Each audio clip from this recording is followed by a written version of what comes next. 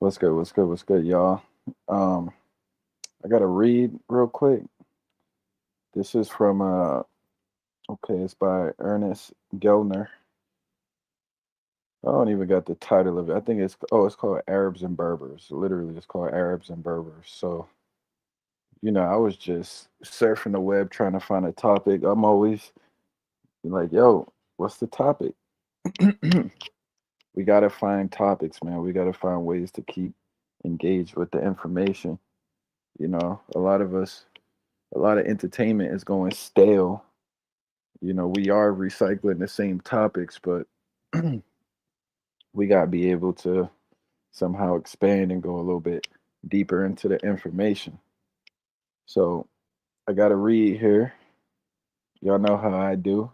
I typically would like someone to assist, at least be an assist man, um, in the knowledge, in the reading. But niggas don't really like to learn. You know what I'm saying? It is what it is. Back in the day, before it was about how many views we had over here, we would just go into a reading. You know what I'm saying? Just chilling. You know, things done changed now, but it is what it is. Here we go. Political authority and social stratification in Mauritania. C.C. Stewart. Mauritania is a country divided between the Maghreb and the Sudan, culturally dominated by the former. Divided between the Maghreb and the Sudan. Let's bring up a map. And I really wish Truist was here to assist with this. Let's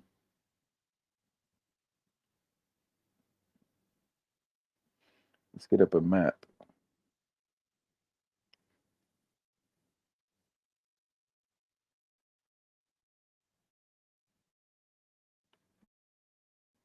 Africa map. All right. You got Senegal to the south of it on the coast, Senegambia, Mali. Okay. You got the Western Sahara. I've been learning about the Western Sahara lately. I think it's like contested territory. The Spanish. Who's this? Kareem. What's good, Kareem? What's up? What's up, brother? I'm gonna do a little read on the Arabs and Berbers, Kareem. I think it's gonna talk mainly about like Morocco, the Moroccan region, but it starts off on Mauritania. So we're gonna read the political authority and social stratification in Mauritania. Sorry, let me share this. In Mauritania,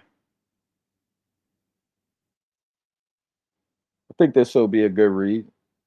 I think it's gonna have some interesting information. It's gonna break down who's who.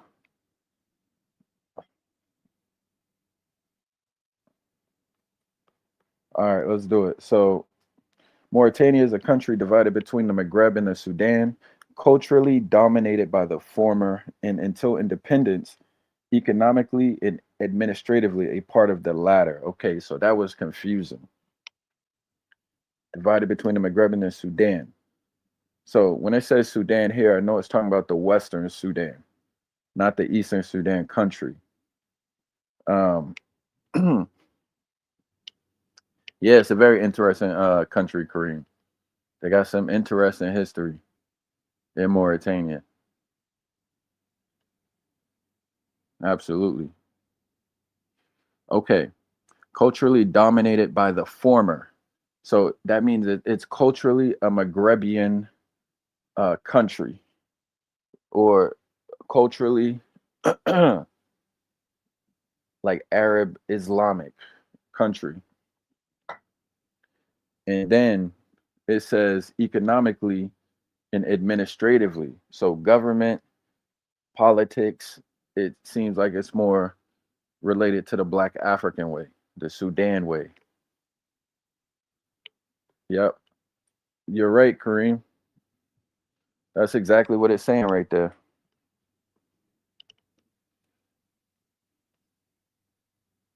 Okay. Uh, it is at the western end of a belt of states which link white North Africa with black Africa. There we go. So it is at the western end of a belt of states. So this is the last state, basically, is saying where you'll find white North Africans. Connects it with Black Africa and shares with these countries many of the same explosive social, ethnic, and religious problems, which are perhaps most dramatically and tragically illustrated today in Chad and the Sudan.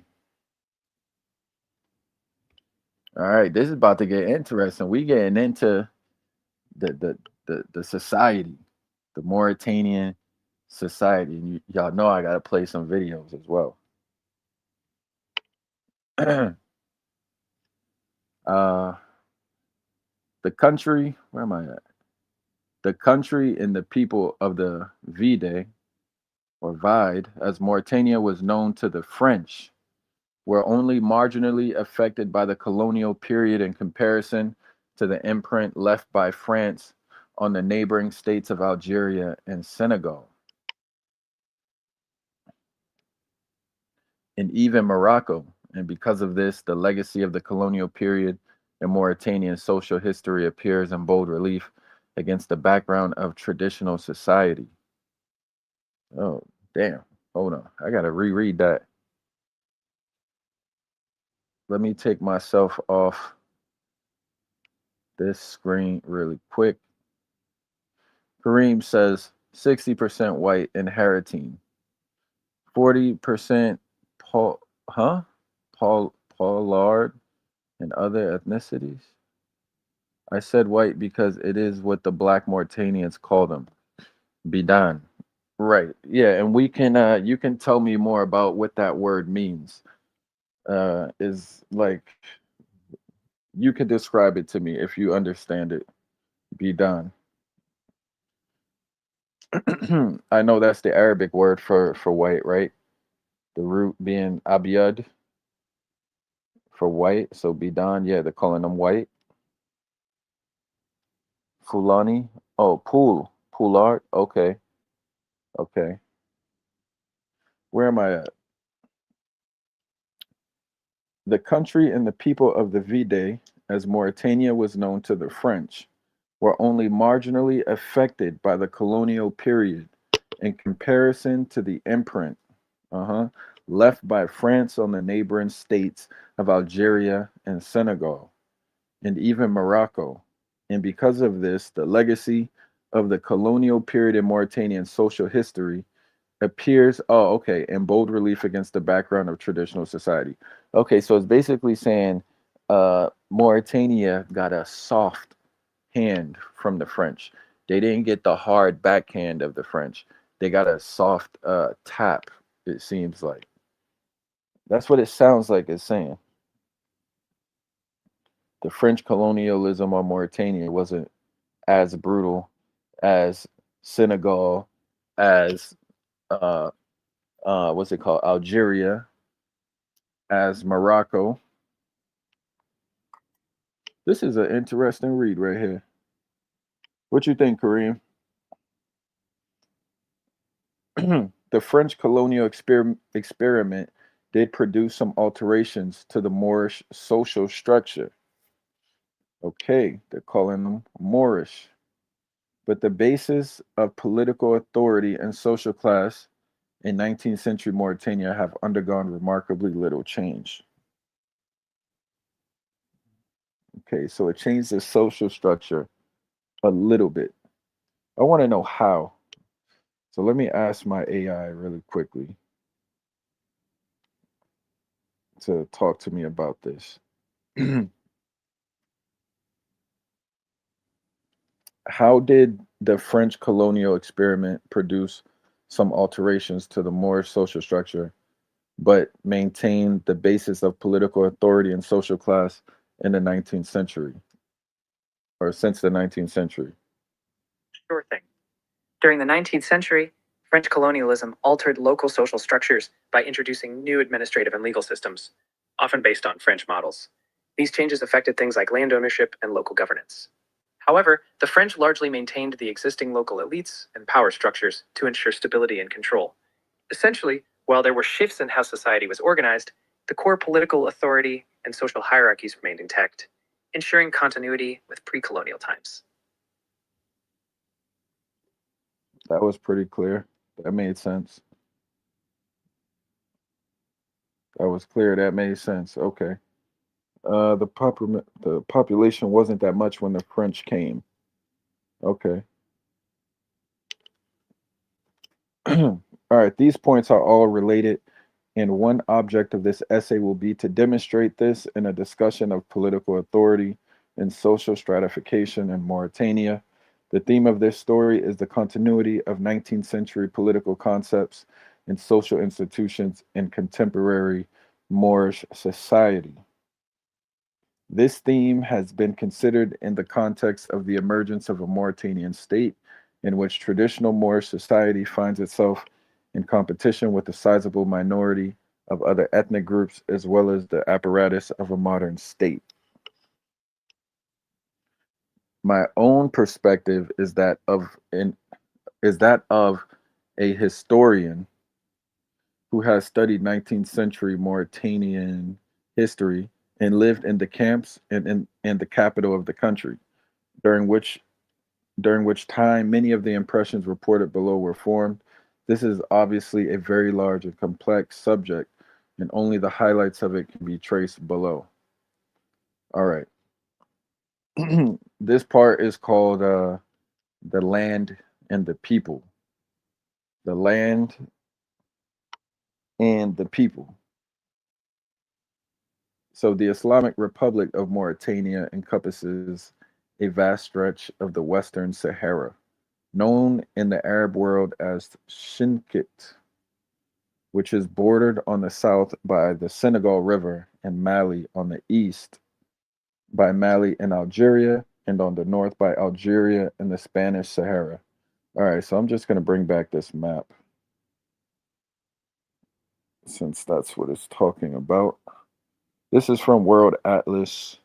Kareem, I know you already know this geography. It's, this is your part of the world. So we're looking at Mauritania. So northwest, you got Western Sahara, Algeria. On the east, you got Mali. On the south, you got Mali, and you have Senegal.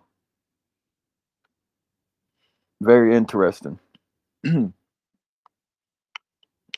I've spoken to one person from Mauritania.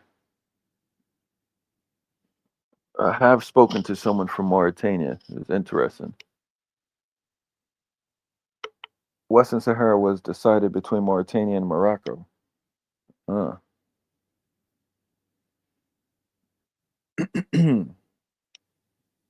All right, let's get back to the reading. This is Arabs and Berbers. The land and the people. The Islamic Republic of Mauritania encompasses a vast stretch of the Western Sahara, known in the Arab world as Shinqit, which is bordered on the south by the Senegal River and Mali, on the east by Mali and Algeria, and on the north by Algeria and the Spanish Sahara. Okay. Apart from two series of ridges and plateau in the north, Adrar, and southeast, following a line from the Tagant Plateau to Walata, there are few distinguishing geographical features. Most of the country is made up of live or semi stabilized dunes aligned in a northeast southwest pattern. All right, I got to get a picture of this. Mauritanian dunes.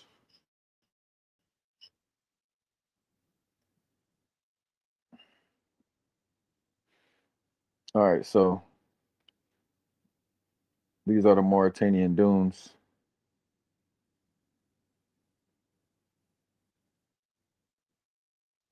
These are the Mauritanian dunes. Okay.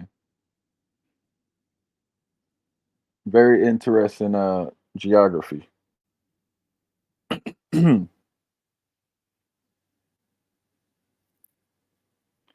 As one moves from the southeast, what was the next page? One second, y'all. And we're also going to learn about that Moor word. What does the word Moor mean? Uh, all right. As one moves from the southeast of the country in the Senegal Valley, which is the granary of Mauritania, to the great ergs of Adrar, the depth of water tables increases, and the amount of excuse me, and the amount of rainfall decreases rapidly, as does the amount of vegetation. And as a result, some 80% of the population today live on 20% of the land in the eastern and southernmost sections of the country. The Moors are cattle and camel herders, and it is by their livestock husbandry, their keen commercial sense, and from the late 18th century onwards, through the selling of gum, Acacia Senegal and Acacia Verrec mainly, to European traders along the Senegal River and the Atlantic coast, that they have traditionally supported themselves. So they're cattle and camel herders. I thought they were seafarers. Today, mineral discoveries in the north of the country, iron ore, and in the center and south, copper and rare earths, which are being exploited by international consortiums, are altering this traditional economy, and at least in the nation's import and export statistics. But well over 90% of the population, variously estimated as being between 5 million to 1.5 million, continues to lead a traditional nomadic or semi nomadic life or to cultivate lands in the Senegal basin. For them, rainfall, spring herbage, water tables, or summer floods are far more weighty concerns than fluctuations of the world iron or copper markets. Okay. It should be stressed that Shinkit encompasses a vast geographical area, and within that area, there are wide variations in the social and political institutions, which will be described here. This is particularly apparent as the Moorish social structure, which will be referred to below, merges in the east with Tuareg peoples, and in the north with Berber tribes south of the High Atlas, more or less marked off by the Reguibats and Tekna in the northern Mauritania and the Spanish Sahara. Within Mauritania, we will be dealing with the peoples in the southwest corner of the country, or regions of Trarza and Brakna, which are known collectively as Gebla, where today 53% of the Moors live. All right, let's take a look at what's it called? Trarza, Mauritania. Let's get some images. Interestingly enough, this is right above Senegal. So this is Senegal right here, and this is Trarza, where they're saying majority of the Moors live. Kareem, I'm not sure. I got to get the date. Let me get the date of it. One second.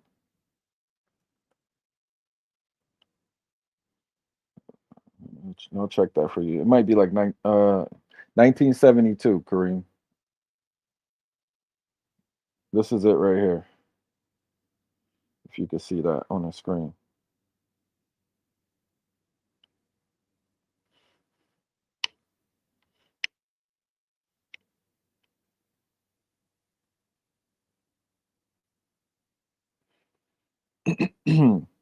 All right, so we're just getting a little geography, and let's look at the other place that it named, Brakna, Mauritania. Let's see where Brakna, Mauritania is. All right, so Brakna is right next to it. It's this right here. Spanish Sahara disappeared in 1975. Oh, okay. All right. The population density of the Gebla is 4.8 per square kilometer. The national average is zero point 0.8 per square kilometer. Largely because of the population density and economic affluence of this area, much of the politics of modern Mauritania tend to intimately concern the Gebla, and out of the Gebla have come the greater part of the country's principal and political historical figures. All right, and I just think it's interesting that that region, that's such a hot region, is right on the coast neighboring Senegal. And I'm wondering if these are some of the people that would have been a part of that 1591 war. So let me see.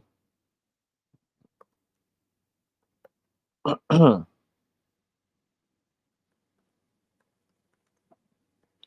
gonna check and see if this is related to that war.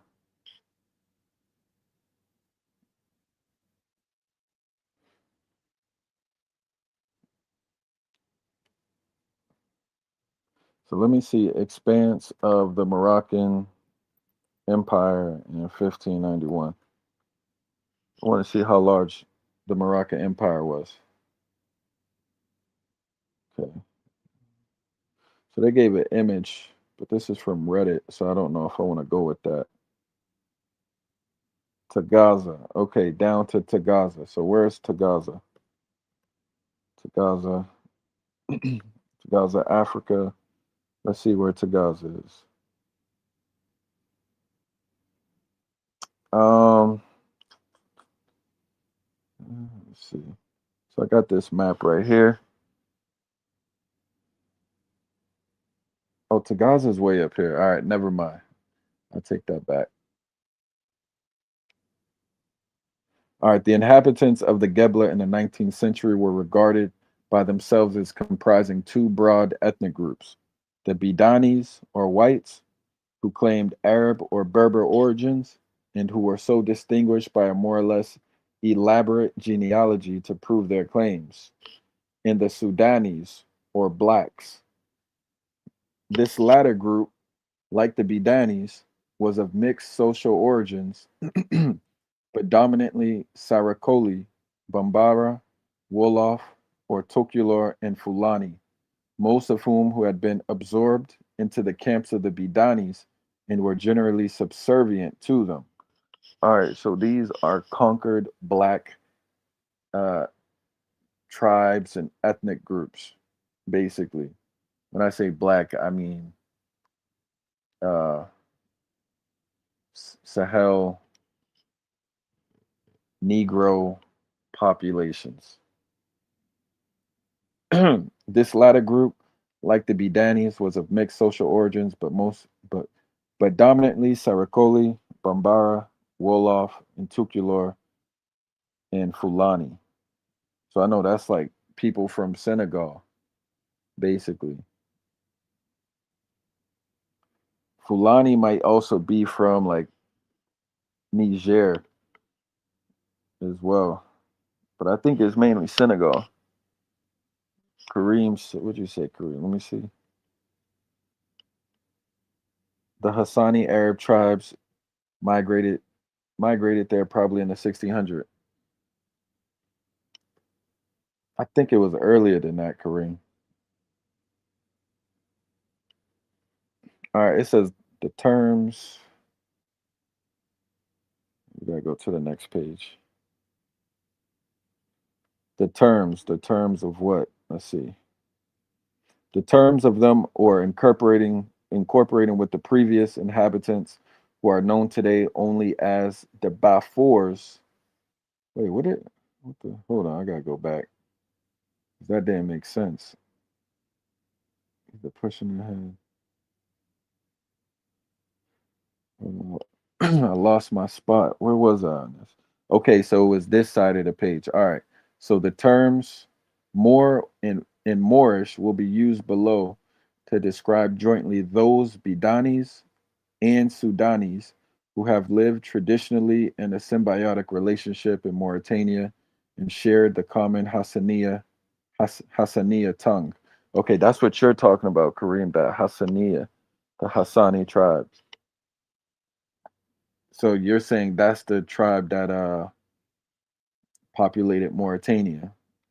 So let me look up this tribe since we're on that topic. Hassani migration, North Africa.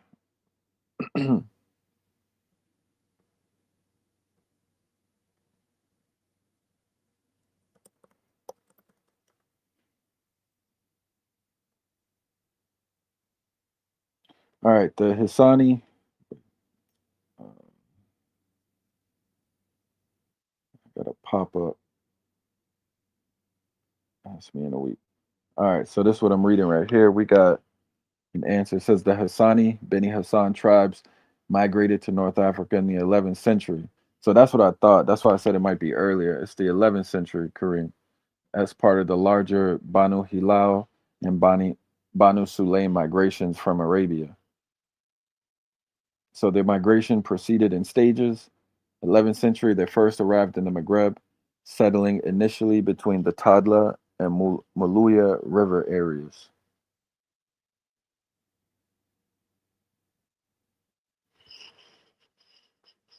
All right, let's go back to the book. So now, basically, what the writer was saying, she's gonna or he's gonna refer with the term Moor and Moorish, but that includes both the white Arabs, I guess, and the Negro populations, the Tukulor Fulani, etc., etc. So together they are uh, termed Moors. Among the Moors, noble Bidanis represented in the 19th century about 20% of the population, and the Bidani tributaries and Sudanis 80%.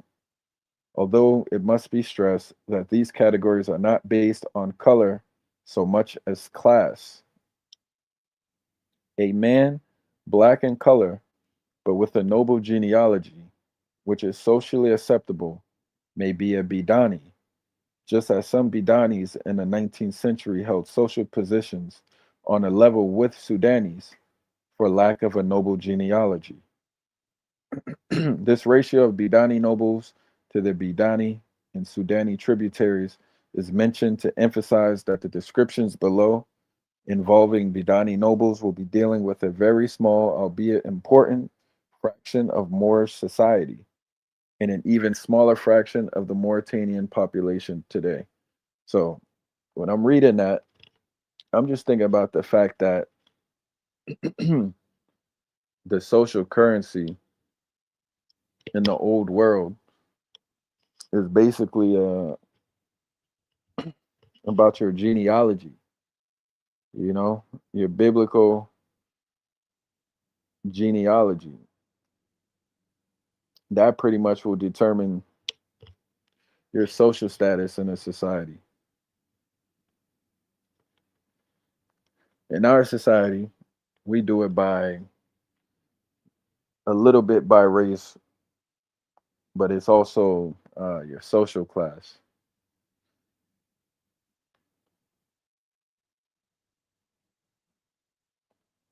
So the more, damn, what the, it doesn't return me all the way to the back. Let me see if I can find it. All right, it was this page right here.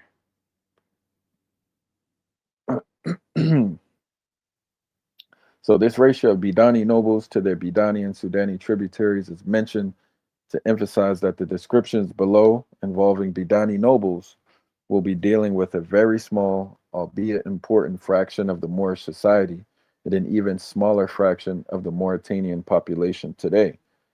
By way of background for the story which follows, a brief historical note will be necessary because mid-ninth century Moorish social structures and relationships repeatedly refer, for points of reference, to either the sequence of the arrival of putative ancestors in Shinkut or the role played by tribes in an event known as Shur Buba. The peopling of Mauritania is an exceedingly complex subject and one on which considerable study has been and continues to be given by Moorish historians. Several broad waves of immigration into Shinkitt can be discerned from the numerous and often conflicting accounts in popular history.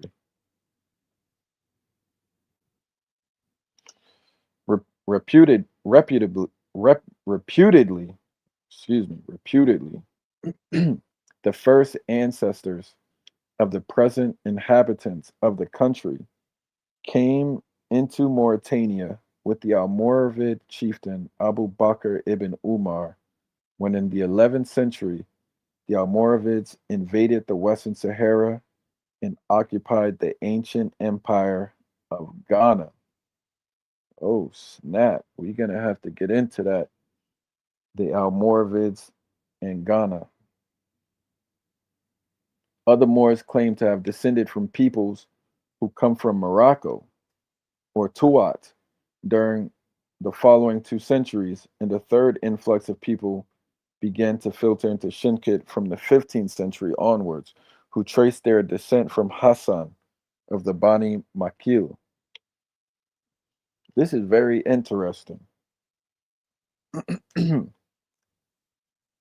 So some of them came with the Almoravids. Then they're saying others say they come from Morocco uh, or Tuat in the next 200 years. And then a third wave is in that 11th century migration, the Hassaniya. It is from this last group that the Hassaniya language takes its name.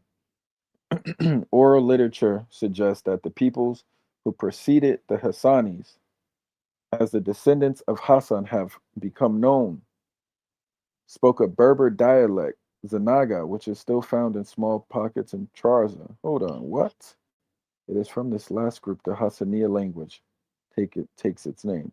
Oral literature suggests that the peoples who preceded the Hassanis, as the descendants of Hassan have become known, spoke a Berber dialect. All right, I don't understand that. Zanaga, which is still found in small pockets in Trarza. Kareem, you would have to explain that to me. The Hassani tribes migrated there probably in the 1600. Are you sure? Because I swear it said something that said 1100. I mean, the 11th century. Anyway, let's keep on reading. There have been, of course, other waves of immigration and emigration to and from Shinkitt, which have followed these earlier migrations. The most dramatic recent ones being the impact of the Moroccan Ouled Bousba in the Gebla in the late 19th and early 20th centuries, and the exodus from Shinkitt at the time of the French arrival of individuals and families who felt their religious or political views threatened by the incoming French administration.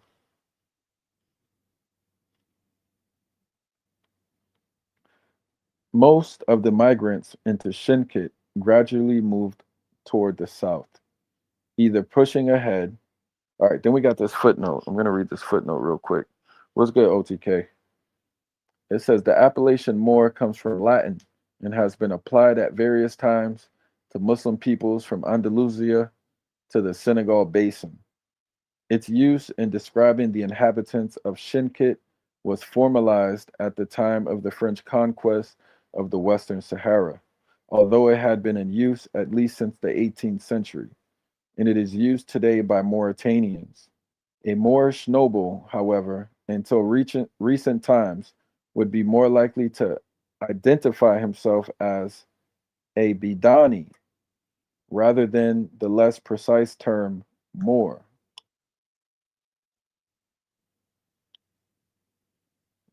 All right. Um, Hold on, OTK. Let me do this one last page real quick.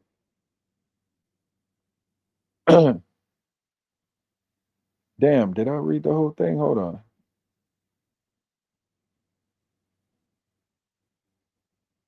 Nah, I gotta be all right. We got one more.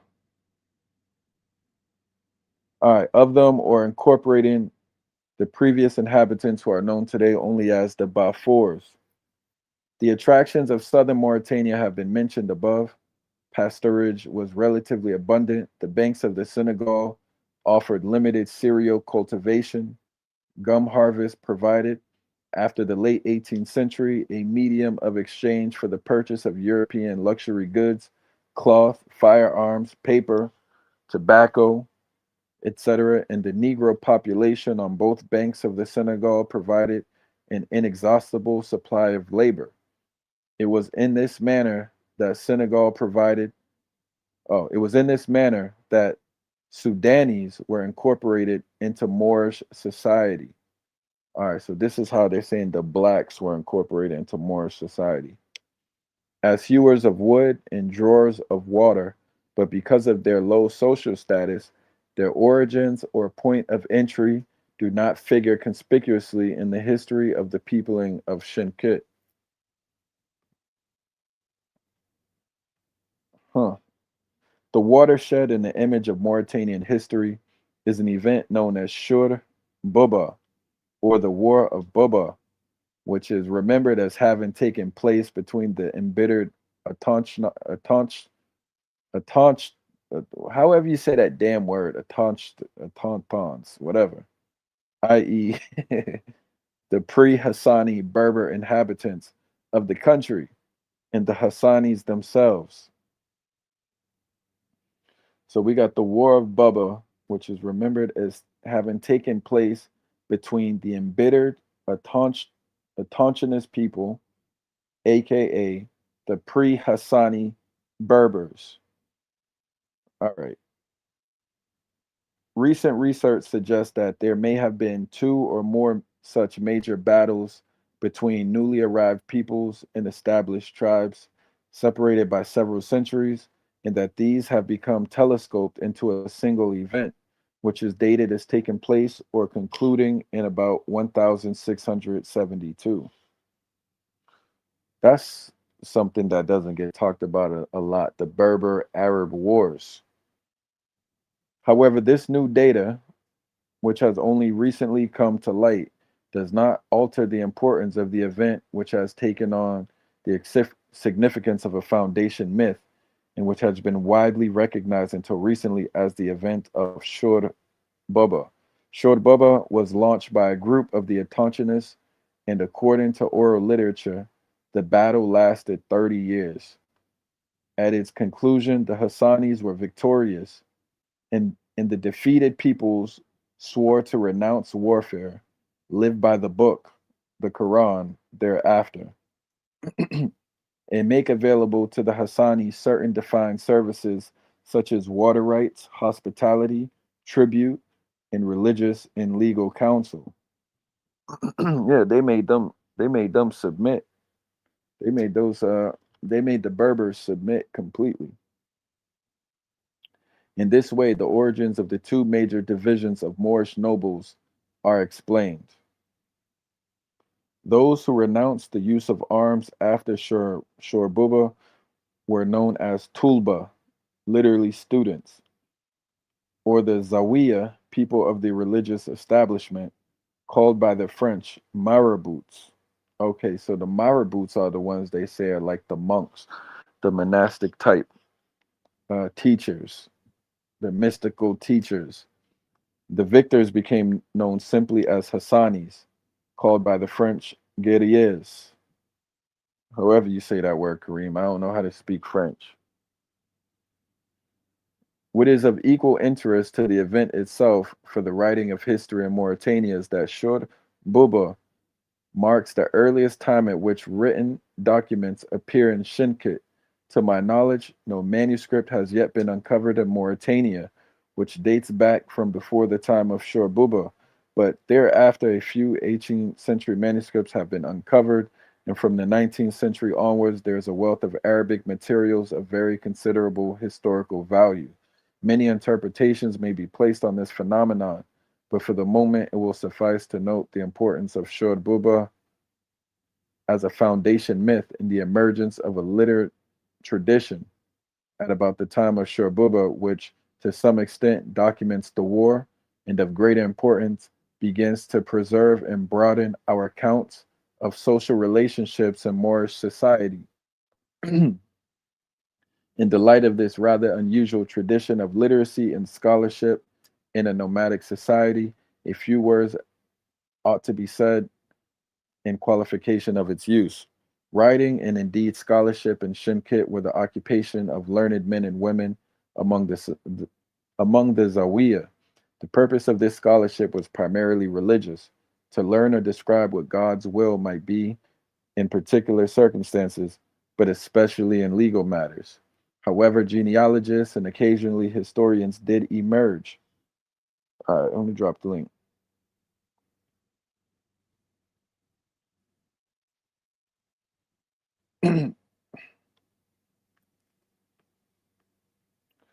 um, However, genealogists and occasionally historians did emerge, and the efforts of some of them may be considered as supra tribal in scope, i.e., they sought to keep track of the pedigrees and history of neighboring or rival units to the purpose of advantageous marriages, or for the challenge or for the challenging the trumped up credentials of a rival tribe.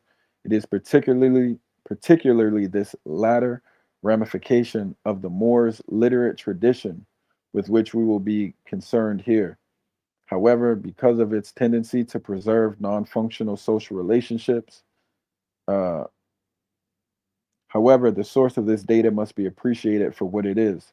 Lengthy, gene- Lengthy genealogical accounts in the post-Shur Buba period are available for Zawiya tribes, particularly the larger and politically active ones. But comparable data on the Hassanis or on the tributary Bidani groups is definitely weak. Phew. As a result, any effort toward an understanding of authority patterns or stratification in the 19th century, which is based on this literature, must be recognized as a Zawiya oriented account of Moorish society, which can only imperfectly be qualified by the use of French archival sources and contemporary oral data. All right, who's this Zawiya? Let's get this Zawiya term clear.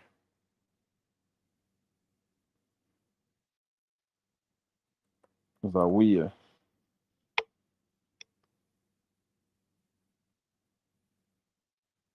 So Zawiya, the intensity, let's see, founded the Zawiya. Oh, it's right here. People of the religious, oh, the Marabouts. Okay, that's who it is. All right.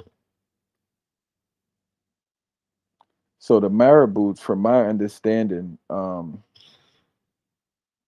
they're like a super religious like order in a way or class of people.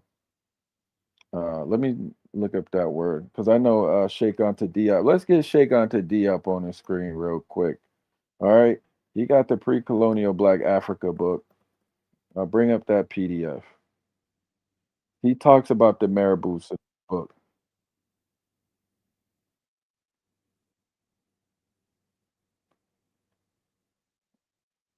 Yo,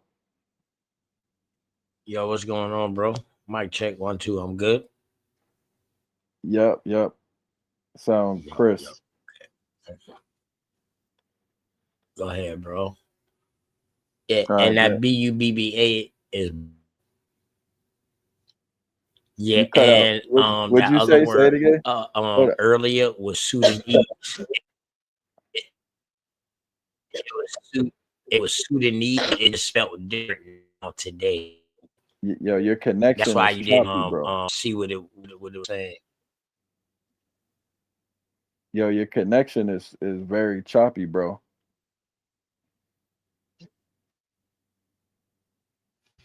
God damn. Am I good now, bro? Nah, you got like you sound like a robot and you choppy.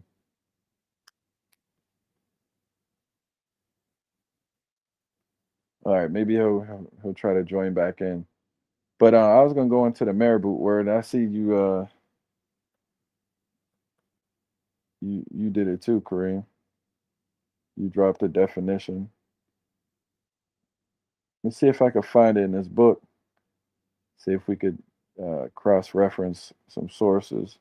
I could easily just Google it, but I'll try a different way.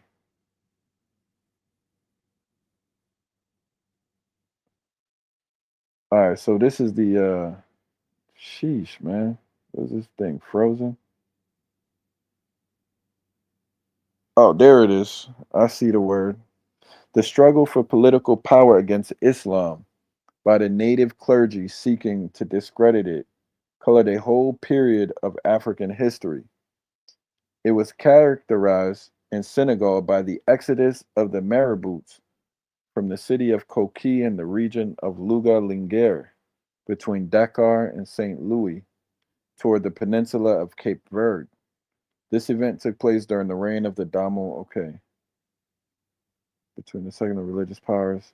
The marabouts, especially those who were not part of the court, who were not responsible for the mystical defense of the dynasty through the establishment of the Greece and other ways, made no mystery of their disdain for everything mortal here on earth.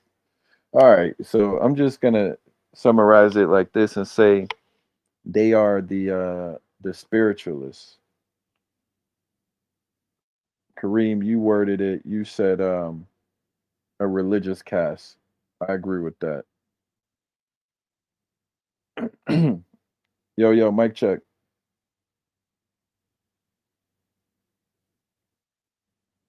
Mic check. OTK, mic check. Let's see what information OTK got on this topic. If he got anything for us. He's still on mute though. He's still on mute. But yeah, I mean, I know he was saying something about Bubba. Sure, Bubba. But anyway, so we know who the Zawiya are. The Zawiya, basically the marabouts, is basically the spiritual class, the religious caste, as Mic, Kareem would say. mic check, mic check, mic check. 1, 2. I'm good now. Yeah, you can hear me. Yeah, I can hear you. I'm good now. I was just mic checking my bag. I didn't mean to interrupt you. Now you good. You wanted to say anything? Okay. Go ahead. You can finish your thought real quick. I'll jump in. All right, I guess I'll summarize what I think I read. So from what I heard, um, this region where the Moors live in Mauritania is basically the southwestern coast of the country, which borders Senegal on the west coast of Africa. And it was getting into the social classes, and they said you got the Bidanis and you got the Sudanis. Um, the Bidanis are the white ones, or what they call white, and it's not so much about color because they said it's more so about lineage. It's how they trace their genealogy. That's how they get into the class which is called white. Um, so I think I guess that's important to bring up. It's kind of confusing. They calling it white, but it's not always about your skin color. It's about your genealogy. However they trace that.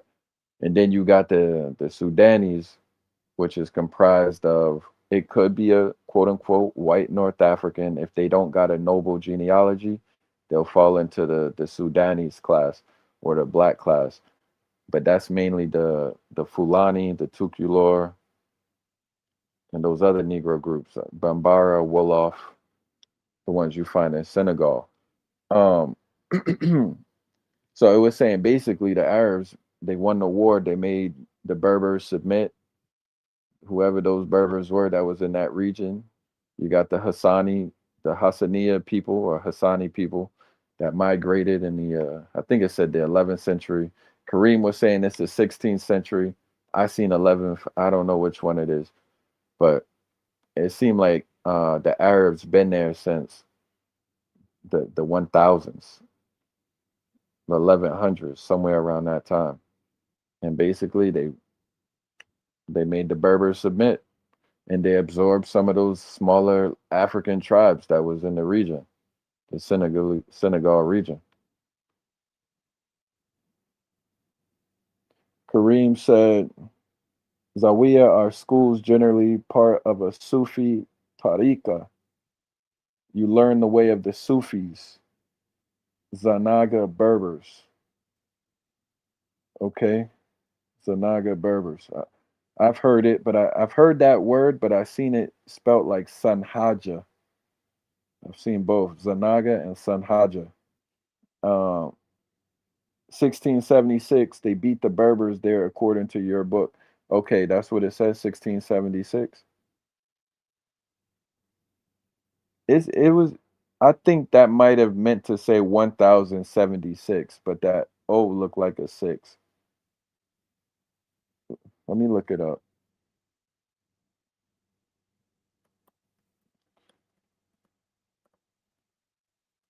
Sani tribe defeat the Berbers. What's up, OTK? Go ahead. Chilling. No, my bad. I'll let you know I'm back, man. I stepped away for a second, but I'm back.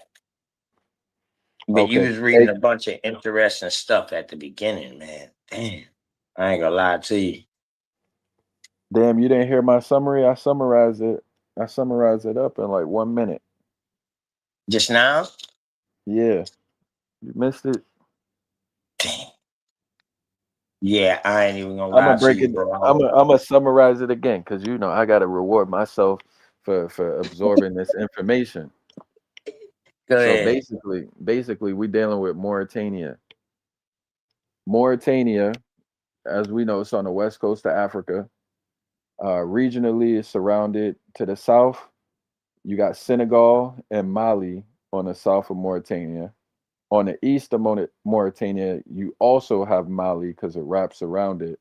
And then you got like the top of it touches what's called Western Sahara, which is that contested territory that no country claims right now, but it was Spanish. And then you got Algeria, so it's between those countries. And it said that Mauritania is basically a lot of it's like dunes. It's like a bunch of dunes geographically. But then it went into the social classes, and it basically split it up into two. You got the Bidani, which is white. Abiyad in Arabic is white. And then you got the Sudani. Same thing in Arabic. Aswad is black. Sudani basically means black. But the article was saying that the white and black term is not always really a skin color. It's more so what your genealogy is. So if you claim descent from like a noble genealogical class, they put you in the white category. You could be a white North African and get uh, classified as black or Sudani in their society if you don't have a noble genealogy. In Mauritanian society, you could be white and be in that Sudani class. And it Damn, basically that was sound saying like that reclassification, just like over here, I bro. already knew you was gonna go Go there. ahead. Yeah, I knew you was gonna go there. But so then lastly I'll just say they said mainly though the Bidanis, you will have the Wolof, the Fulani, the Bambara, basically the Negro, black, African, Senegalese people as well. Those are the what's it called? The Sudani.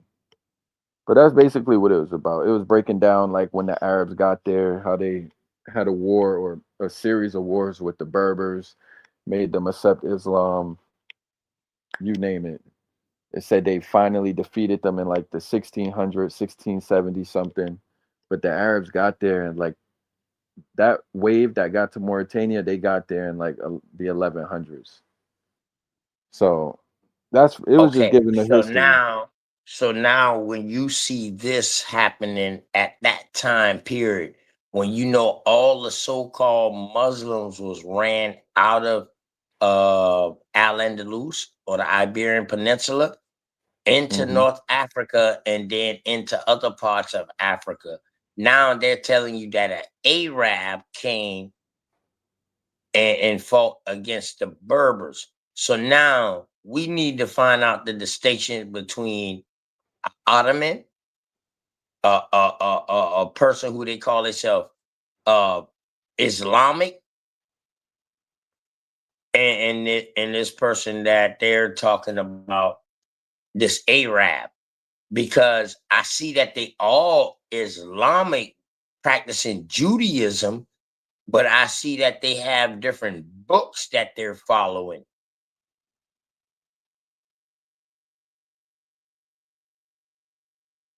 So at the same time this is going on, you got other shit going on. This is in the 1600s. This shit is going on in Africa, but yet this is the height of the transatlantic slave trade.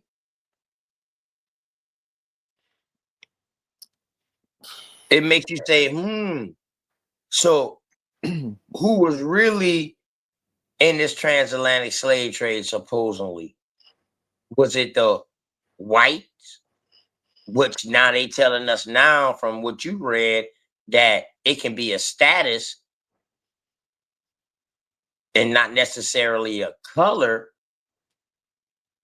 So now are the names depicting their colors and let you know what groups they belong to? Because you know what I mean? When we read that research on that lady Berber who said she was a Berber and she was from there, she was what we would consider white. Pale, yeah, she was pale white. Right, what we would consider white. But now when we read this, we see that it's not you're considered white because of your complexion or whatever. Matter of fact, they wasn't even using white and black back then. They just used that in this modern day terms to give you a fucking prototype. In other words, so back then they wasn't using these. They was using the names and using these names to categorize people. Yeah, But you what's said it. crazy is I don't hear no Negro, I don't hear no color, or no none of that within these terms. And we know, you know what I mean? If they was really using black, it would be Negro. So we're not even seeing that right now. So now that lets you know that it ain't no Latin that's predominant in this time. Arabic or Aramaic is predominant at this time. So now you got to wonder, who was these people on this transatlantic slave trade? That's what make us dig deeper, bro. Because when you do research like this and find out what they had going on over there at the times in the height, and remember now, it also was 1,000,000 or more so-called what they would call Europeans enslaved in Africa at this time too, what we would call Africa or whatever at this time too, in northern and western Africa at this time. So the Barbary pirates. So dog, that's a bunch of history that's lumped into just a small amount of years. Yeah, we mapping things out. We try and get see the big picture. You Facts. know, And that's what I piece like by about piece. your channel, bro. And the way you hitting your channel, the way you going into that. And I like that post you did today. You know what I mean? Yeah. I learned from all types of people. Yeah, of course, Word. 100%. I like that. Word. Yeah, so if we I wish Truist was up here right now, but well, so we can do so he I can give just us his point of view too. But go ahead. yeah, I just sent it to her. Hold on, let me see, because I know you probably driving back from work.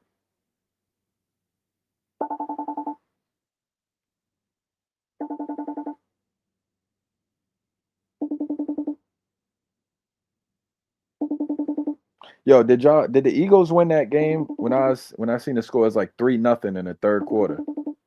Yeah, of course we won, bro. Come on, man. Oh, okay. Okay, That okay. question. I didn't check Oh, back up on the score.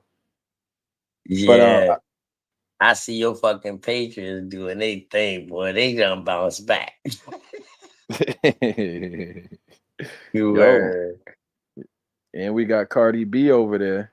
She be hey And all the Hispanic girls going to the games now because Cardi B. that's crazy. Cardi For real. B. Yeah. Mm. But I was gonna bring Yeah, up but that story. this was an interesting read that you was reading though. And, No, and I was I want you to give me because I'm gonna bring up this story. There's a story, right? Ain't there a story Mhm. about a slave that got brought from Africa to the Americas, but then someone wrote a letter to the Americans to say, wait, hold up. He's a part of the Moroccan state. You gotta let this dude go. We got good relations with y'all.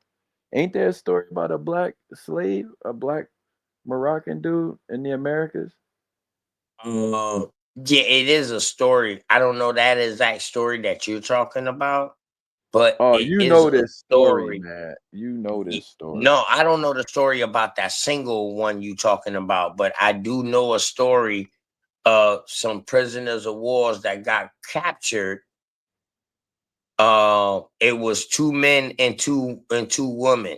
It was two men and their wives, and they got captured, and they was Moroccan, this you know what I mean, from Morocco or whatever like that, but they got caught. So they were supposed to get sent back to Morocco. But what the motherfucker did was, rather than sending them back to Morocco, he put them on a ship to South Carolina, and then they got sold in South Carolina, and they Mm, ended up being in slavery for a while. And then after they got out of that slavery, they met up with some of my family members who was a lawyer, them the Pinckneys and the Rutledge, who fought for them. This is what's known today as the Sundry Petition Act, what led okay. into the Sundry Moors Act. 17 something, 1790 or Right. something. That's when you start seeing Moors. It led into the Sundry Moors Act. But yeah, they was Moroccan. So the Moors Act was for Moroccan. Mm-hmm. Mm. You feel me? And anybody can look that up. It's called the Sundry Moors Act. And you can look up the petition and you see a Pinckney and a Rutledge was the two lawyers that won them their rights. They get out of that bondage and all of that. You know what I mean? Because they was uh uh residents of the Sultan under jurisdiction of Morocco and the Sultan rather than the United States. So after that, this is when you see these Moors trying to use this paperwork after that act. They try to do the same thing and say, yeah, uh, we are property of Moroccan, and but then coming up underneath the Indian banner. See, yo, you okay. Yeah, yeah, yeah. You know, I ain't gonna sugarcoat nothing with you, Jay. You know what I'm talking about? And anybody can come and talk to me and challenge me on that shit or whatever, but it's all OTK, do good. me I a can pull favor. up paperwork. Come on, can you read this for me, OTK? Well, I'll Abdul blow it up. Rahman, Yeah, I'm gonna blow it up. I'm Abdul blow it up. Rahman. Yeah, because I'm on my phone. Was one of the first few men to return to Africa after living as a slave in the United States. His story is an extraordinary example of how some African captives was able to use limited resources and good fortune to navigate through the Atlantic world. Yep. Now, he is a Muslim. Yeah, this All him right here. right. Right. So now, if you're telling me he is a Muslim, scroll back up. When was he? When was he enslaved? 1700s. So now, 1700s, you got a whole nother network, and this is what I'm trying to tell you. That who was coming across here? Was they Christian or was they Muslim? And that's why I dropped the bill the other night about the first Muslim who was coming across here practicing Mohammedism before Mm-hmm. this dude right here. Before this dude right here. And then I even got a story about some of the first so-called Africans, what they would call Africans. I don't want to talk because I know they go off their tribal names. That's why I say so-called, coming across here to help fight in the Civil War. Uh-huh. Go ahead, OTK. Come on, man. Teach, nigga. Go ahead. You know what I mean? So when I read this right here, it's like, okay, you Islamic? It's no way you practicing being a Muslim in the 1700s. Mm. You're practicing Judaism, if anything.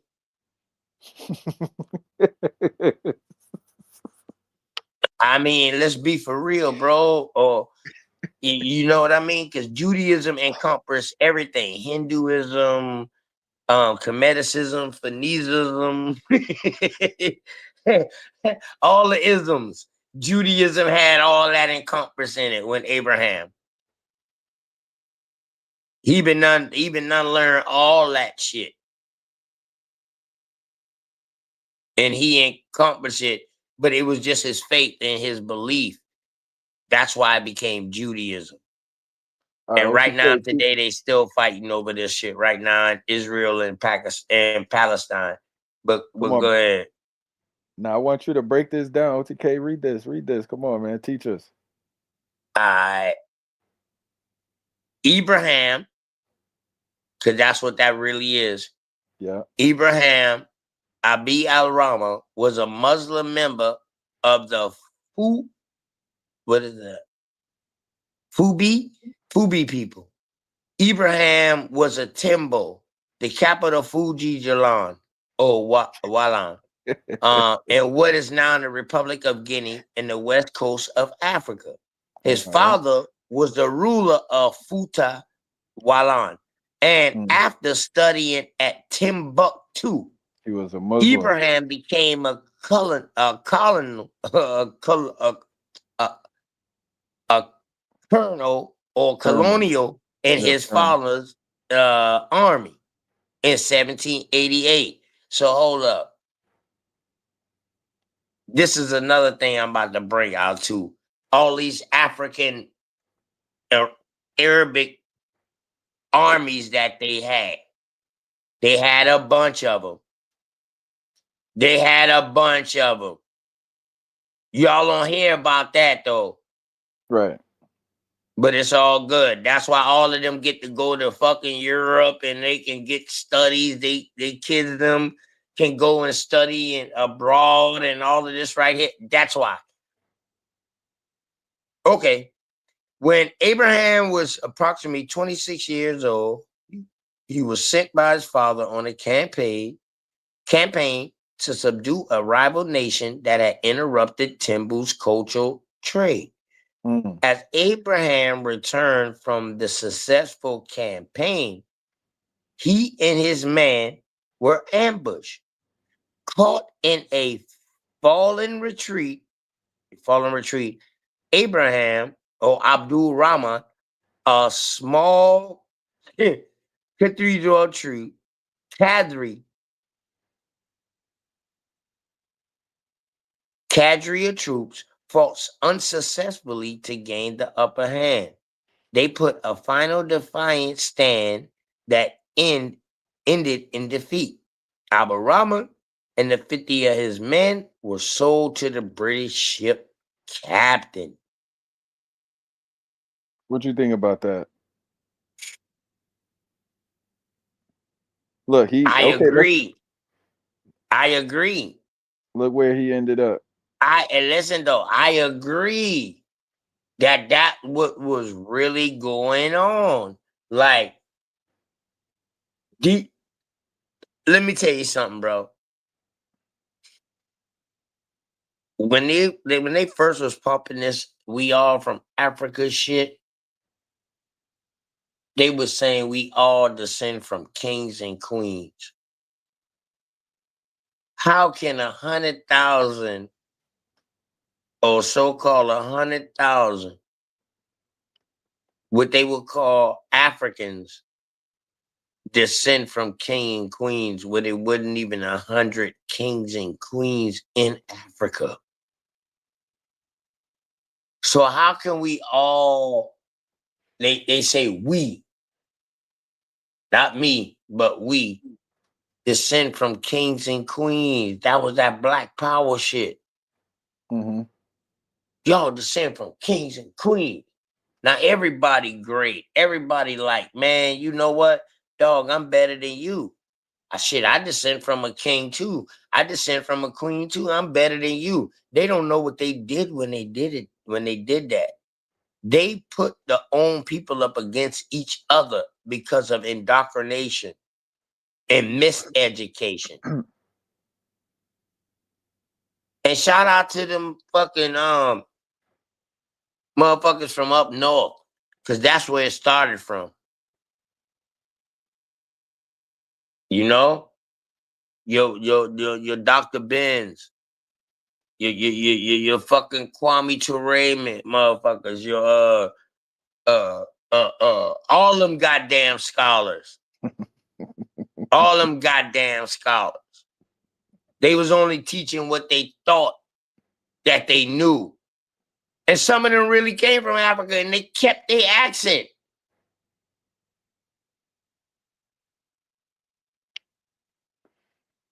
So now y'all gonna tell me that the African in the transatlantic slave trade lost all of his culture. He lost everything, his language and everything. But then Mm. y'all gonna come to South Carolina and say that the Geechee Gullah is an African language, and the rice and all of this shit that we cook down here is African? That's Bitch, what they get out of say. here. Get out of here. I thought they lost all. Make it make sense, Jay. I thought they lost all their culture. If they lost all their culture, bro, how can the American Indian in South Carolina be an African, bro? Because of reclassification, because of indoctrination. You don't think this ties back to the biblical genealogy? What, this dude right here? Yeah, cause I just read further on. Look, All explain right, this go to ahead, go me. ahead. Go ahead, bro. That shit's small. I'm on my phone, my computer, man, acting up. I'm on my phone. Go ahead. Okay, well, I'm gonna read it to the part, and then I'm gonna ask you about this particular part.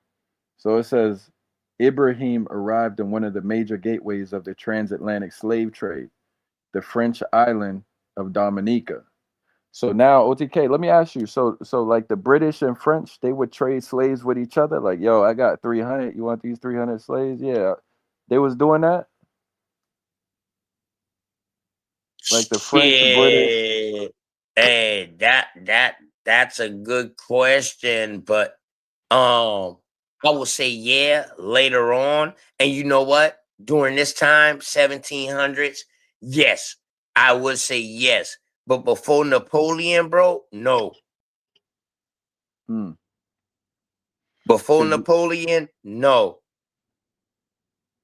Because the Dominican Republic, Haiti, and then the Dominican, which is all Hispaniola, was not separated until Napoleon. hmm, Napoleon caused that divide. hmm. Yeah, because it said these dudes, Abdul Rahman So and that's his. why you see one part speaking French, and then you see Haiti people, they speaking like a patois. They still got their original language and all that, but most of the people in the Dominican Republic, they got their own dialect too, their own original language too, the older ones, but most of them speak French. See, yeah, Kareem, that's what I'm saying. Look, he said, I guess the British captain was just selling to whom needed to buy. Yeah, Because, but I don't doubt that, bro. Yeah, I don't doubt that. And we got to understand now, this is also during the time of piracism. yeah, yeah, it is. Yeah. Ain't nothing going on in the Caribbean without the pirates knowing. And they didn't give a fuck who they robbed. They was shutting down all that shit. Yeah. Yeah, that's another history I gotta go deeper into. Yeah. Right. So with them being the raiders of the Caribbean, how is all of these people transporting fucking slaves if their ships getting raided? And if they I ain't getting I raided, heard some them bitch stories though. crashing. Them I bitch heard crashing. I did hear a story though on a video the other day that said the pirates did hijack some slave ships. Dog, and guess what happened? These slaves, they only document a couple of black ones like Black Caesar and shit like that. But dog, a lot of these people been their own kind that look like them. Because the Portuguese and the Spanish, all of them was at war with each other. All of them was at war with each other. The Spanish, the Dutch, the French, the English, the British. Dog, you had 6 different fucking sets that was operating at the same damn time at one point, bro. I want to hear your commentary on this story though, TK. Let me read it and I want you to react to it. All right, so from there he was carried to New Orleans, Louisiana, and then Natchez, Mississippi, where he was sold to Colonel Thomas Foster, a plantation owner. It was there that Ibrahim spent the next 40 years of his life as a field hand and foreman. He claimed to have converted to Christianity when he married his wife Isabella, another of Foster's slaves. Together they had 5 sons and 4 daughters. Ibrahim's fortunes changed one day while selling produce in the Natchez market when he was reacquainted with an old friend, Dr. Coates Cox. Ibrahima and his father had aided Dr. Fox during his travels in Africa. Dr. Cox tried to purchase Ibrahim from Thomas Foster, but he refused the offer. 2 decades later, Dr. Cox's son, with the assistance of Andrew Marschalk, a local newspaper publisher, launched a campaign to liberate Ibrahim. In 1826, Ibrahim wrote a letter in Arabic to his family. So he remembered Arabic all this time after 40 years. That's interesting. Bro, Marschalk, so that's why I told you, bro, they never lost their culture or their language. They never was dumb. Remember, the story is they was dumb. They was illiterate. They had to get taught this. No, bro, they already knew about the Bible and Islam in Africa. How we know this? Because all of the invading countries that was coming in that bitch bringing religion in there.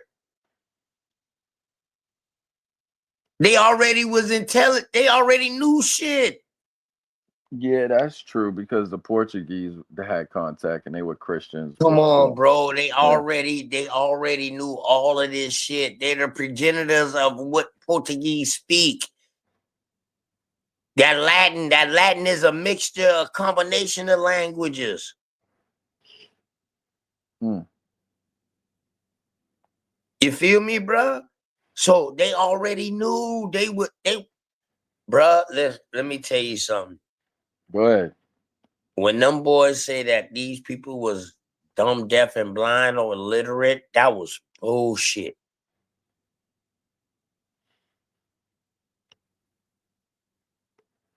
So it really happened like the way they say it happened with this transatlantic slave trade, bro, which we see different. Mm-hmm.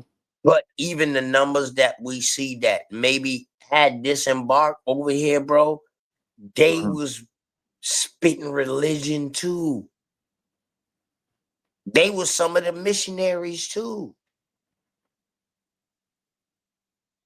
Oh, they look like us, boy. We gonna use you to help convert them. They dark like you.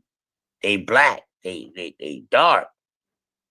Oh, they This like you. We gonna use you. I'm OTK, trying to convert these. what does this mean right here? This is what I wanted to ask you, right? So it says Go ahead. Marshchalk forwarded the letter to other politicians until it reached the U.S. consulate in Morocco. Here's the question right here: Yeah.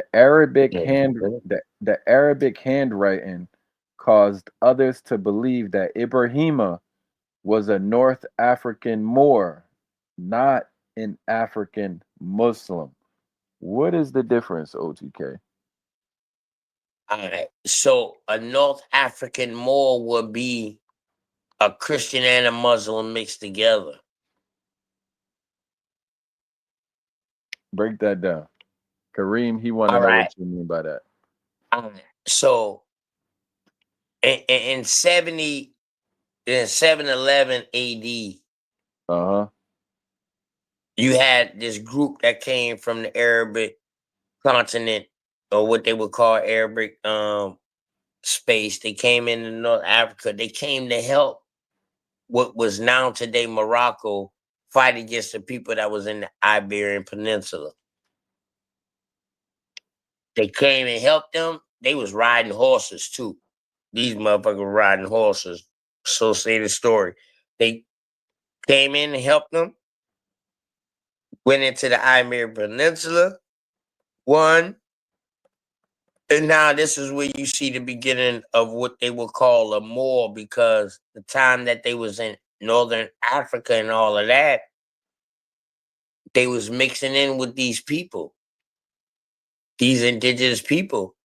And not only that, the ones that stayed in Al Andalus in the Iberian Peninsula, what is nowadays Spain, Portugal, France, and all of that, they was mixing in with the indigenous people that was there too.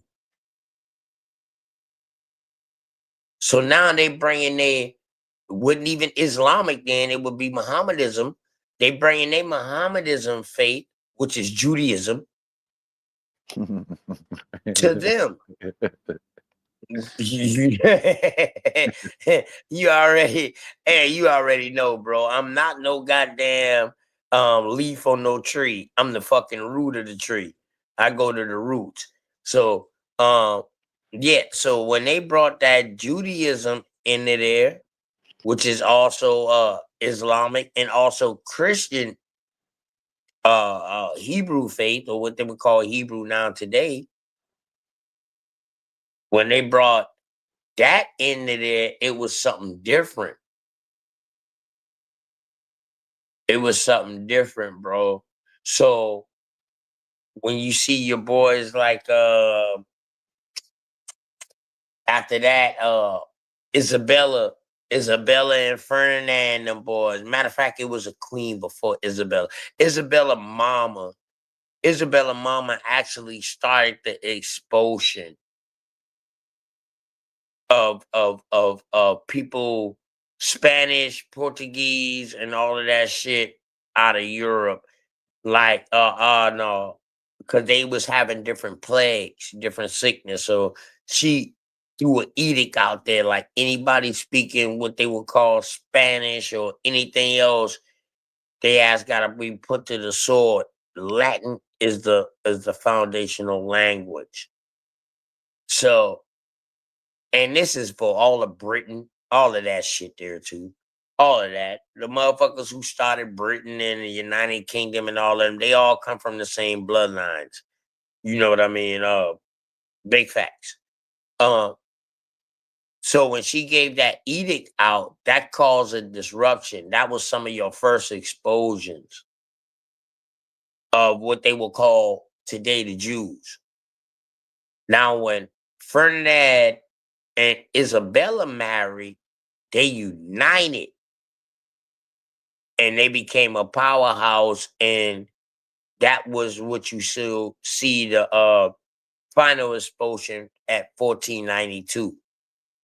It's crazy because that expulsion in 1492 is the same time they say Christopher left. So now that's why you see these people say, oh, it was some Moors on that ship. Yeah, probably was some Moors, what they call today some Moors on that ship, but the Moors was pretty much black people at this time, or either people who practice both religions, converts, in other words. You know what I mean? They look different than everybody else also. That's why they had this name, Moors. Um, and it was in the province of Mauritania and all of that. That's what the MU Moor was really MUUR first. The OO came later. You know what I'm saying? It was MUUR, Mauritania, because it was after Mauritania. There was the people in that province. They are a mixture of people. We know this. Either they can fall on the Islamic side today, what they would call Islamic, or they can fall on the Christianity side today. That is the whole holy war still going on right now. But anyway, though, but yeah, so 1492, all of Mm-hmm. these people supposedly got expelled. All of these jails got open, and they kicked because they just came out of a plague. And that's why the lab, that's why it's called the Great Expulsion, because they try to kick all of the Jews, what they would call Yeah, Jews, yeah. out. Your The Sephardics, your Moriscos, your Huguenots, your French Huguenots, your French who mix with other people, they was called your Huguenots. You know what I mean? They expelled all of them. Go ahead, bro. Oh, my bad. nah, I'm learning as you're, it's called the Alhambra Decree. It says, also known as the Right. Edict, also known as the Edict of Expulsion, an edict issued on the 31st of March, 1492, by the joint Catholic monarchs of Spain, ordered the expulsion of practicing Jews from the kingdoms Mhm. of Castile and Aragon and its territories and possessions by the 31st of July that year. The primary purpose was to eliminate the influence on Spain's large converso population and ensure Mm-hmm. they did not revert to Judaism. Over Uh-huh. half over half of Spain's over half of Spain's this is crazy to me that Spain could have turned Jewish. That's Hey, fucking nuts hey, to me. hey, listen, bro. Remember when we did the study? Remember, it wasn't Isabella and Ferdinand who funded Columbus? Who was it, bro? It probably Let was me the see if Jews you and the remember. Who was it, bro? well, what you gonna say was the Remember Jews when who we first read that shit? Who funded Christopher? It was the Jewish and mm, the Catholic Church. mm, mm, okay. Remember? Remember, Nah. it was it. So when we was like, hold up, and it was Islam that funded Christopher first trip. Remember when we read that shit? We was like, oh shit. It wasn't Ferdinand and Isabella. Hmm. They didn't start funding until he came back. And he brought them 500, supposedly 500 slaves back from the Caribbean. That's when they started funding him because they was bringing food back, corn, potatoes. They brought that shit back. Mm. But let's go. Go ahead, bro. Nah, this sound like what they talking about in the UK right now. They're like, yo, we got all these Muslims. We're about to become a minority in our own country. I'm wondering if they gonna do something like this, try to expel all the Muslims out of Britain. It says, damn, this is crazy.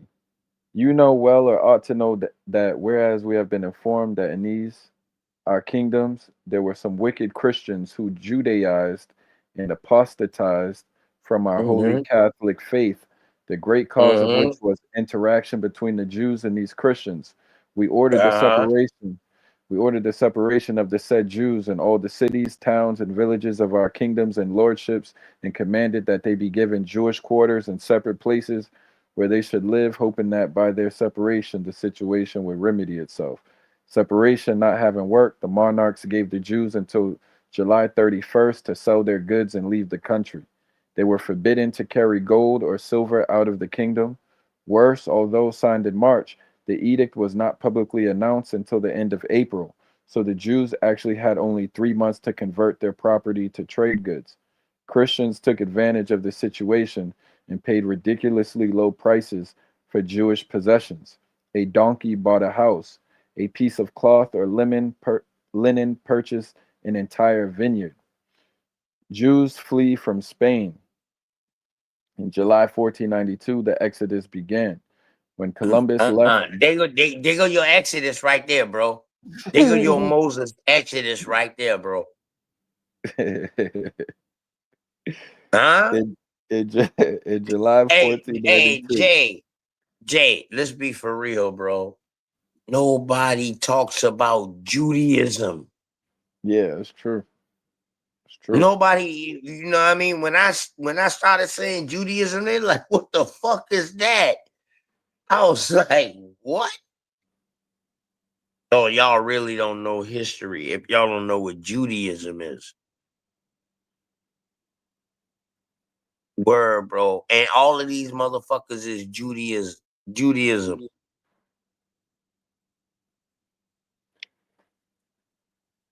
Where you think Judas came from? Judas came from the word Judaism.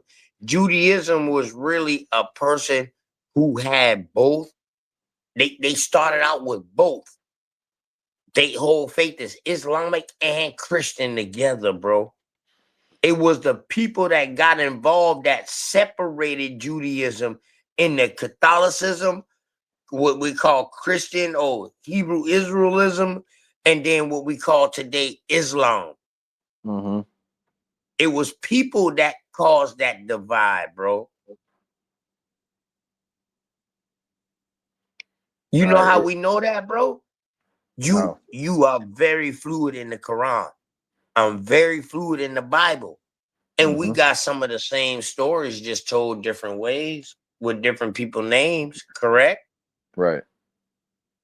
It's correct. so that's telling you it's one and the same. Mm-hmm. Mm-hmm. It's just because of what Abraham did. Abraham told everybody why religion is split up because his first son, Ishmael, was by his Hinduism, Ethiopian, what they would call, or African, what they would call, wife. And then his second child, Isaac, was by his sister, his half sister. Mm-hmm. So by that being by his half sister, that child, Isaac, was more pure than Ishmael. Ishmael is the progenitor of Islam. Mm-hmm. Isaac is not even the progenitor of fucking Israelite because he had twins, Jacob and Esau, and because of what happened between him and Ishmael with that shit, he had twins, Jacob and Esau, and Jacob had to steal a birthright from Esau. So therefore, once a person steal a birthright and they build a foundation on a stolen birthright, dog, your whole foundation is stolen. It's not right. That's why these people claiming Hebrew Israelite, dog. If y'all reading the book the right way, this motherfucker stole a birthright. Abraham told Isaac, like, nah, Esau got my blessing. He said, man, you got to be tripping. Jacob is the one that follows the word, and he's the fulfiller. So he said, man, don't tell me what I don't know. I know. I'm talking about Esau. So what happened after Abraham died? Jacob tricked Esau out of his birthright.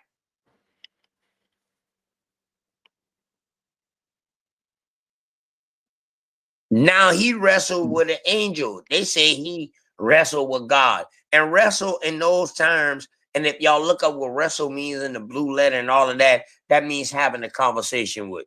So he had a conversation with an angel, and the angel said, you know what? Your name can't be Jacob no more. Your name Israelite. Your name Israel. Built on a fucking lie. Isis, Ra, and El together is built on a lie. That's who you is.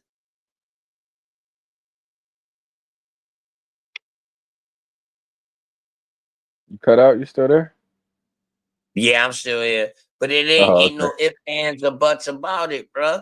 And that's what the books say. So, I mean, anybody want to challenge me on that, man, listen, I'm down for it.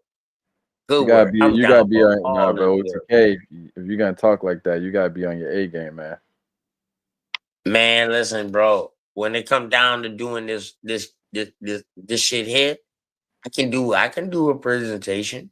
It ain't no problem, dog. I know I'm on my A game because everything I talk about, you can go and research and find it.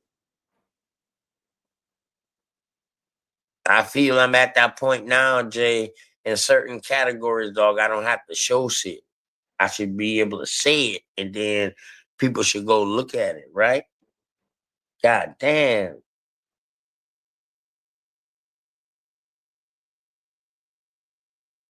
I'm like a part of a walking source, dog. I'm 1/4 of a walking source when it come down to this shit here. You 1/4 of an Islamic source when it come down to this here. You feel me? Tell me about this right here, man. Moore Sundry Act of 1790.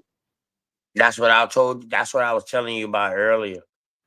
About the two dudes and their wives, they got captured after a war and they got put into slavery in South Carolina. And then I told you my cousin them boys, the Pinckneys, uh take that chat off the screen, bro. Everybody can't see what you got showing.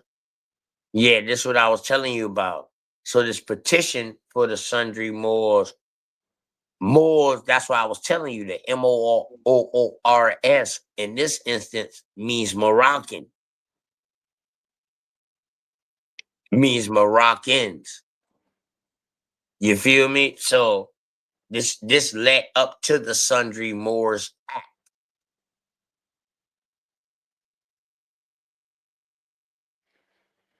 The resolution offered the opinion that free citizens of Morocco were not subject to laws governing blacks and slaves. Facts. So they must have been They black were Moroccans. separating themselves. Now you see why all these Moors say that they are what they call it? Sovereign. Now you Hmm. see why all these Moors say this, bro. It's because of this act. This is what I brought Oh, out you to think the so? You community think? too, Wait, wait, bro. wait. You think this is why? You think this is it? And I don't think this is why, bro. I know this is why. I brought this out to the community. This is why they say this, bro. That's why if you claim sovereign and you join the MSTA or claim Moorish Science Temple or whatever like that, you are subject to Moroccan Empire. You know they like this one Not too, right here. America. You take yourself away from here, bro.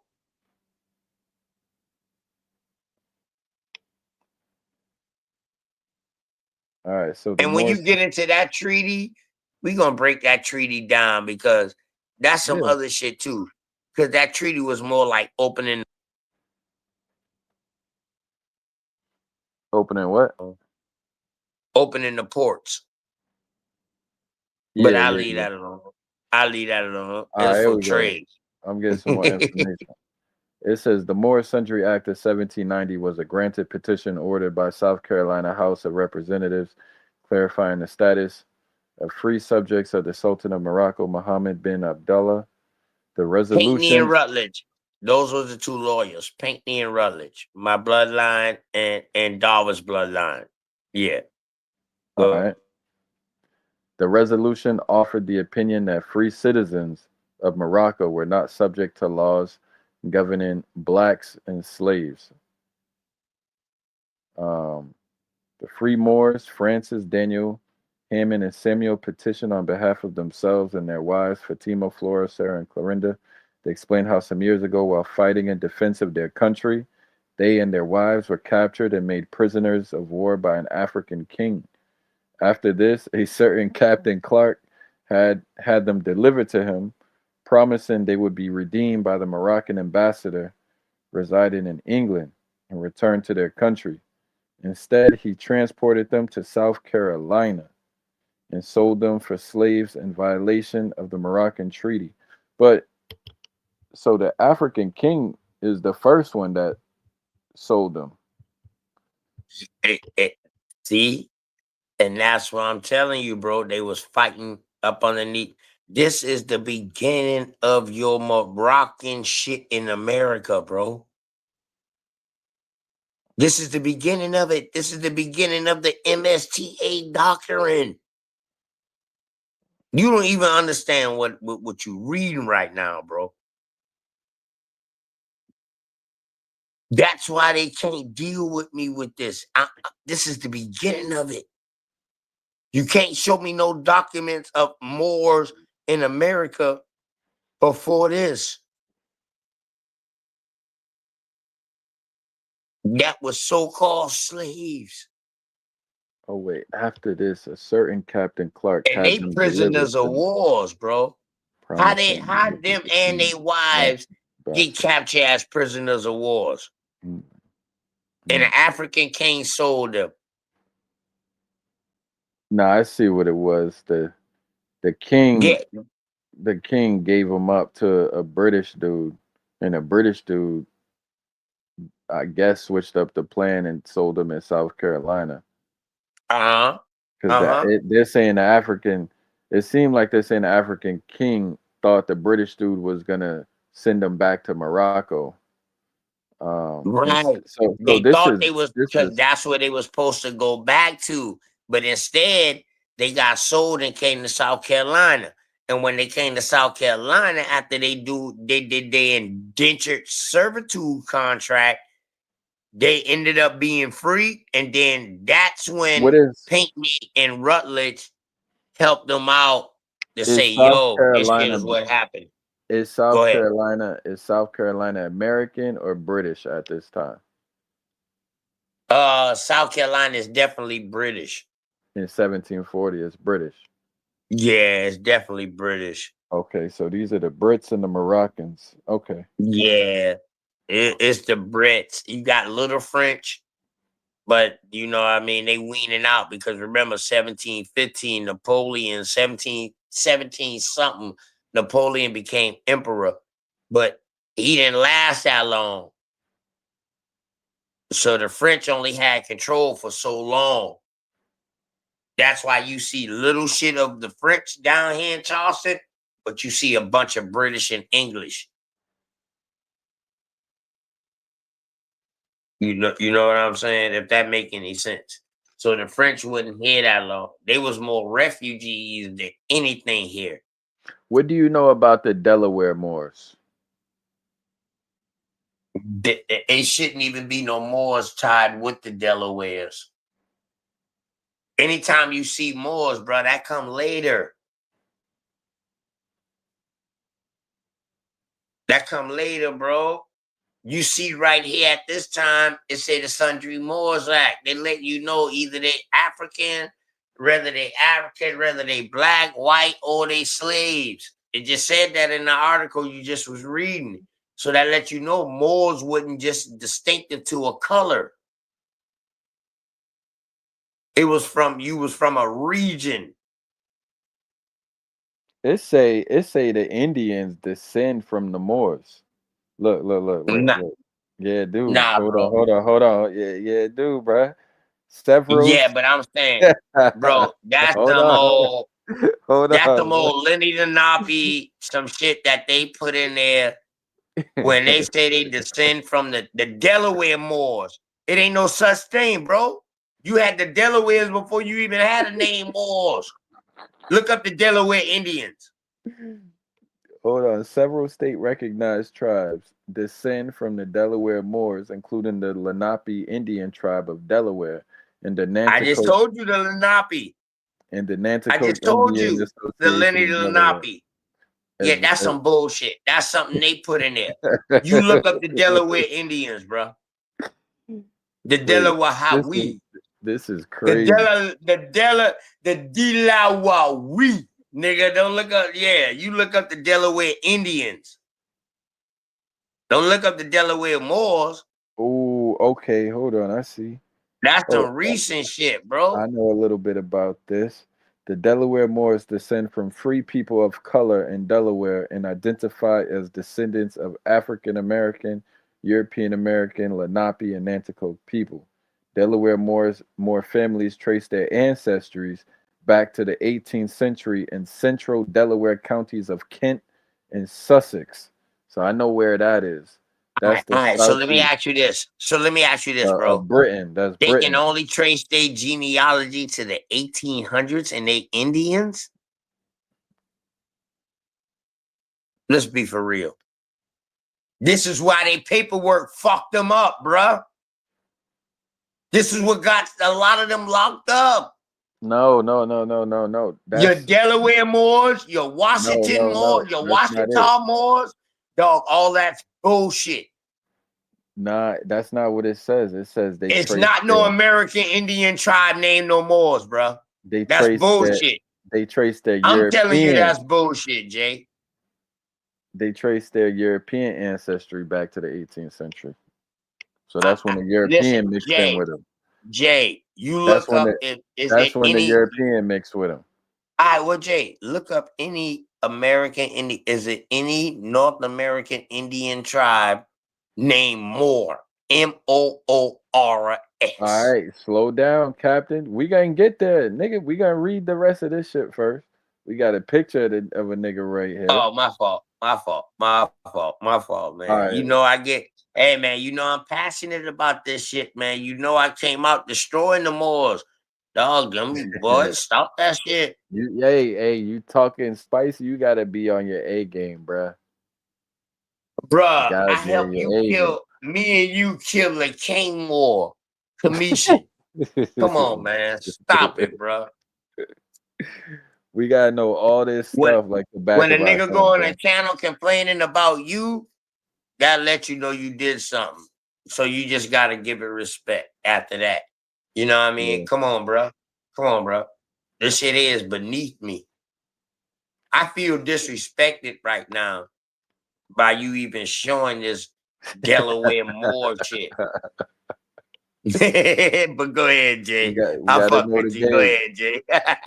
We gotta know the game. That's it. According to one version of the legend, a group of Spanish Moors were shipwrecked along the Delaware coast and moved inland, where they mixed with Native Americans. So I thought the Moor that's weird though, because I Hold thought up, the bro. Moors, Stop. You need to stop right there once that shit say Spanish Moor. yeah, because there should have been no more Moors in Spain by this time. Bruh. No, they came with Christopher. And they Yeah, but stayed. I thought they got expelled with the Jews. Yeah, right. At the same time, Christopher was coming here. That's who he sailed with. A bunch of them fucking outlaws, misfits, and all of that. But the thing is, once they got across here, Christopher had to go back. Him and his peoples, them. The rest of them motherfuckers didn't have to go back. So they stayed. They ended up becoming incorporated with the American Indians and these different islands, the Caribs, and all of this shit right here, and ended up breeding in with some prominent people to where now they're controlling shit.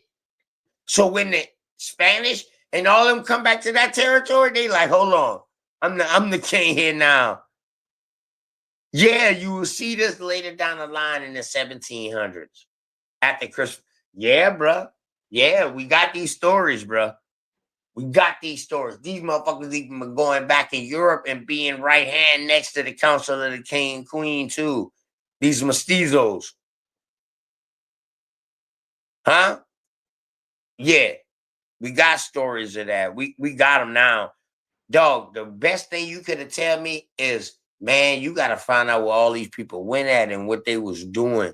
I ain't find all, Mm-hmm. but dog, I found a bunch of research of what motherfuckers was doing when they was getting taken back over there too, and what the fuck was going on over here once they breeded in with people, and these people became kings and queen or chiefs, tribes. They sons them and shit like that because these Jews and shit like that was coming across as Sephardics, Moristos, Conversos, the Huguenots. They all was coming across here up underneath the Christianity banner.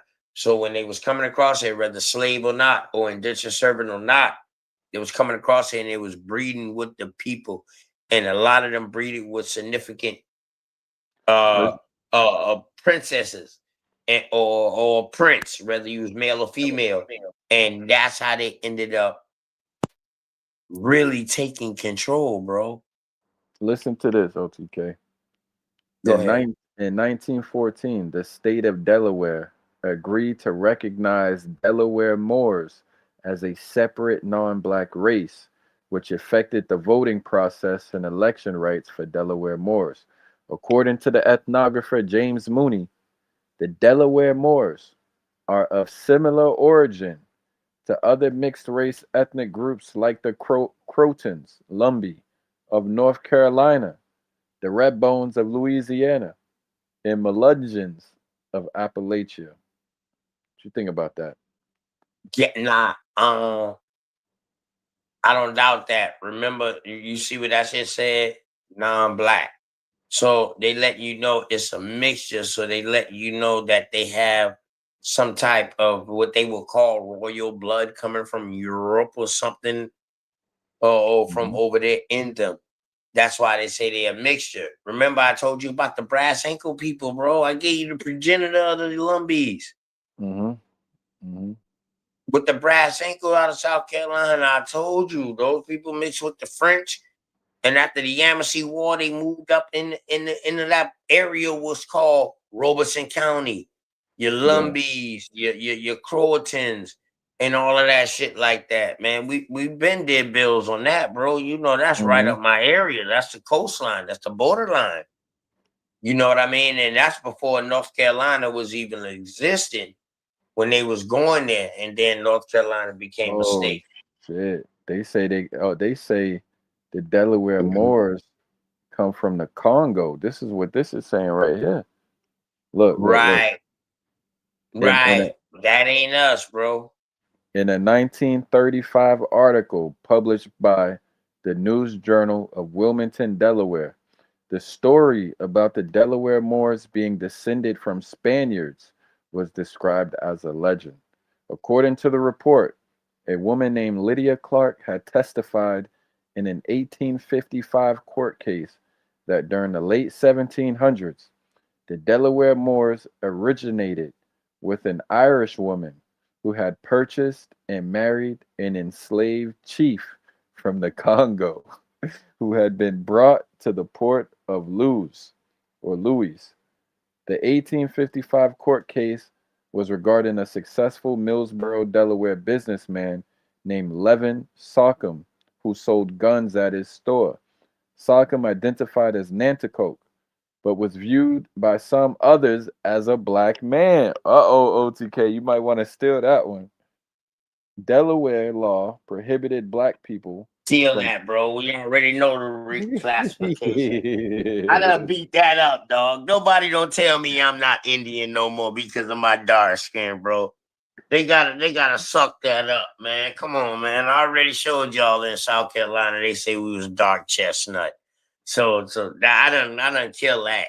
I done kill Listen, that. look, I there's don't worry more. about that no Look, there's more. more. Sockham experienced legal trouble after selling gunpowder to another man, his cousin Can you Isaiah blow that Harmon. up a little bigger? That's the best I could do. Hold on, let me see. I got you. 1 second. Yeah, that's Sachem or Sachem. Sockham and Hart Sakum. That's Sakum. Sokum. Yeah. experienced legal trouble after selling gunpowder to another man, his cousin Isaiah Harmon, who was also identified as Nanticoke, but was viewed as a black man by white society. Salcom and Harmon were accused of violating the law against black people owning weapons and ammunition. The prosecution brought Clark to testify, and she stated that she was the last surviving Nanticoke person, and that both Salcom and Harmon were not of native heritage, but were rather the descendants of enslaved people and the white plantation owner. Oh man, this just took a turn, OTK. Hold on, man. Following Clark's testimony, the all-white jury ruled that Sockham and Harmon were Negro or mulatto and not Nanticoke.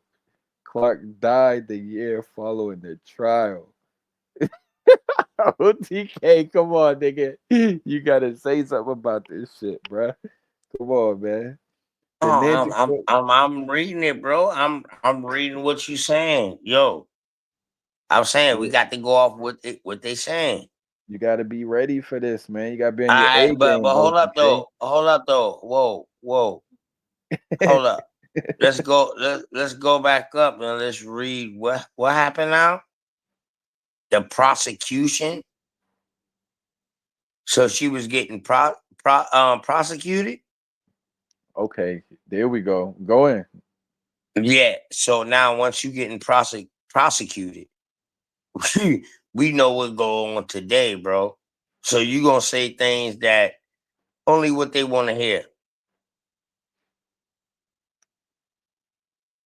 And we gotta know But it's why. no We gotta way. know. We gotta know why she's even in this It's case. no way that they can say that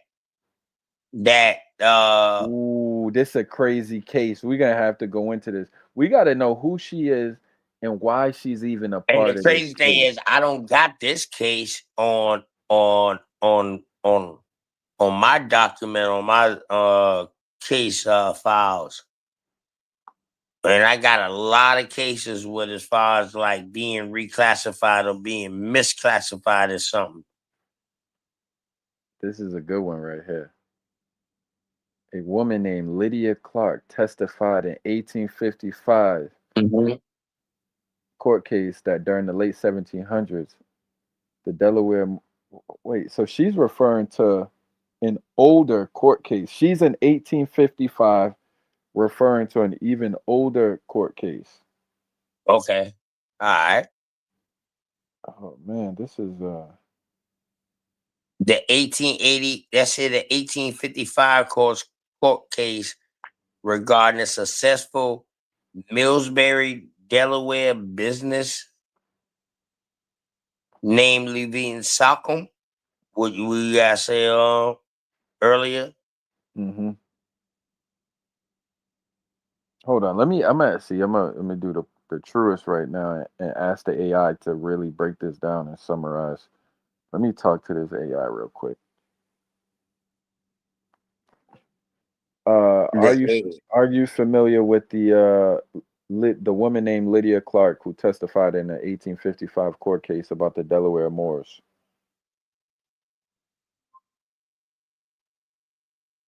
Yes, Lydia Clark was a key witness in an 1855 court case related to the Delaware Moors. During the trial, she testified that Levin Sockham and his cousin were descendants of slaves and a white landowner, arguing that they were not Native American but rather of African descent. This played a crucial role in determining the racial identity of Sockham and his cousin, which had legal implications regarding ownership and sale of firearms. Many believe her testimony might have been given under duress, as she was elderly and dependent on a white family. One source detailing this is Delaware Public Media, which discusses her role and the aftermath of her testimony. So, what was her role? What was her role in the case, and And why? What she agenda saying would she them have boys, to she testify saying them in that boys, angle? yeah, she saying them Lydia boys, Clark was hey, brought in as a key these ain't witness no in the American 1855 Indian. court These case concerning the motherfuckers Delaware hear Moors. something She different. testified that Levin That's what Sockham she's and his saying. cousin were not Native American, And, but rather descended from Yeah. slaves and a white landowner. Descended The from role was slaves essentially to challenge and a Hawkins' white landowner.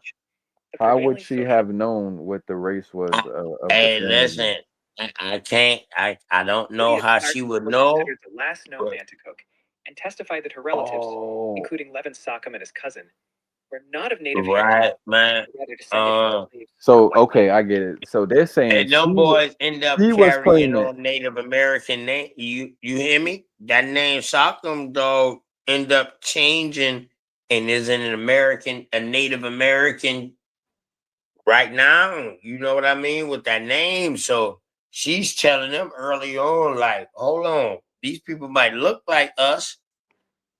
So if you don't understand what she's saying she testified as saying that they ain't Native American, they ain't American Indian.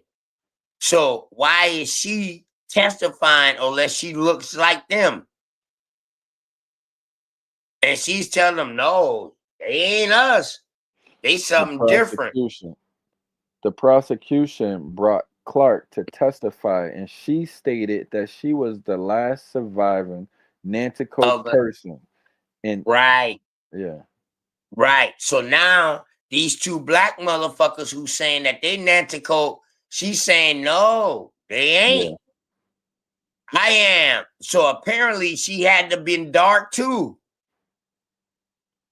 In order for them to Oh, look, mistaken look, them look, as look, look. No, read. Look at this right here. go Look, ahead. the Go ahead. Nanticoke Indian Association, who refer to Clark as Princess Nalgau Aqua, maintained an oral tradition that Clark was coerced into committing perjury under duress, stressing that she was elderly, infirm, and dependent upon the white family she lived with. And that's another thing I told you too, man. We know once you up underneath that shit, dog, that interrogation shit, we know that today. That's what the first 48 was built on. Interrogation. So we know that's why I said that coercion shit back then, it wasn't called coercion back then. When you can get somebody to say something they ain't want to say, you could have paid them. Right, And that could have get right. somebody lynched or somebody executed. You feel me? So that's another thing I said too, but I don't want to take away from the story. I don't want to fabricate it like that. So that's why I said read the whole story. But Hmm. what I'm still getting out of the story is for her to testify against other people who claiming that they are what she is, and for her to say no, they not. They had to be the same complexion.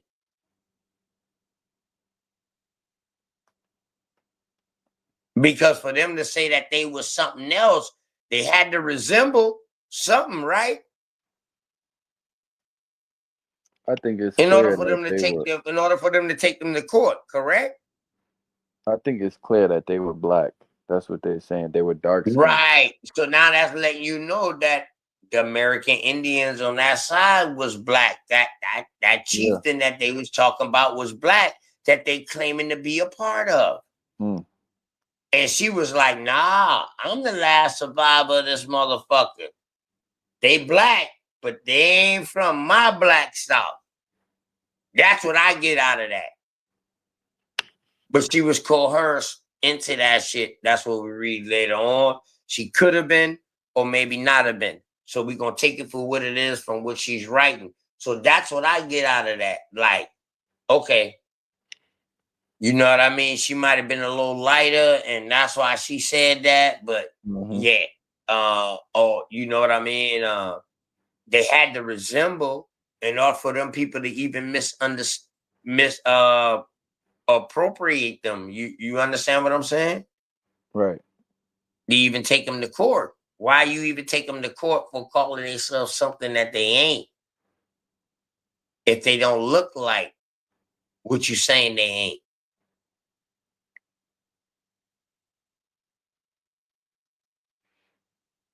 That's what I get out of that too, bro. Yeah. Nah. And This then was. I also get the instant that she's saying, these motherfuckers too black to be for me, man. I know where they peoples them come from. They say they came from the Congo. And that goes with your question. So How will she know where they come from? who's next on the menu, OTK? You still looking for a debate? You got to know these cases. You know what I mean?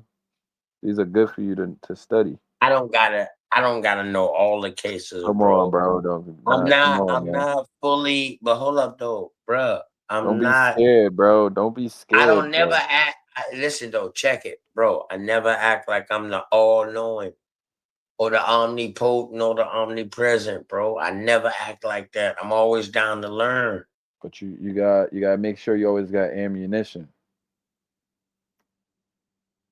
Listen, once I read this shit right here and I dissected and I really read it, you saw the ammunition.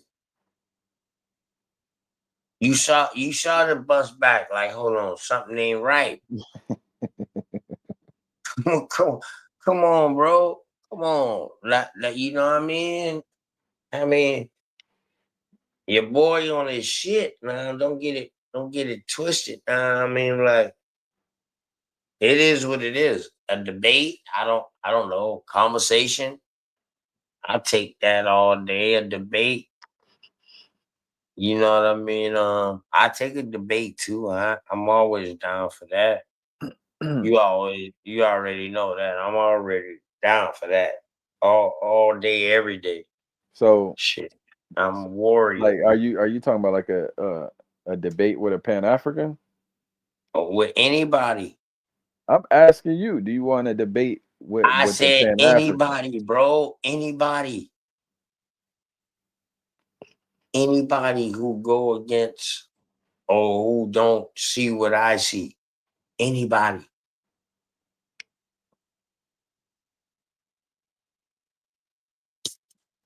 Yeah, bro.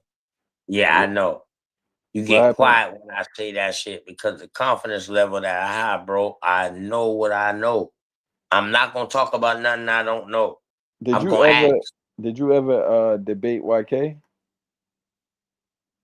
No, No. Oh, that's crazy. Y'all got to debate, man. you know what? Me and YK used to have some good conversation. We used to trip on each other, all that shit like that. Man, them boys started taking YK over the edge. YK started threatening people and they was threatening him, and I understand that, but he started going over the edge, and that's when I fell back from fucking with him like that. You know what I mean? Because I know how that shit can be. But like I told you, dog, I told him, I said, man, your strength is when you was doing the commentaries and you was doing the screens, bro. You just fucked up when you start fucking with polite. You start being an advocate for polite, bro. You know what I mean? And that's what fucked you up, bro. You know what I mean? But he done rebuild his brand now. And I watch his shows now, man. When he talking about that boxing and shit like that, that's his strength. That's his fucking strength, dog.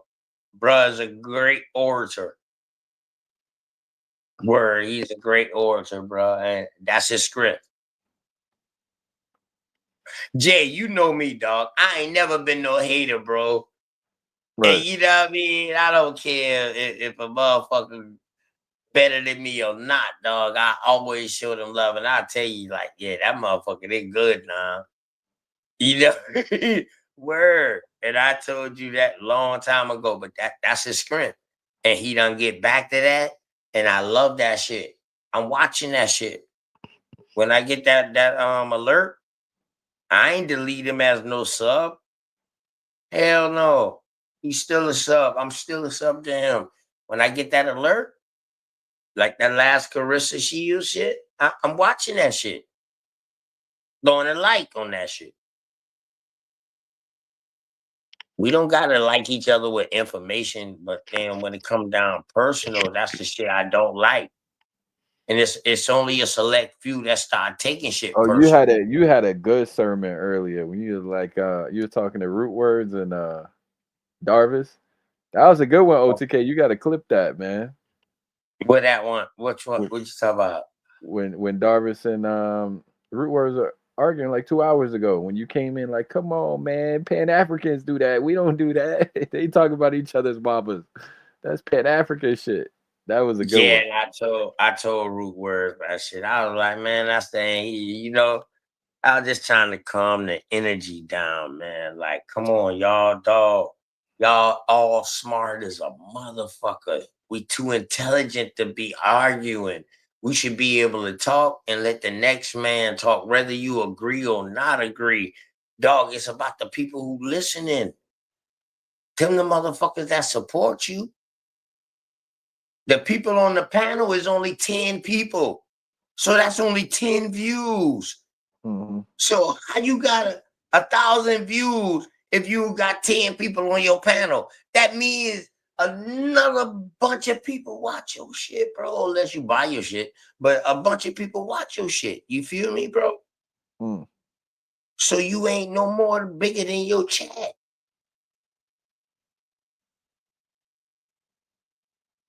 Word.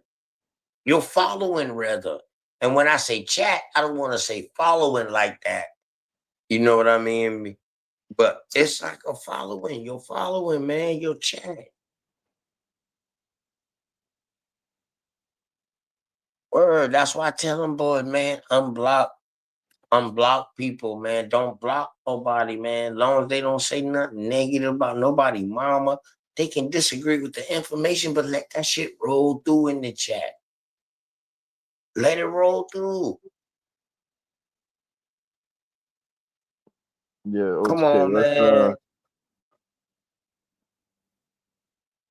I'm about to Hey, watch Smoke your Signal. boy's surgical though. Truest would probably be my best competition. Cause Truist would take me outside of my box. Yeah, but y'all don't got no topics to, you know what I mean? There's really no discord to debate. Yeah, he think I ain't Indian. I You think he still think that? I don't know if he would debate that. I don't Nah, know if not it, after he went on that trip. Not yeah, after I he don't went think on that vacation and saw the family members been darker than me. Nah. mm, Shout out to my dog Truth, man. The original the fucking round table, man. Where, hey, you don't see Spider Face talking that shit to me no more, neither, right? nah, he don't. Yeah, he don't. He left it alone. You know why he left it alone? Cause he in an area, a bunch of black Indians that ride horses and all that shit. He learned that American Indian culture. He ain't never come back and tell you that shit though. Yeah, he ain't never come back and tell you that shit though. You know, but he hit me up. You know what I mean? And when I seen what he hit me up on, I said, yeah, let's yeah, let's see brother, what let's he good. let's see what Mossy been tagging you in. 'Cause you know Mossy been tagging you. We gotta see what he been tagging. Let me see. How about Sean P? Bro, Mossy Clan is Sean P, right? Correct, Jay? It might be a group of them. I don't know who's controlling it. No, bro. Stop it, bro. Oh, don't tell me you part of the Mossy clan. Let me find out, man. Let me find out you part of the Mossy clan. That's funny. The Mosiah clan, man. The Mosiah clan. Don't This tell me is you part of the Mosiah clan, man. Who Are the Blackmore. He tagged you in this. Huh? No, I'm saying he tagged you in this one right here. Who Are the Man, Blackmore? I get them every dog. Listen, I get them every day from him. About 3 or 4 of them, bro. They tag me every day. I'm like, yo, I'm just a little baby YouTuber. Why y'all tagging me? What is this OTK? This is indigenous? Why y'all tagging me into this shit, dog? I'm just a baby in this shit, man. Like, fuck. Yo, he said Why here y'all are playing with me? pre-colonial artifacts that depict these dudes playing booty hole patrol. This part of the culture among the Aztec, Incas, and Mayan, who y'all claim to be. You see this, OTK? No, I'm not Aztec, Inca, or Mayan, Oh, bro. oh shoot, my bad. It's not even showing. Look, But I'm just bro, saying, bro. what the fuck? He's saying this is Inca. This is Mossy. He posted this. Look, he tagged you Yeah, in it. I'm not Inca. I'm not Inca, Aztec, or Mayan, bro. That's a different part of America. I'm from North America, bro. What they would call today North America. That don't apply to me. I don't even know what that is. I seen that before, but I don't know what that is. Hmm. How they know that ain't a woman? I'm just saying though, how they know that ain't a woman? See, they first mind go to that's a man. How they don't know that's a woman? Huh? I'm just saying though, Oh how they no, don't no. know? How they don't know? Because they looking at modern day woman shaped today, but they don't know how woman was shaped back then. Come on, quit playing with me. You know I'm surgical with this shit. How they know that's a man? Does the description say that? A man giving another man fellatio? Is that what it's saying? Oh no, this is it Is there right no here. description? Oh, whoa, whoa, whoa. Don't click up out of that shit, Jay. Don't click up out of that shit, Jay. What is it? What is it? What is it saying? With the depiction. It looked like a pipe. Nah, bro. I ain't talking about that feather dress. I ain't talking about the deer skin Oh shoot, look that at they this found. nigga. You see this nigga right here? No, no, Jay. I'm talking about that picture with your boy uh Sean P tell you to show.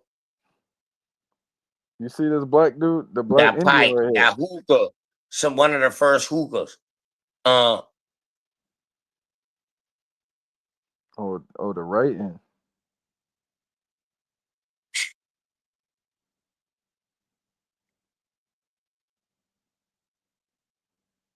this shit is crazy, Jay.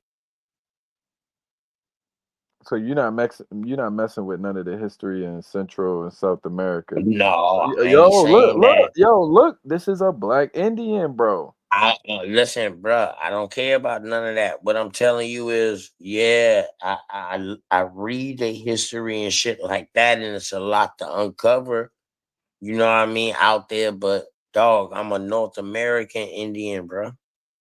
Bro, they would look at this shit, bro. You see Yeah, that? I'm a different Indian. I'm a You're different not Indian looking, than bro. that, You're not bro. looking at the screen, bro. You're not looking at the I'm looking screen. at the screen. Yeah, you That's it. saying they dark and all of that. Yeah, Yeah, and they dress yeah. like a bird. I understand that, bro, but it's not about always being dark. Bro, I look don't at roll this, off of bro. that shit, man. I don't roll Look, off of that shit. bro, look. Who is this right there, bro? Where at? The white man? Now you about to tell me about the white man right there to your left? No, I'm saying the black one in the middle. They had black people. I mean, dog, it shouldn't. That white man that you see right there, he had to be somebody learning something. Who is this, bro? I don't know, bro. You tell me. It should have the description at the bottom. Listen, Who is it, a warrior? Or it got the description at the top. That's too small for me to read, bro. it's in another language. I don't know what it says. I know, but I can read Spanish, man. Capitulo Guanto. Junto. Quanto. Capitulo Quanto. That's what it says. Wanto, that's a J? Yeah. Yeah, that's Wanto. What's at the All right. top? I don't even know what that says. You can see that? Yeah, you can blow it up a little bit bigger. Yeah, hold on.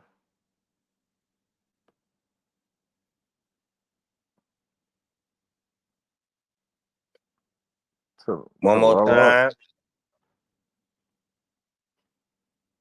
I think that's the most it's gonna zoom in. Oh, Yeah, I don't know what that says. Dios de las Plujas. Dios de las Plujas. yeah. So now I'm just letting you know, dog. It's Latin, Spanish, old Portuguese, whatever the fuck you want to call it, influence, and this is what they're writing about these people. Yeah, it looked like Latin. Yeah, big facts. Spanish and Latin. Yeah, Spanish and Latin. Something like that. Old Portuguese when you're dealing with South America and the Caribbeans. See, when you deal with North America, ain't no Portuguese involvement. No, this is Mexico. This is North America. Right, right. That's Mexico. Yeah, they consider that North America still. Yeah, I feel what you understand. I understand what you're saying now. Today, they consider that North America, but back then, Mexico was its own deity. So now, Central America is also a place, correct? Yep. Is Central America in Mexico? They say it's what's below it. Is it in Mexico, bro? Nah, I don't think so, man. Yes, it is. Well, I'm telling you, yes, it is.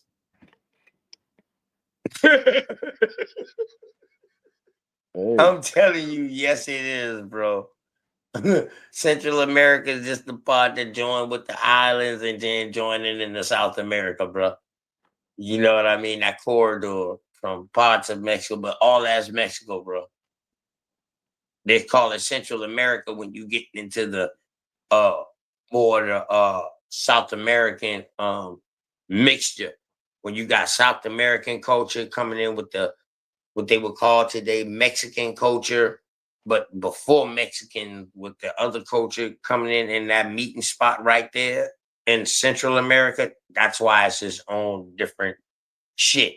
And also in that area, uh, they have tribal wars in that area because when the so-called colonizers, what they would call colonizers, came in and tried to influence their language on there, some of them took to the language. The rest of them say, fuck that. We ain't doing with the language. So they had tribal wars in Central America. That's what broke Central America up. But let me stop that shit, Jay. Jay, this too much for you, man. nah, I'm reading Mossy I know. Warrior I'm just Stone. fucking with. I'm just fucking with you, dog. You one of the most astute person in this motherfucking shit. I swear to God. One thing, a person just can't tell you nothing. You gonna research it. You gonna study it. Yeah, man. Let me I ask you know. something though. Yeah. Has it been anything that OTK told you that's been a lie? Uh, Oh, it wouldn't. I ain't gonna say a lie, but uh, you might not have found it yet. But has it been anything that you was able to find that wasn't saying what I was saying? I still ain't How about find. that? I still ain't find no American Indian tribes in my genealogy. I didn't never say you would. I just told you to look for them. I ain't never said you would, bro. I ain't never put that claim. Cause you been told me from the jump where you been from, bro. So I ain't never put that claim on you. I just tell you American Indian. I just throw that title on you because you more American Indian than anything else. Cause you done been over here. You Hmm. know what I mean? You've been raised in American Indian ways. From with the time dates that you tell me your peoples have been over here. Hmm. And they got that bloodline too. You got that Caribbean bloodline, bro. Like, what the fuck? Am I wrong? Yeah, y'all be racist toward the Caribbean.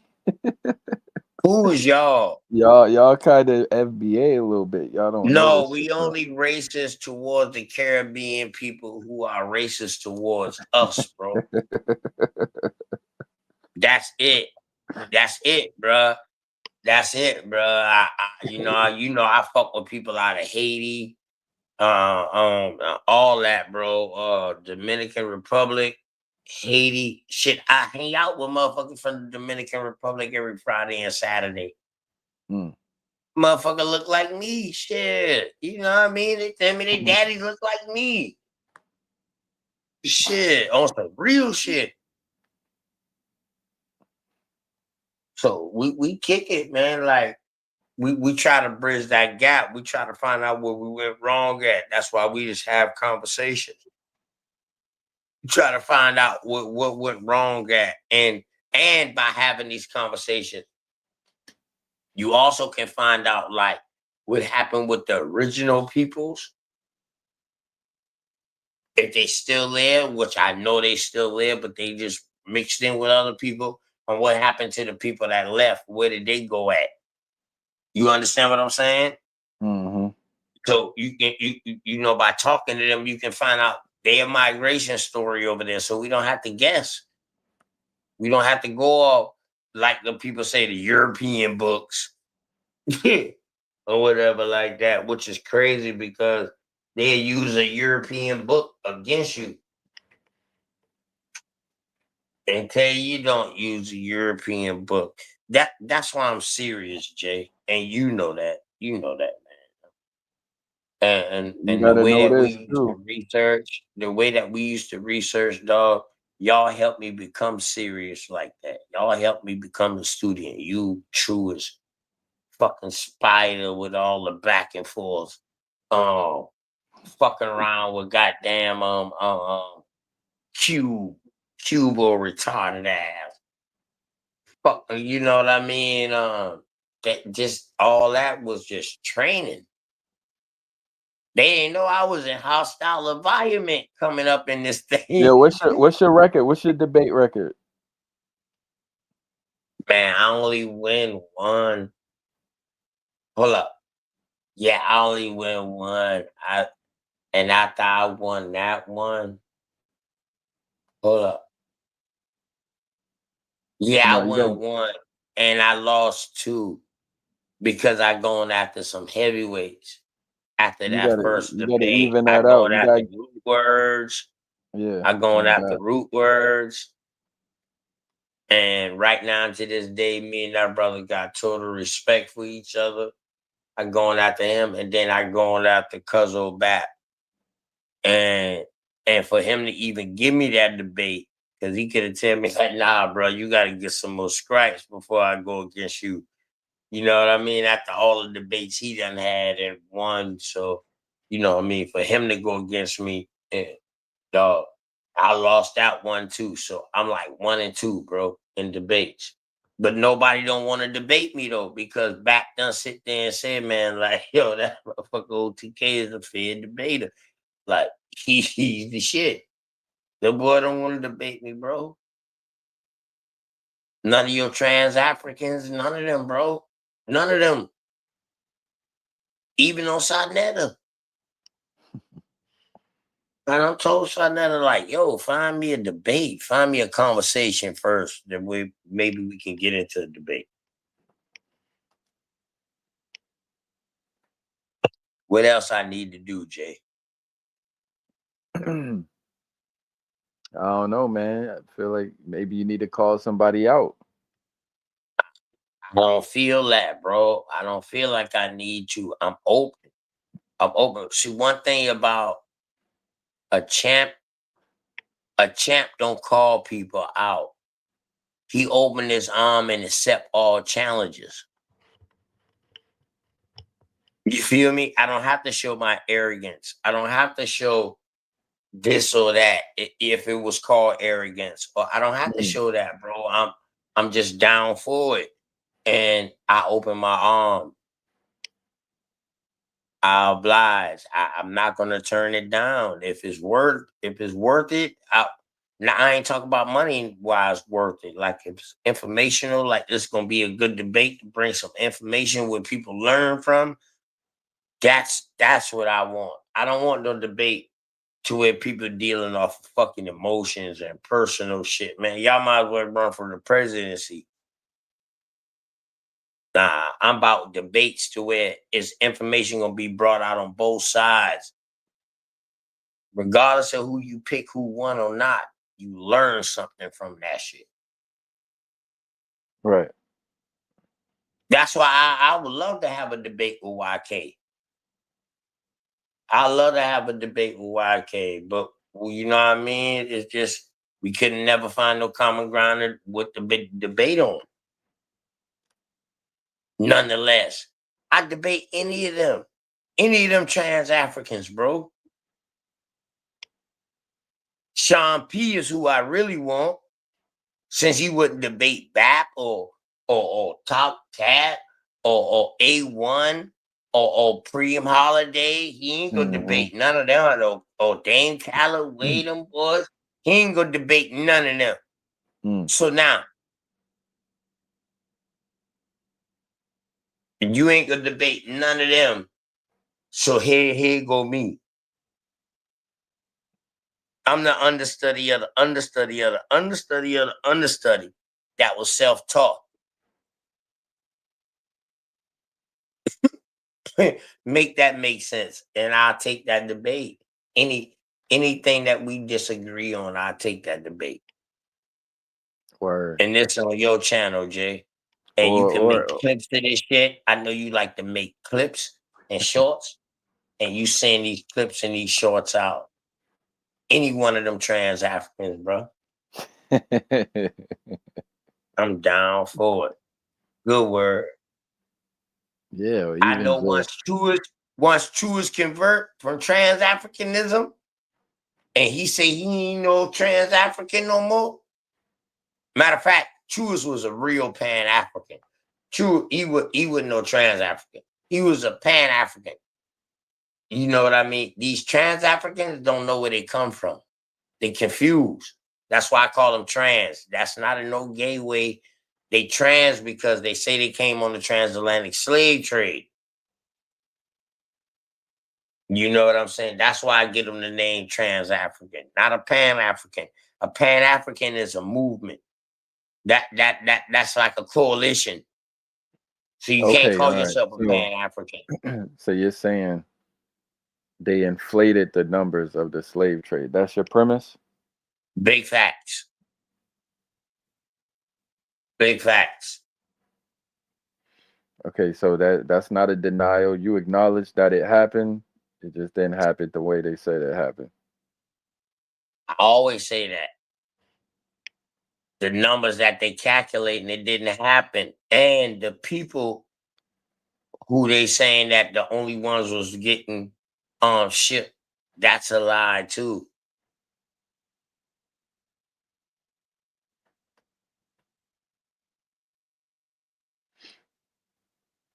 They don't tell you about the so-called, I'm gonna say it like this, white people or Europeans that was in that transatlantic so-called slave trade. You know what I think you could do more of? I think you They could call do them indentured servants though when you're dealing with them. Go ahead. since you know. Tell me about Tecumseh's Confederacy, OTK. Tecumseh? Yeah, tell me about his Confederacy.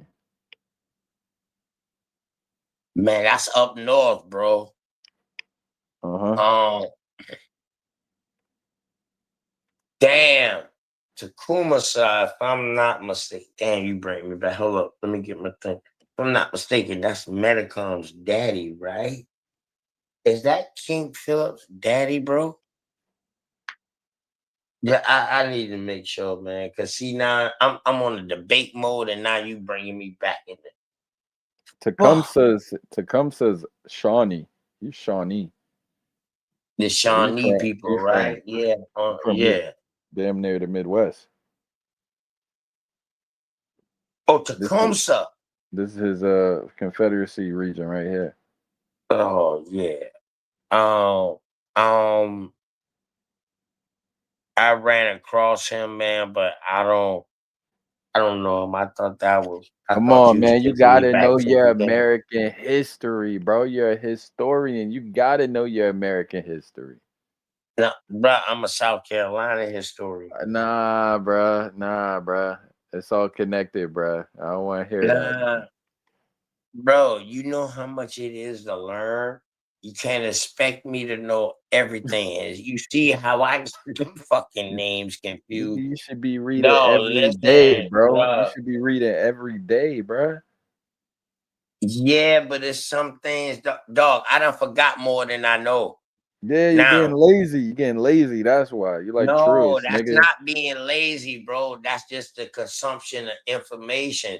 And then when you don't have no reason to bring it out in front of everybody and use it at that time, it don't become repetitive. It's like that shit just go in the memory block, bro. But goddamn, man, don't do me like that, because I don't have to Google search a motherfucking thing. I'll go into a fucking book and just look and find out what you asking me about, which I could have did, but yet I was being a real motherfucker. Like, hold on, Look at that. man, You see that, OTK? hold up, man, hold up. You trying to play me? Fuck. What you see right there? How you say you spell that shit? T-E, right? T-E-C? Yeah. Tecumseh. See, About OTK. 1778, the chief of the Shawnee was born in the village of Pequot in the Mad River, a few miles from the present city of Springfield, Oklahoma. Tecumseh did not like the whites taking land from the Indian, and he tried to organize all of the Indians from Ohio to Florida from the strong resistance against the whites. A premature battle ruined the plan. In the War of 1812, he sided with the English, and on October 15, 1813, he died in battle. So I didn't look that up on Google. This is from a book. You already know. Yeah,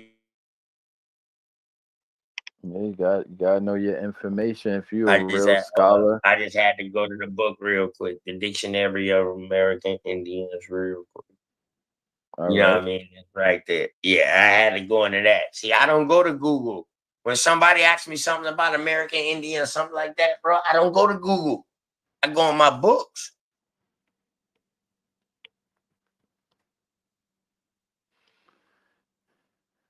Yeah, man. I just think, Yeah. man, you could be So that's breaking crazy. down these So now wars, that I man. read that about Tacoma, right?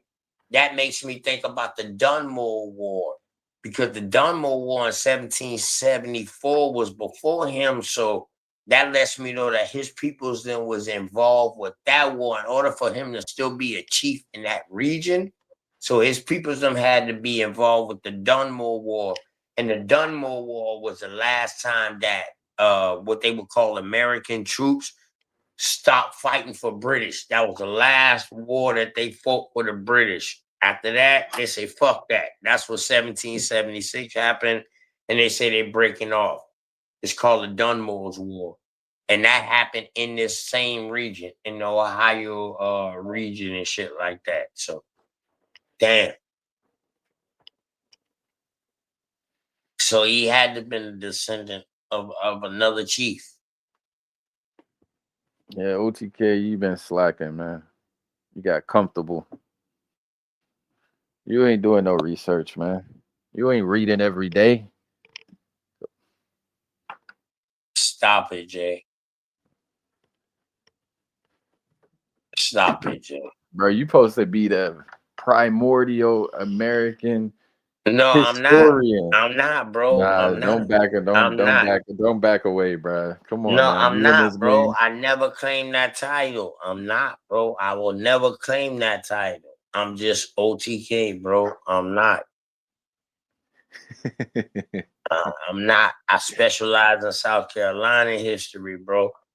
Not not that's such a small, and you I, know. Come on, man. that's a big history to learn, bro. Like I'm Nah, still man. learning shit in South Carolina, my dog.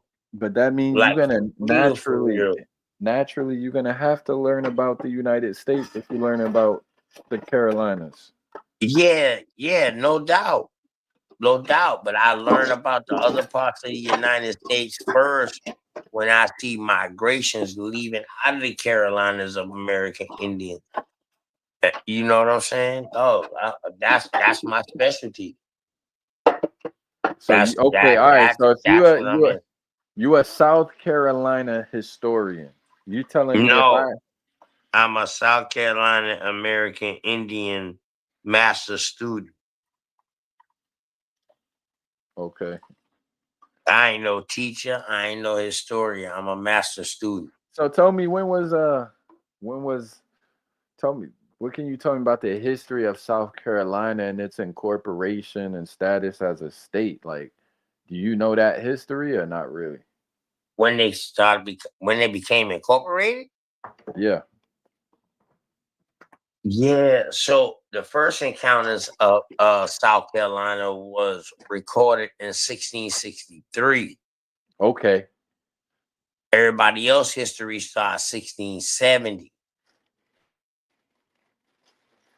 That starts with your Etowah Indians um coming in contact with them, and they say the Etowah sold their land, and then they came here to Goose Creek. That's who mixed in with my people, the Butchewee. But anyway though, yeah, so 1670 is when you see the first time you see anything about Charleston. So now at this time, you got a lucrative trade going on, deer furs, all of that. But the problem was those was your Lord proprietors, English and the British coming in 1670. Wait, In wait, wait, wait. 1663, oh, go ahead. Go ahead. Wait, so y'all, so they just sold their land and just where they go after that? Like they, That's how the story go, bro. That's how the story go. They sold the lands for what is now today Charleston. If you don't believe me, bro, look it up right now. Just look up the Etowah Removal Act and what put was that their on the religion? screen, bro. What kind of Christians was these? What kind of They didn't Christians have was no these? religion, bro. Who? You talking The about white, us? We didn't have no religion, bro. We no, believed in the white man that spirituality. came over. What kind of Oh Christian was the shit, white they man? was Catholicism. They were Catholics. Yeah. The English Okay. and the British, dog, they was Catholics slash Christians. Shit. You know what I mean? So they They was strict. they They was was serious. bold. Yeah, but they wasn't Islamic. Were they melanated Europeans? Some of them was from what we see, yes. A highly number. So they could have been black Europeans that came over here and did that. Yeah, what you would call swarthy or what they would call black. Yeah, definitely. The pilgrims, remember, the pilgrims got expelled. Hmm. What they learned because today the pilgrims or the Puritans, they got expelled. The only people was getting expelled was dark people at this time. That shit didn't just stop with 1492. That shit kept going on to like fucking 1700s to Napoleon. They was expelling darker people, trying to get rid of it.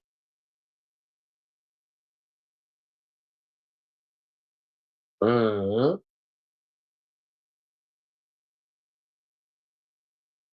So you gotta look up what I actually look up. Nah, I was making a sandwich. Hungry ass nigga.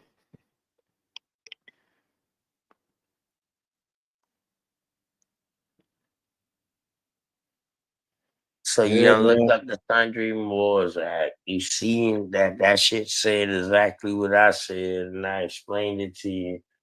Um, Also look Why up y'all some don't really Delaware. talk You about why also y'all? look up some Delaware Moor shit, but you never looked up the Delaware Indians, where the name Delaware came from. You ain't never did that, but it's all good. Nah, Looked up the Delaware De La Moor. Ware. That's Spanish, man. Nah, man. That De might be the La. interpretation. Hold up. That might be the interpretation, but it damn sure ain't Spanish. It have to be more French than anything because the French was more man, let me tell you something about the French. The motherfucker was able to come in and chill and you wouldn't even know like yeah, they was some 007 type shit. That's how the French was, bro. Mm, Them bitch could have speak Spanish, Portuguese, or either Latin, mm. or either European Shakespeare English. Them be some bad motherfuckers now. I'm just telling you, bro. Them be some bad motherfuckers, dog. You got French in your bloodline? Yes, Mm, yes. They came here. They came here during the same time as the Edouans because the Edouans was getting away from that dumb shit that was going on. The French was getting the fuck up out of there too because the British and the English was at that point where they about to join together. You know what I mean? And they going against the French and the Spanish. So the French became refugees, bro. That's why they came here. mm. Goose Creek had no contact when everybody came here. We didn't have no contact till we started trading with people.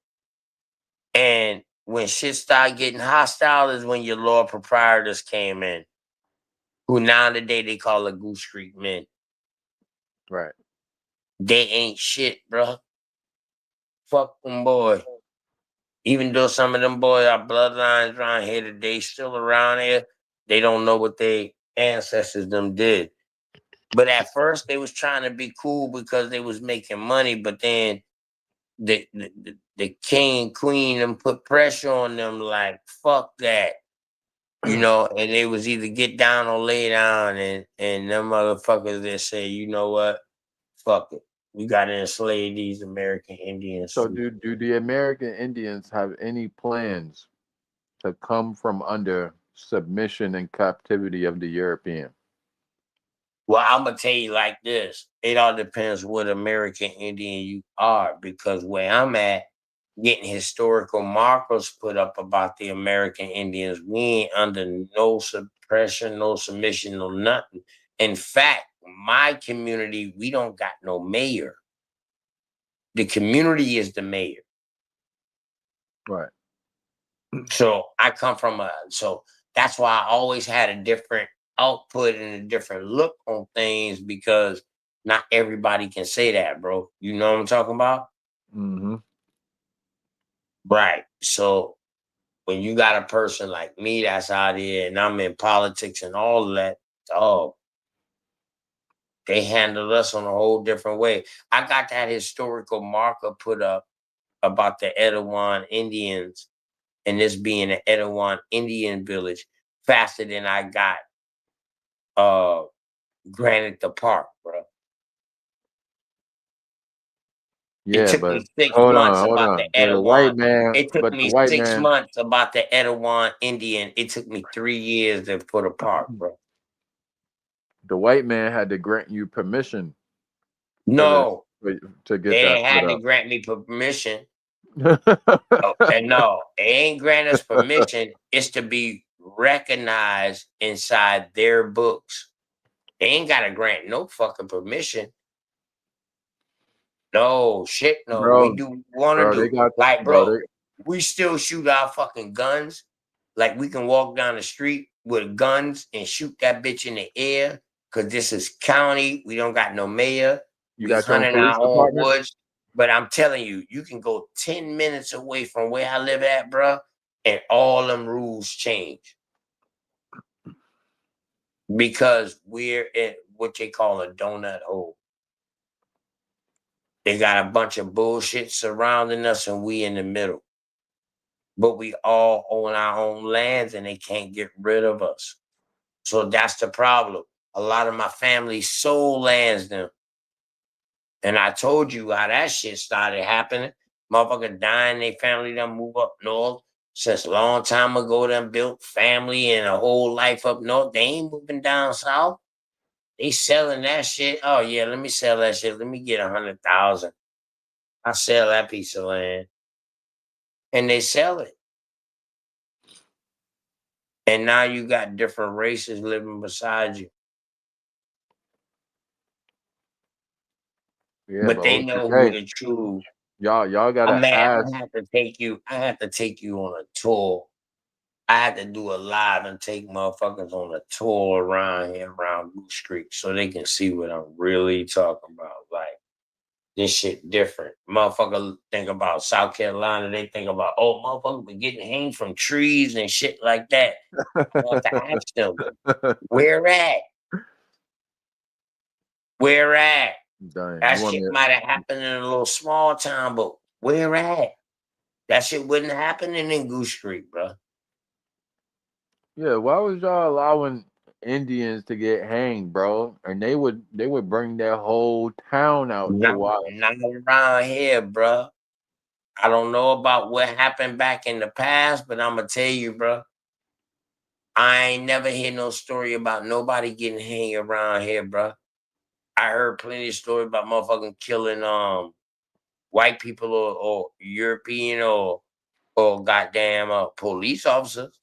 I hear a bunch of them stories, and that's why they had to go up north. I hear a bunch of them stories, bro, but I don't hear nothing about no hanging. That was something that was a propaganda shit. That shit wasn't happening everywhere. I don't know. I'm The seeing fuck? them. South Carolina was up underneath Negro rule in the 1800s, bro. Y'all, Like, what y'all, the y'all got a fuck is we memorial, talking bro. about? Y'all got a Huh? memorial. What you mean? There's a memorial. Look, here's the dates right here. 1903, 1889, 1898. This is in Lake City, Barnwell, Norway, Columbia, Fairfax, Ravenous, Man, listen, those Hampton, places damn near 5 hours from me. For Phoenix. Columbia is probably the Oh, what about? closest. Come on, Sumter, bro. That's you right there. That's still far from me, bro. That's why I'm saying in these little small hick towns or some shit like that, dog, that shit didn't happen where I'm at. I'm from a major city, bro. This is the late 1800s, though. Dog, Charleston was the capital of South Carolina in the 1800s. That shit moved to Columbia later. Where I'm at, dog, used to be the capital. This was the hub. Dog, this major import export where I'm from, dog. That shit didn't go on where I'm at, bro. You sure, bro? All right, Yes, go ahead, my nigga. You show me something. All right. I'm willing to accept it, bro. I'm saying. Nah, I'm about to call it a night though. I'm about to watch Smoke Signal and just chill out, man. See what they arguing about. Yeah, word.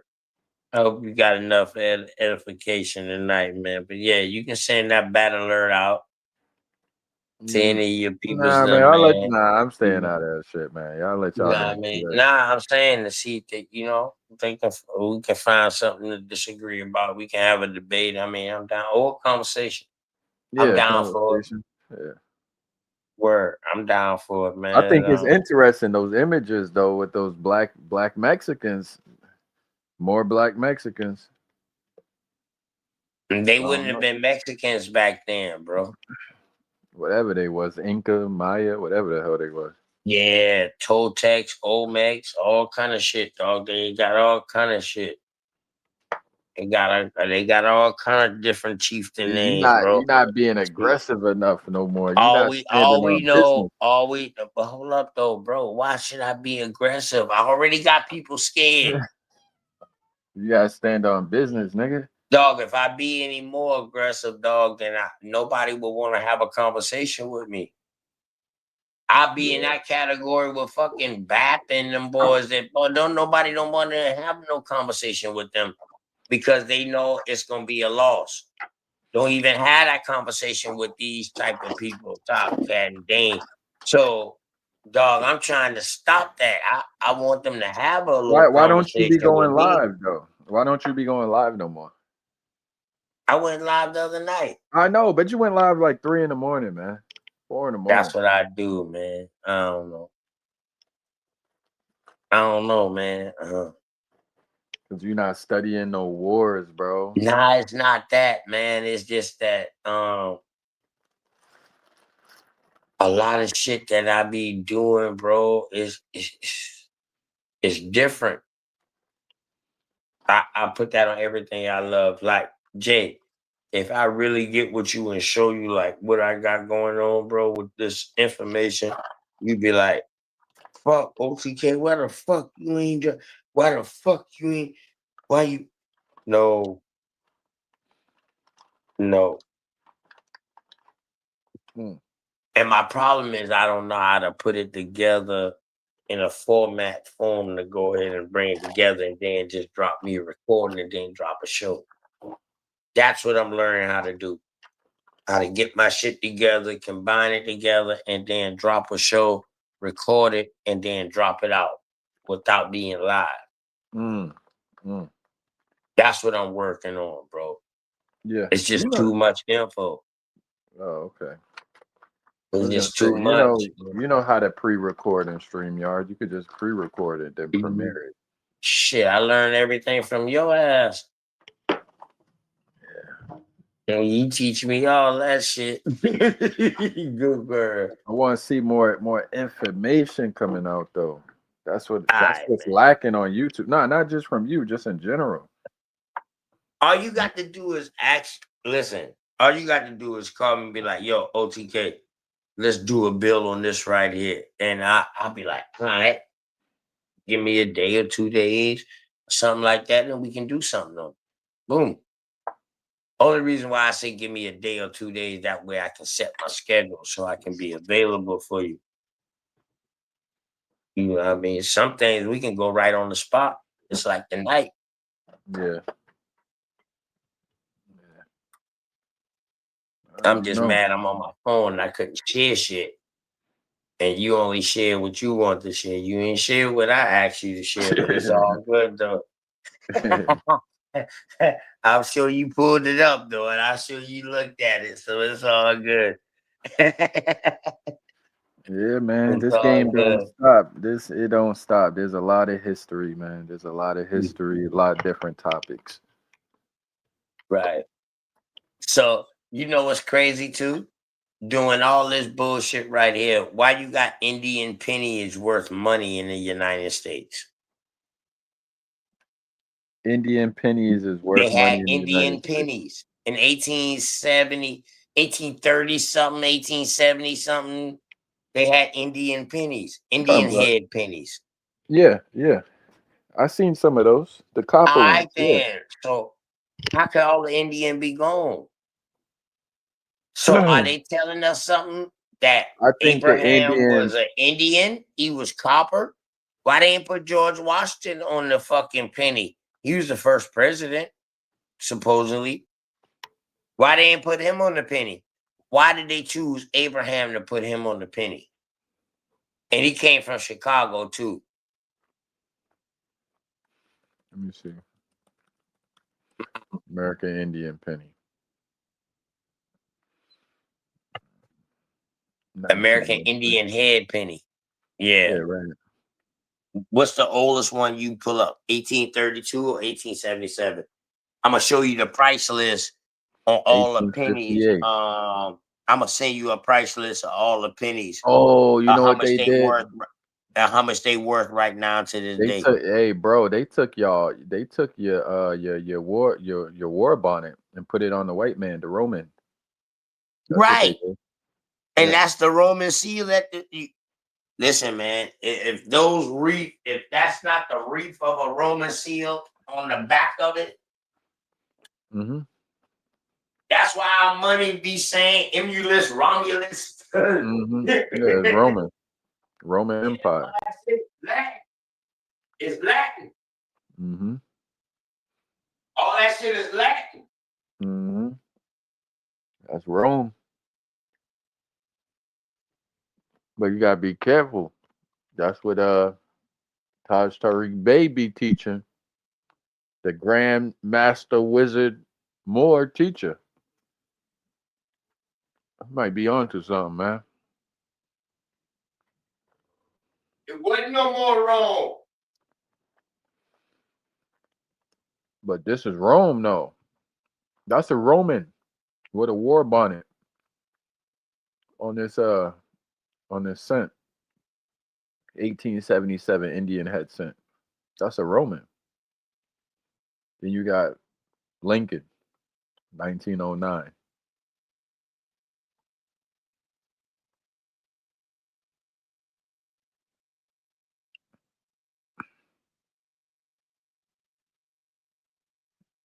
It's another good topic.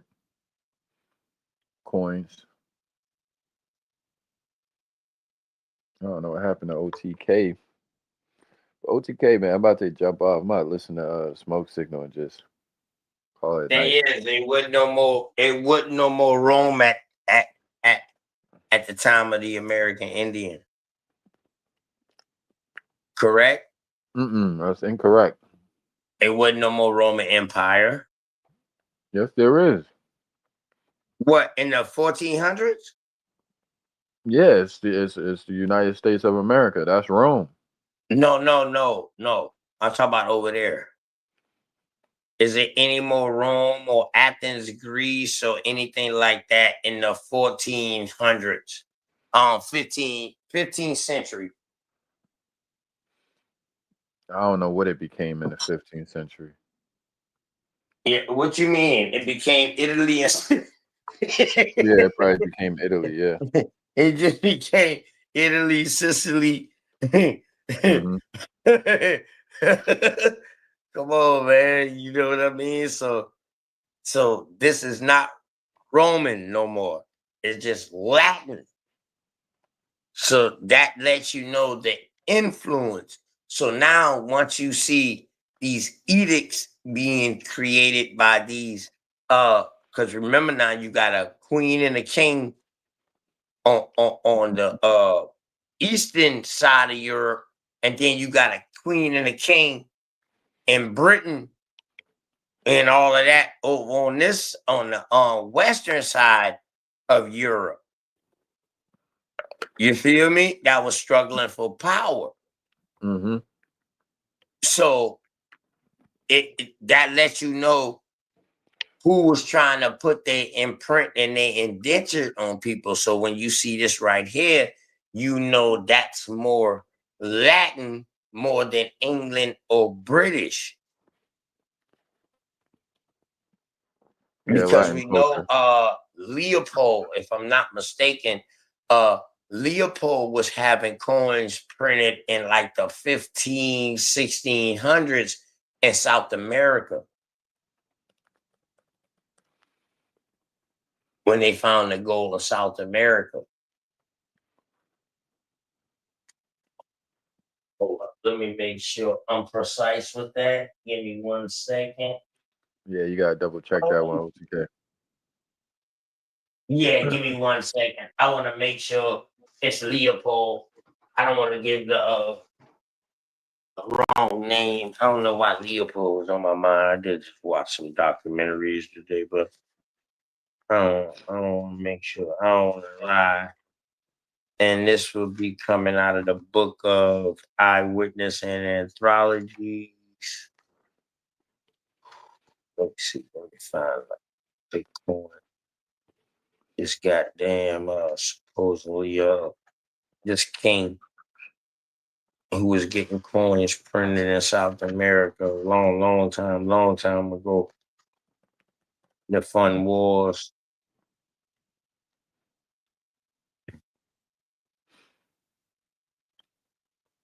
Was it Spanish? Nah, they was. And oh, you know what? I can't say no because a Spanish is no different than a fucking French or Italian. They just a offshoot. They're a mixture of that, bro. They all kinfolks. The Spanish and the Portuguese just mix with they would say mixed with the North African and all kind of shit like that. That's why they complexion a little darker or whatever like that. That's what they try to say. But we know the complexion really deals not just with your mixture, but it deals with in the region that you're in. So me and you done already did that research on that. So Yeah. I go down that road no more. Mm.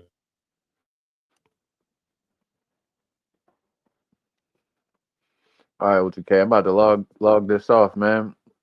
All right, hold on. Let me give you this. Let me give you this dude named who was printing gold. One Mm-hmm. of the first motherfuckers who was printing gold coins in South America, bro. Hold on, I'm about to find him. Ain't but so many pages in this book, bro. Mm-hmm. I got to give you this name real quick because I don't want you to say, man, OTK just be talking. No, OTK just don't be talking. Mm, don't.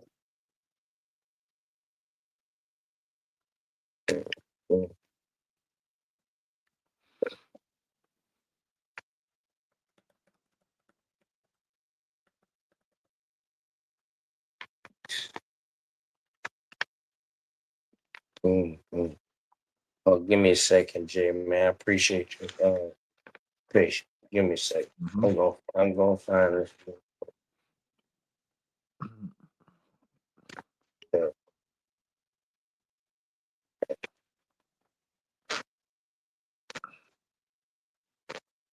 But Chris, boy, you still hear the pages.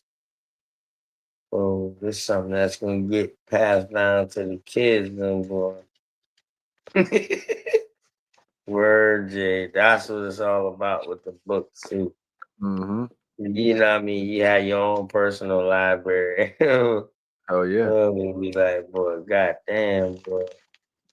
Daddy, granddaddy been on some other shit. He was studying some other shit.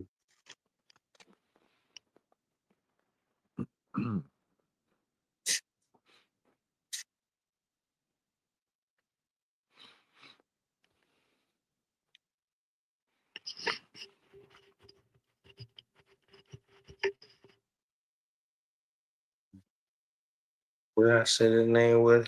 Leopold? Yeah, that's what you said at first. Dang, his fucking name. His name King something though. I know this motherfucker. He, uh, and see, you know how we can tell the difference between the English and the British back in the day, bro? His We mustache. can tell by the way they dress. Mm. The English and the British, uh, and the French, they dress different. They dress real different.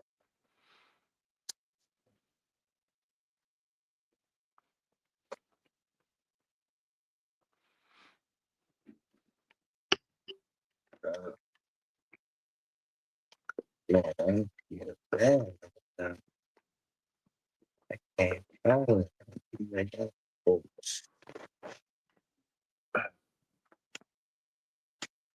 See, man, you damn, rusty. You Jay. rusty. You can't even find it, man. Yeah, you ain't been on your A game. yeah, you right about this right here.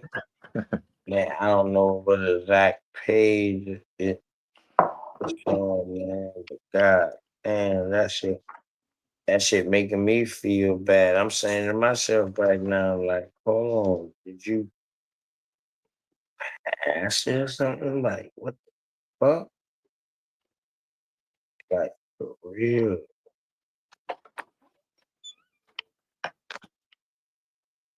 As soon as I get off here, You gotta find it. that's when I find it, right? Yep, Mhm.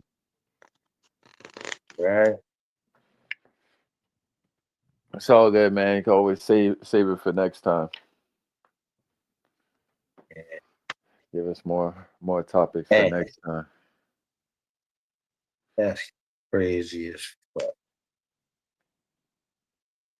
And I want to show you a written language too that I found in this book. You know me, it's some writing that I want to show you in this book too. You're gonna be like, oh shit. And you some of this shit you might relate to because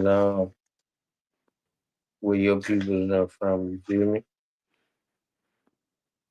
With the Caribbean. Mhm. Yeah, because this not only talking about North America, it's talking about the whole Caribbean and in the North America. Yeah.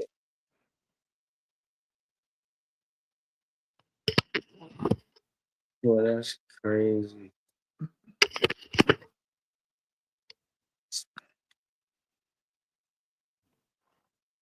That's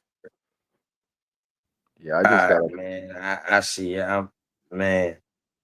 I got to conceive. Like, what the fuck? I can't.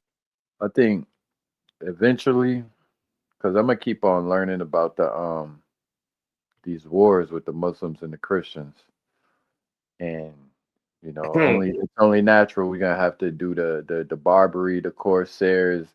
I want to know about all the piracy, all the wars in the Atlantic, who's fighting with who. It seemed like they was trading slaves, like they would buy the slaves and then sell the slaves to each other amongst the Europeans, drop them off at this But port. that was going on only in Africa. That's the problem. So now this what they don't tell us. They don't tell us the embark and disembark location. When you look at the slave voyages and the disembark and embark location, you see that a lot of them was coming from the top part of Africa to the southern part of Africa. You feel me? And getting documented, bro. Mm, And getting documented. So you know what I mean? When you got that happening, that right there construes a lot of the information because they figure that, oh, because they left from the coast of Africa, they came to North America or some shit like that. No, no, that kills that narrative because you can see that they might have got taken from the top part, but they ass yeah, went right on down to the bottom. yeah, yeah. They ain't no different than what was happening with us over here when they was grabbing us over here from prisoners of war Hey, and listen to taking us this. down in the Caribbeans. Listen to this. This from Capitalism and Slavery by Eric Williams. He's the first prime minister of Trinidad. He said, this is in his book. The immediate successor of the Indian, however, was not the Negro, but the poor white. These white servants included a variety of types. Some were indentured servants, so called because before departure from the homeland, they had signed a contract indented by law, binding them to service for a stipulated time in return for their passage. Still others, known as redemptioners, arranged with the captain of the ship to pay for their passage on arrival. or within a specific amount of time thereafter. If they did not, they were sold by the captain to the highest bidder. Others were convicts sent out by the deliberate policy of the home government to serve for a specified period. That's just a little bit from the book. This book, Mm, this book called Capitalism and Slavery. mhm, mm.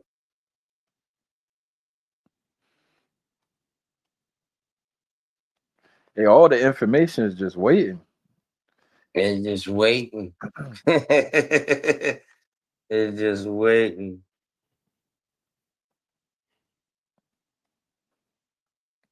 Mm.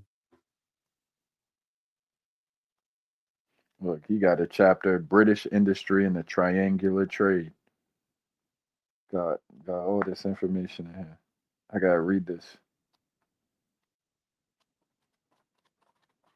Yeah, it's a bunch of shit out here. So you know what I mean? People just be so close minded to things, man. We don't need to be close minded. We Right. need to be. We need to very much be open minded about what's going on because boy, it's a lot out here, man. And if you being close minded, when you find out some shit, it might rock you. And we don't want that. We want, you know what I mean? You don't want that.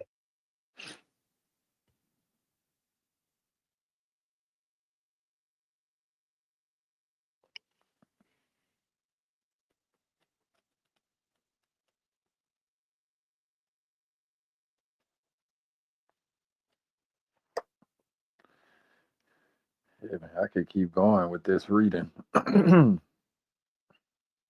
This immigration was in tune with mercantilist theories of the day, which strongly advocated putting the poor to industrious and useful labor and favored immigration, voluntary or involuntary, as relieving the poor rates and finding more profitable occupations abroad for idlers and vagrants at home. Indentured servitude, writes C.M. Har, was called into existence by two different, though complementary forces. There was both a positive attraction from the New World and a negative repulsion from the Old. Okay, so that's the same thing they say about Australia. It got peopled with like the convicts and stuff like that. And that might even be the same thing with South Africa. I can't remember. This temporary service at the outset denoted no inferiority or degradation. Many of the servants were manorial tenants fleeing from the irksome restrictions of feudalism, Irishmen seeking freedom from the oppression of landlords and bishops, Germans running away from the devastation of the 30 Years' War. They were transplanted in their hearts a burning desire for land, an ardent passion for independence. They came to the land of opportunity to be free men, their imaginations powerfully wrought upon by glowing and extravagant descriptions in the home country.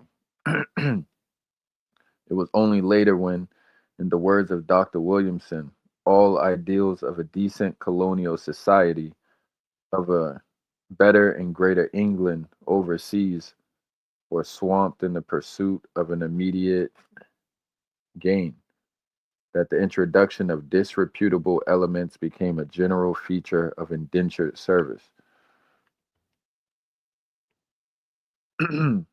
These are basically people that were trying to escape their homeland or banished from their homeland. Big facts to come and find a better life. That's why they didn't have no need to go back, bro. Versus motherfuckers who got something going on over there and they got a reason to go back. You feel me? Um, God damn. I open my camera. So this is, damn, is it on the book? I got you. What the fuck? Hold up. Let me turn this camera on. What the fuck is that? This camera? Take it off that. Ooh. All right. So this is the Spanish conquest. You can see that? Yep, I see it. You got a book. Yeah. All right. So this is out of American Anthologies, American Peoples. Yep. And this is the gold coins that they was making. Yep. You feel me? So when they was finding these coins over here, they oh yeah, the Israelites. All that. This is your boy Pizarro right there. Dang, this Um, nigga, you opened the book. Oh shit, I got this nigga to open the book. That's crazy. yeah. So this is Matsumusu greeting Cortez. So yeah, so they was You making don't know I really coins. read books? You know what I'm You talking don't know about? nothing about these books? You know what I'm talking about? I miss that shit, man. Word. That's what I call Cube ass. Man. Come on, You proved Cube. it. Chill You out, proved me man. wrong. I stand corrected. Oh, that's true as ass. Oh man, that nigga Truist is funny. Oh Yeah, shit. he is, man. Yeah. But go ahead though, man. I show you that, but I'm gonna have you that king, dog. I'm gonna have you that king that was getting coins printed in South America. I just showed you the coins that was Where getting was he printed, from? but Was he from South nah, America? Or he was he no, he European? wasn't. No, he wasn't from South America. He was from over there.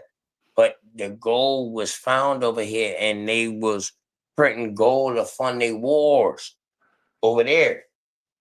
All right, we gotta find the So, story. Find the story. We're gonna go so into let me that tell story. you, when 1715, when that Spanish Armada Man, ship, y'all niggas when be that scared. Spanish ship wrecked, that killed the Spanish.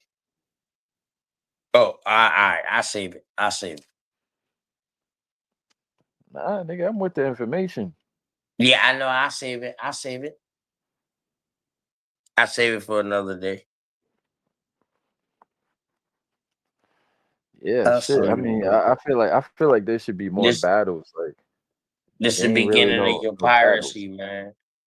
And the Caribbeans at the 1715. And it's crazy because the Yamasee War just ended.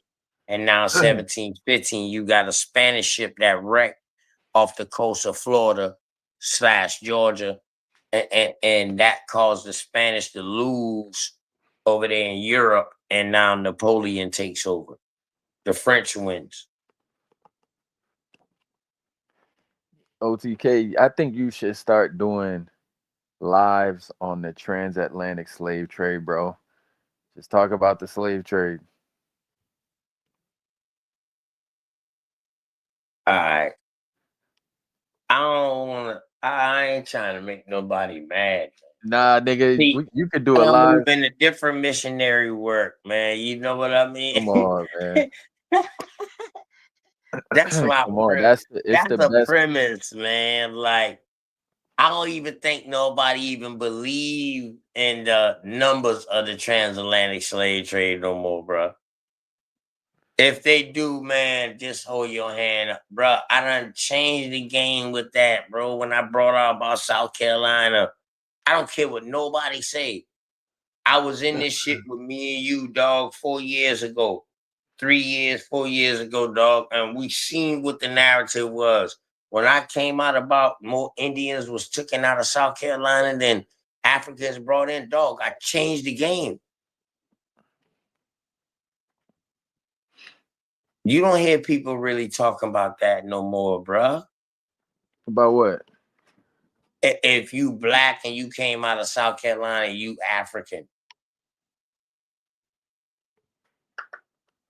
They don't say that no more, bruh.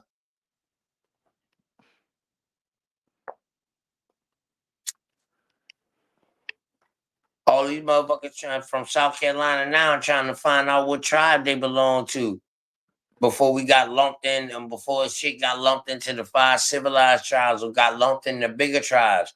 Everybody trying to find that smaller chieftain that they belong to. If you had 100 tribes, well, not tribes, 100 chieftains in the Yamasee War in 1715, bruh, after the war, why you only see 6 tribes that's being named?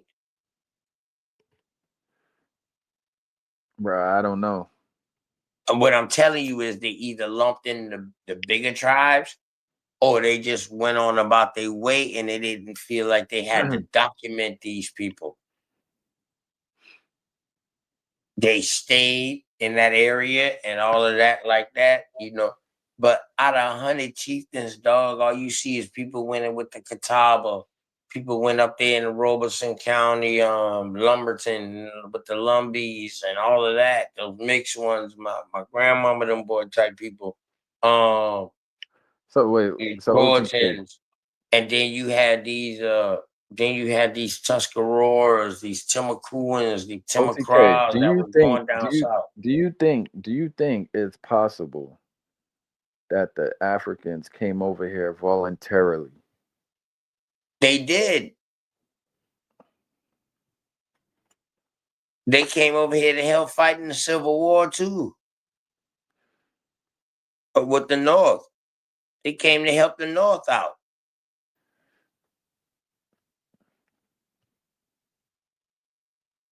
Bro, you Listening, getting bro. quiet.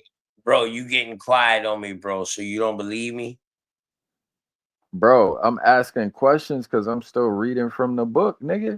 So you don't believe me that they brought Africans over here to help the North fight in the Civil War?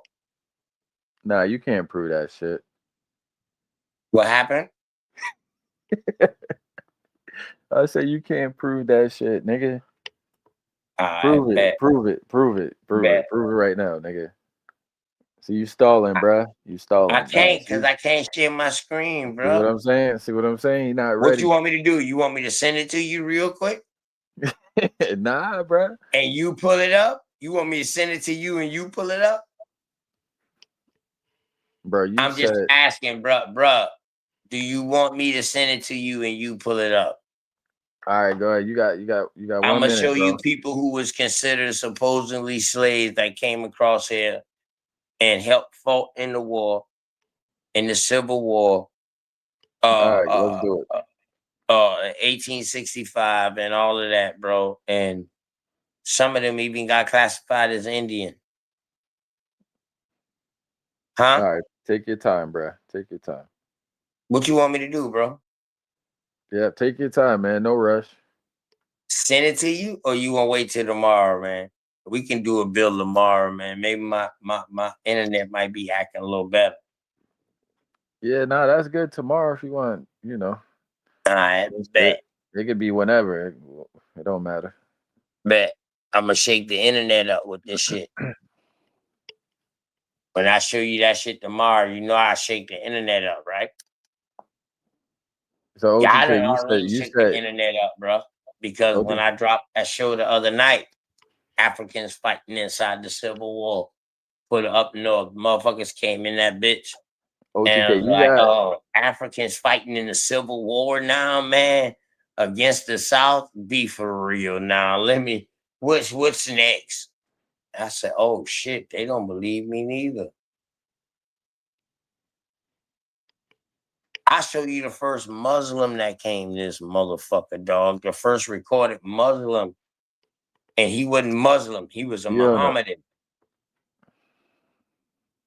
All right, let me look that up because I want to know the answer to that. Nah, bro, don't you look up nothing. Yeah, nah, it's too late, bro. Nah, bro.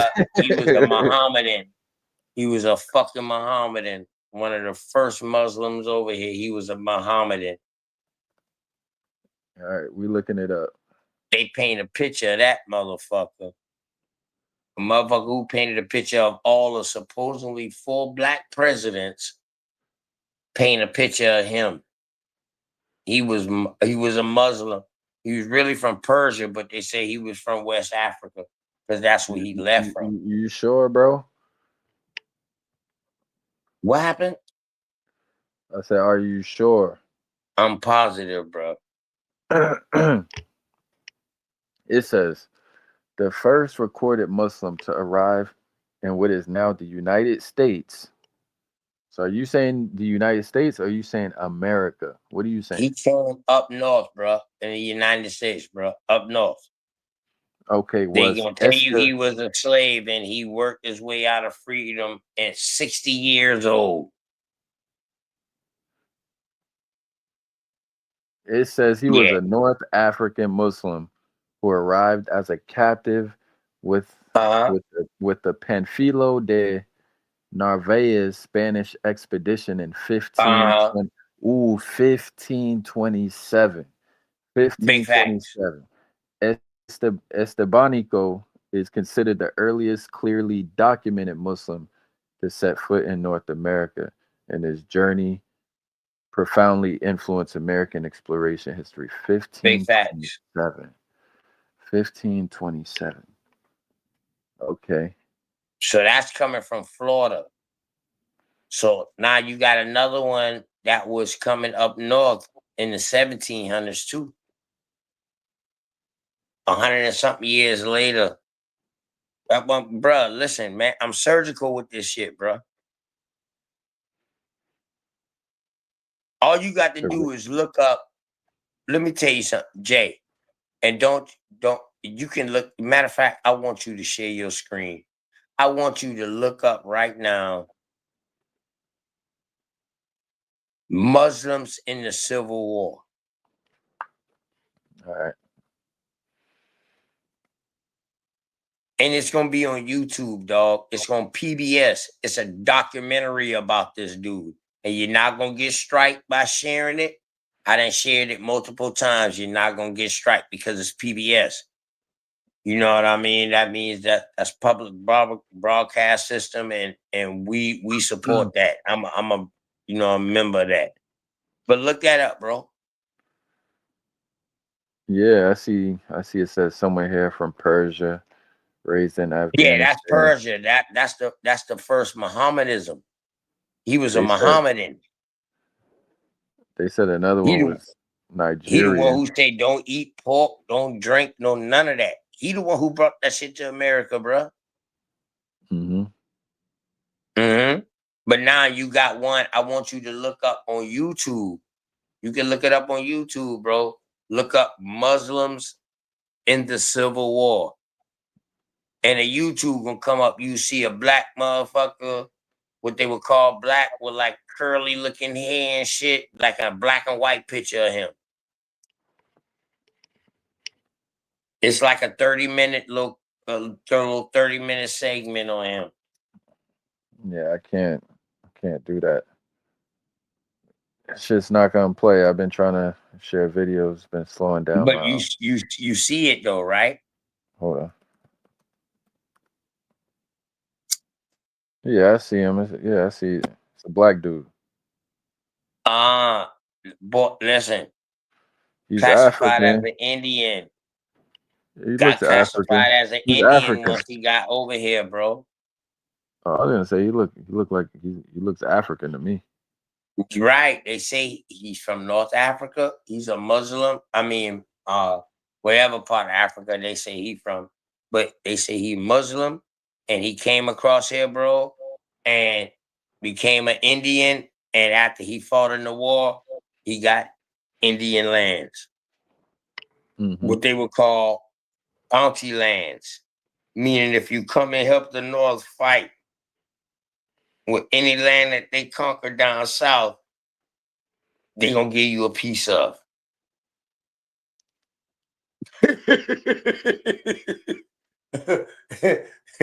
This is why we ahead of the game. This is why we so above and beyond this shit. Motherfucker don't know some of the shit that we got or that we know, bro. That's why it's so There's so much, man, and I ain't been doing my due diligence.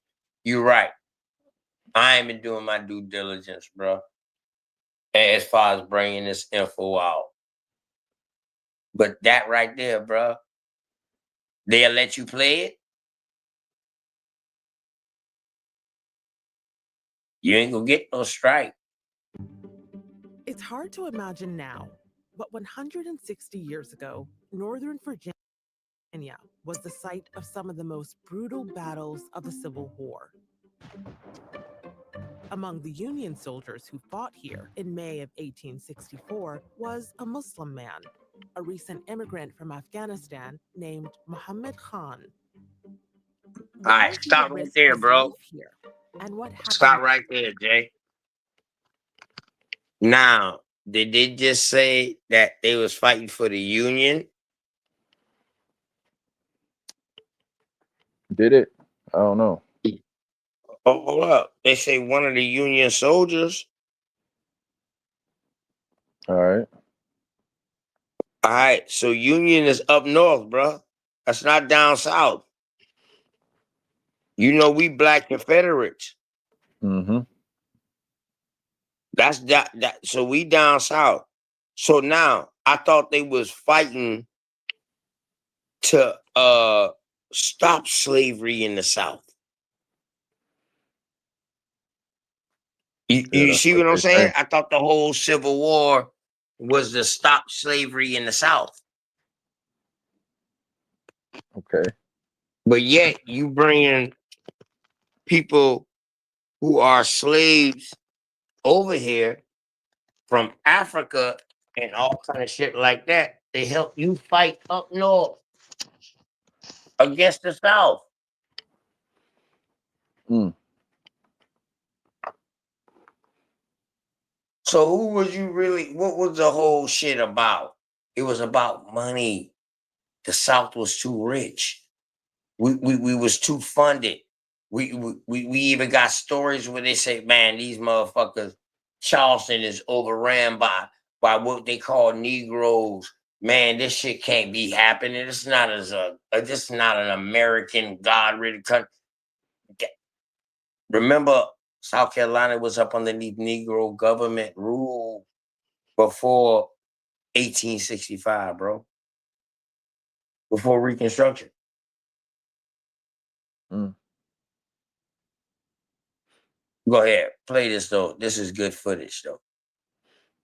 Risk his life here. And what happened next is described in his military records, recently discovered in the National Archives in Washington, D.C. I've pulled tens of thousands of files over the years. This is probably the only, if not among a handful of descriptions of Islam in a Civil War document. Once this goes on right here, bro, I don't want to hear no more bullshit for real, bro, because this about to be an eye opener. Good word. I'm trying to tell you, Jay, this shit about to hit you hard. I bet. Go ahead. Among a handful of descriptions of Islam in a Civil War document. That's what really struck me. And I was like, this is gold.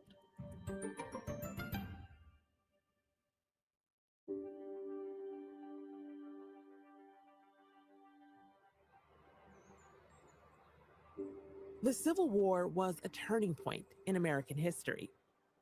It preserved the Union and ended slavery. 3 million men fought. 750,000 died.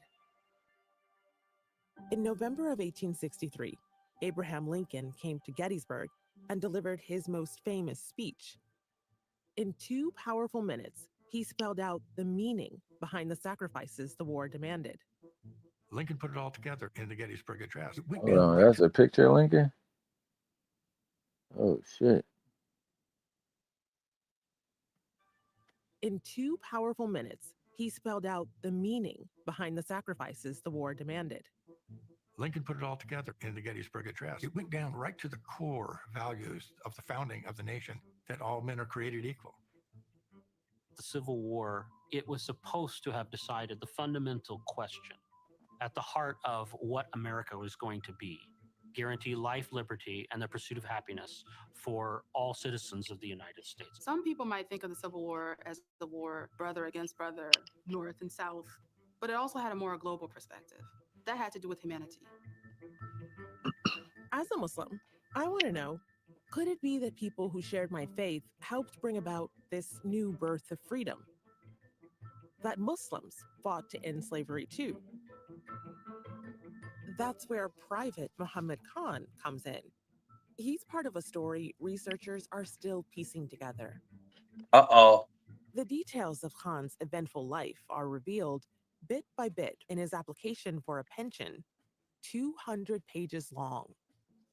Because of it, we know more about his service than most other soldiers who fought in the conflict. So this is someone interviewing him to determine if he would receive his pension? A series of interviews over many years, they couldn't understand his A pronunciation of pension. Muhammad Khan when he enlisted. Come So they on. wrote the best they could. And Amihi's the best they could come up with for Muhammad. And they just pretty much named everyone John if they had no, like John Doe. What can you tell us about his religion, his faith, his Muslim identity? They don't typically express a soldier's faith in one of these records, but when he's getting testimony from different apothecaries and sort of pharmacists that he was buying medicine from, that one of them says he used to come into my store and I would read to him what he called the Mohammedan Bible, or what they call the Quran, but misspelled in the document, spelled with an H. There's the key right there. It's very clear what his faith was. So this man had long black hair, and this witness, from his looks, manners, and general Hey, appearance, pause it real supposed him quick. to be an American. Hey, did you see what I was telling you about the Mohammedan? Yeah, I heard it. It wasn't the Quran back then. It wasn't Islam yet, neither. You was a Mohammedan.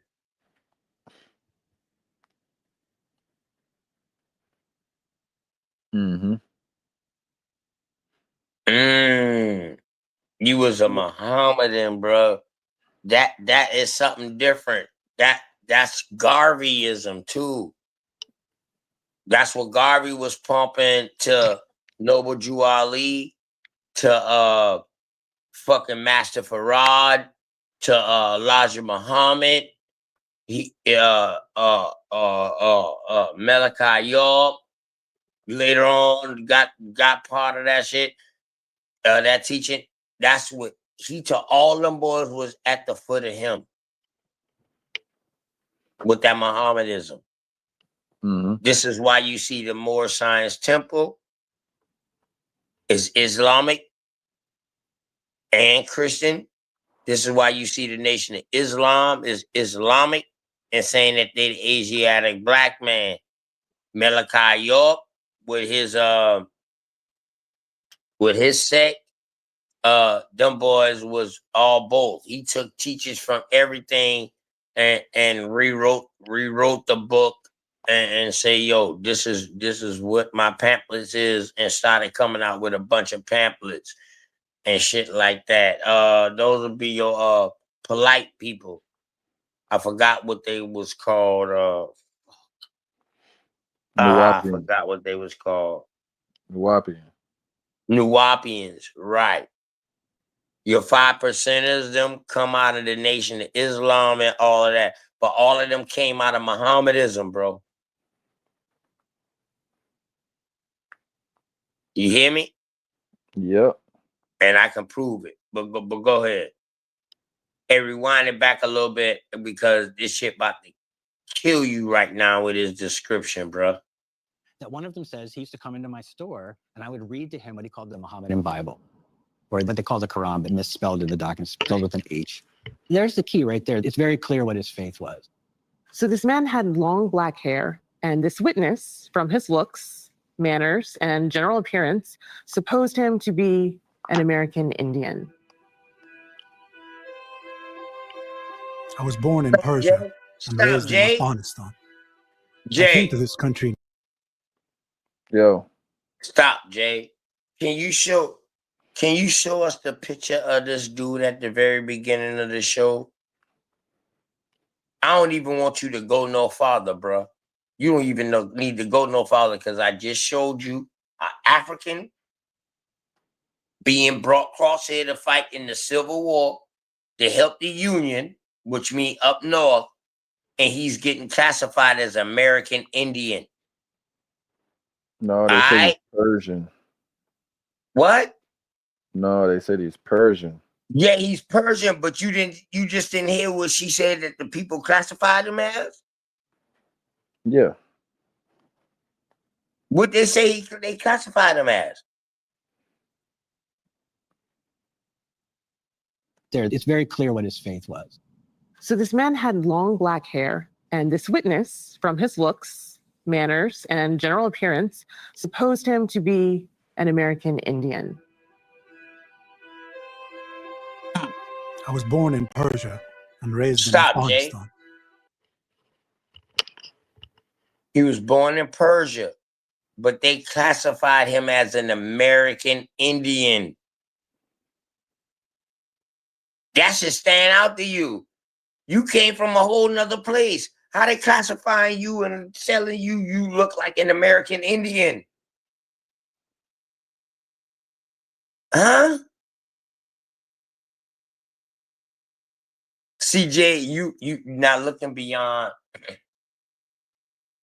I want you to get off that surface level, bro. You slipping on your shit too. You used to be deep too, but you can't even understand what I'm telling you right now. That shit done going over your head and underneath your foot. You saw how this motherfucker look at the beginning of this shit where they showed a picture of, right? And No, now they didn't he show comes him. from Persia. He comes to help the North fight against the South, the free slavery, and then they classify him or call him or say he looked like an American Indian. Yeah, so I guess they think So, Persians look can like you show the Indians. picture of how he looked? Can you go back to the very beginning of it? Yeah, just go back to the beginning of it when they started off with the picture, just so we can see the picture of this person. It's hard to imagine now, but 160 years ago, Northern Virginia was the site of... You gotta go back to the load screen, like probably, bro, where they just showed a picture of the dude. Yeah, but that's not the same person. Yeah, that is the same person, bro. Nah, it's not. That dude in the thumbnail, they say he's Nigerian, not Persian. That's why I'm. Hey, listen. Once you listen to this whole shit, you gonna see how it unfold. But let me tell you, bro, that picture that they showed, that's supposed to be him. At the very beginning of this shit, like if you go out this shit and you like how you had that very, very first screen up with him and his face showing. That's supposed to be him. The story is about him. Right there, bro. He say he's from Persia. No way, man. They say they got him from Africa, brought him across here to fight in the Union, and he became an American Indian, my dog. Nah, where's his long black hair? He ain't got long black hair. No, he got his shit cut in the war. Being a service. Hold up, bro. Once you go into service, bro, it ain't no different than going to jail. All that shit get cut off. Show me a serviceman with long hair if they ain't all what they consider white at this time. Nah, it's not him, bro. It's not him. Yeah, that is him. Nah, look, I found him. He got a different name. His name's not Muhammad. That's Saeed, bro. That's Saeed. That's Yeah, him, bro. Nah, they say he's from Ghana. I know, but that's Saeed. That's his name, and they pronounce it in the show. It's Saeed, bro. That's where he got taken from. But he say he from Persia.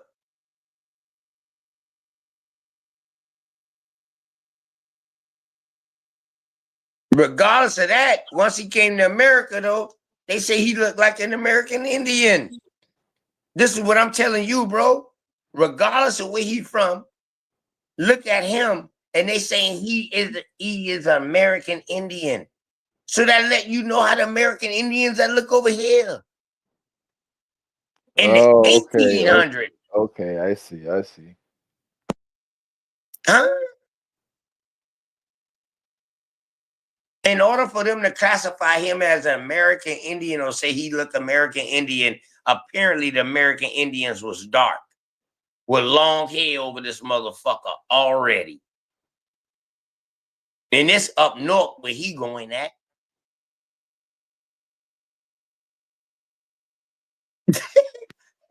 Good video. Let's not miss that.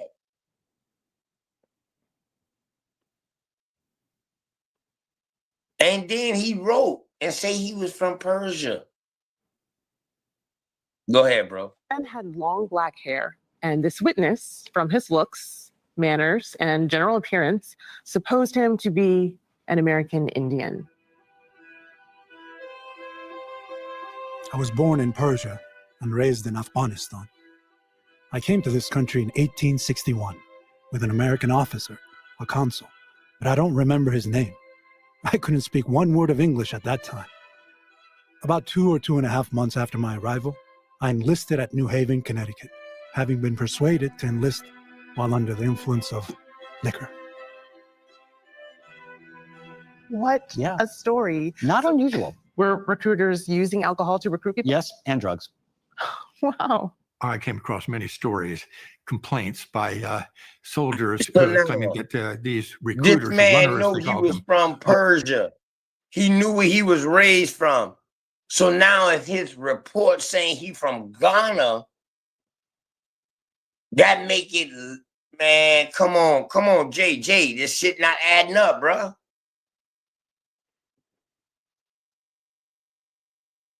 He's writing saying he's from Persia, but you just look up his record, say he from Ghana.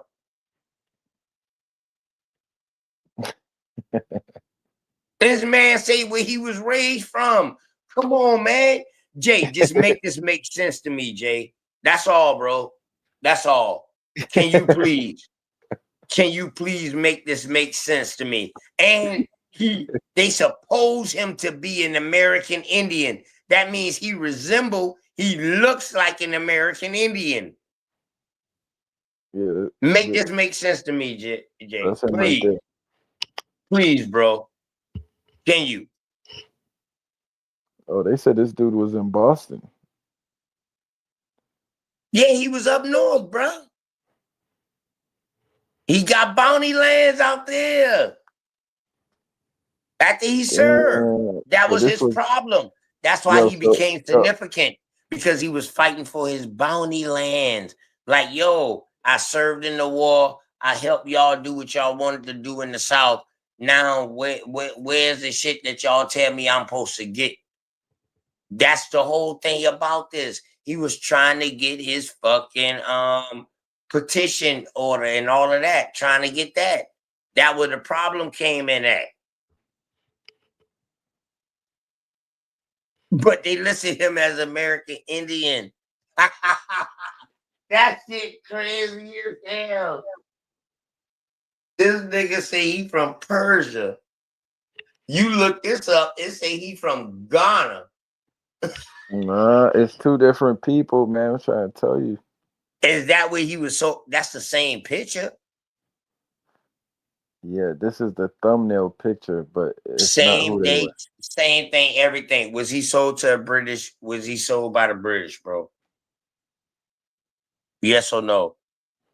Hey, you just got to read the story again, bro. That's it. No, I ain't got to read no story, dog. This man is documented in history as this. When you read when you look at the rest of this, dog, this man documented in history like on the walls. That type shit. So this ain't no phony character, bro. This ain't no make-believe character. Word. Go ahead, though. Roll this beautiful footage. soldiers claiming that these recruiters, runners, they called them, would treat them to drinks at the tavern, and that they were recruited and enlisted against their will. There was no question there was some of that went on. Whatever led Khan to enlist, he wasn't the only immigrant to join the Union forces. There are 2.2 million soldiers that serve in the Union Army over the 4 years, and about 1/4 of those were born in a foreign country. Most of these men came from Europe. Hold up. Stop, Jay. But Stop, Jay. Stop, Well, Jay. what happened? Jay, these are immigrants, not slaves. This is your major influx of people supposedly coming from Africa, but really they might have been coming from other places of people of color, but they was considered African once they came across here, because at this time, eugenics was working. So either you was Mongoloid, European, or Africanoid, depending on your skull, depending on your head shape, depending on your complexion. This is when scientific racism is going into effect for big time. So with all of these being put into play, bruh, did you just hear what they said?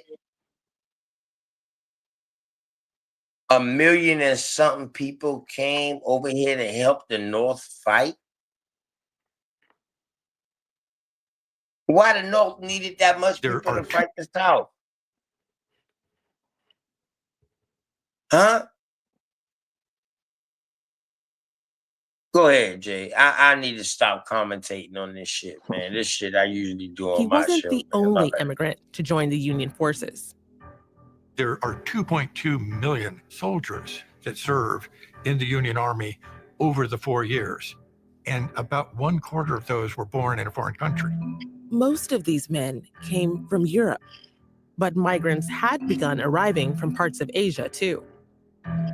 I remember coming across evidence of a soldier who died at Gettysburg. They called him John Tommy. He was a Chinese soldier. He died for his adopted country. So is it a surprise to find Muslims in this war? I was delighted to find this and not entirely surprised.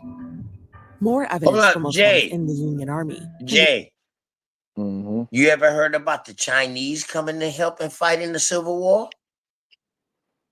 Mm-mm. Well, now you did. Yeah, And they all men of color.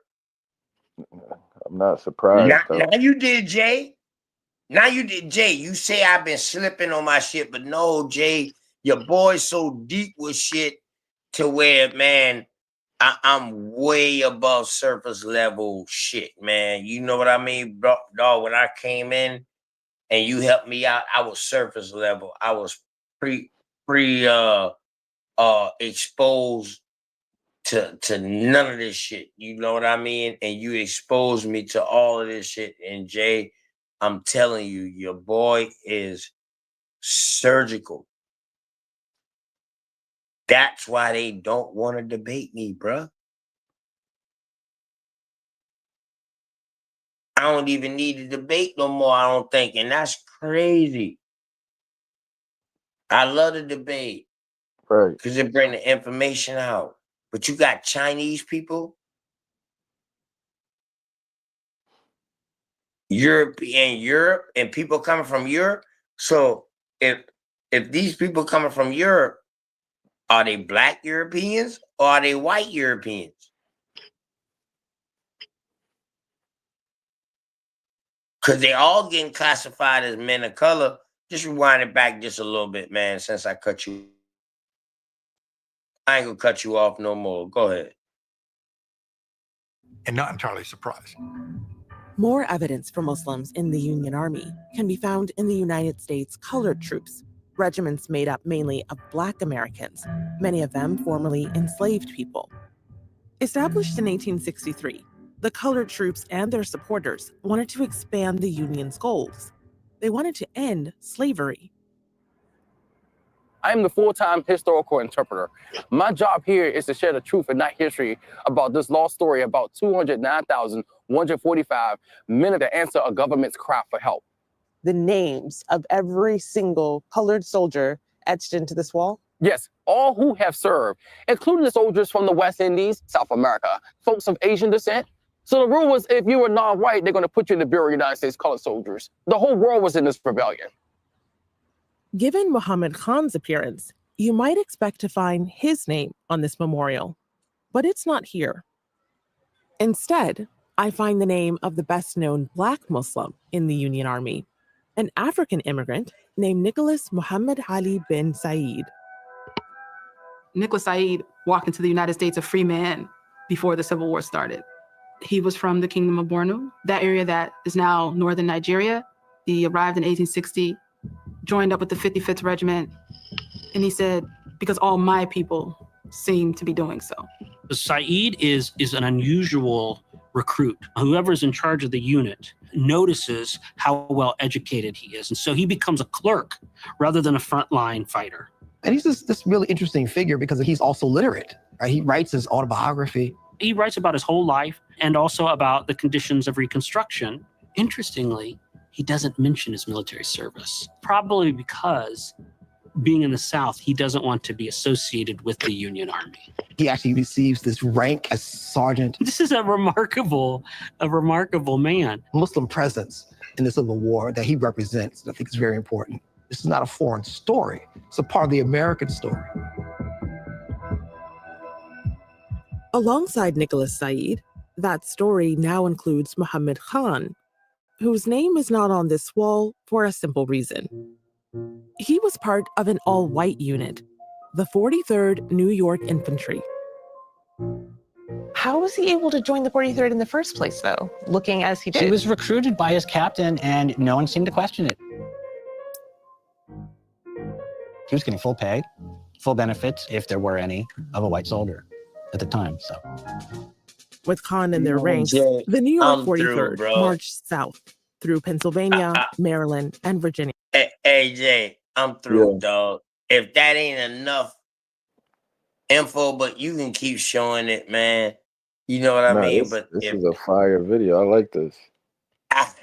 If that ain't enough for you, bro, to show you that even Asians, no matter who you was getting classified as people of color on these fucking census and all that shit. So I don't want nobody else saying that if you in the colored troops, that mean African. No, that can mean Asian too, bitch. You're dead out here with that. You know what I mean? And we got documents and proof that shows that anybody can be men of color. We got a Muslim that say he came from Persia and say he was raised somewhere else, and then they put him in Guyana. And then now he's saying he came from another place they put him at. But he was literate, meaning he can read, write, everything.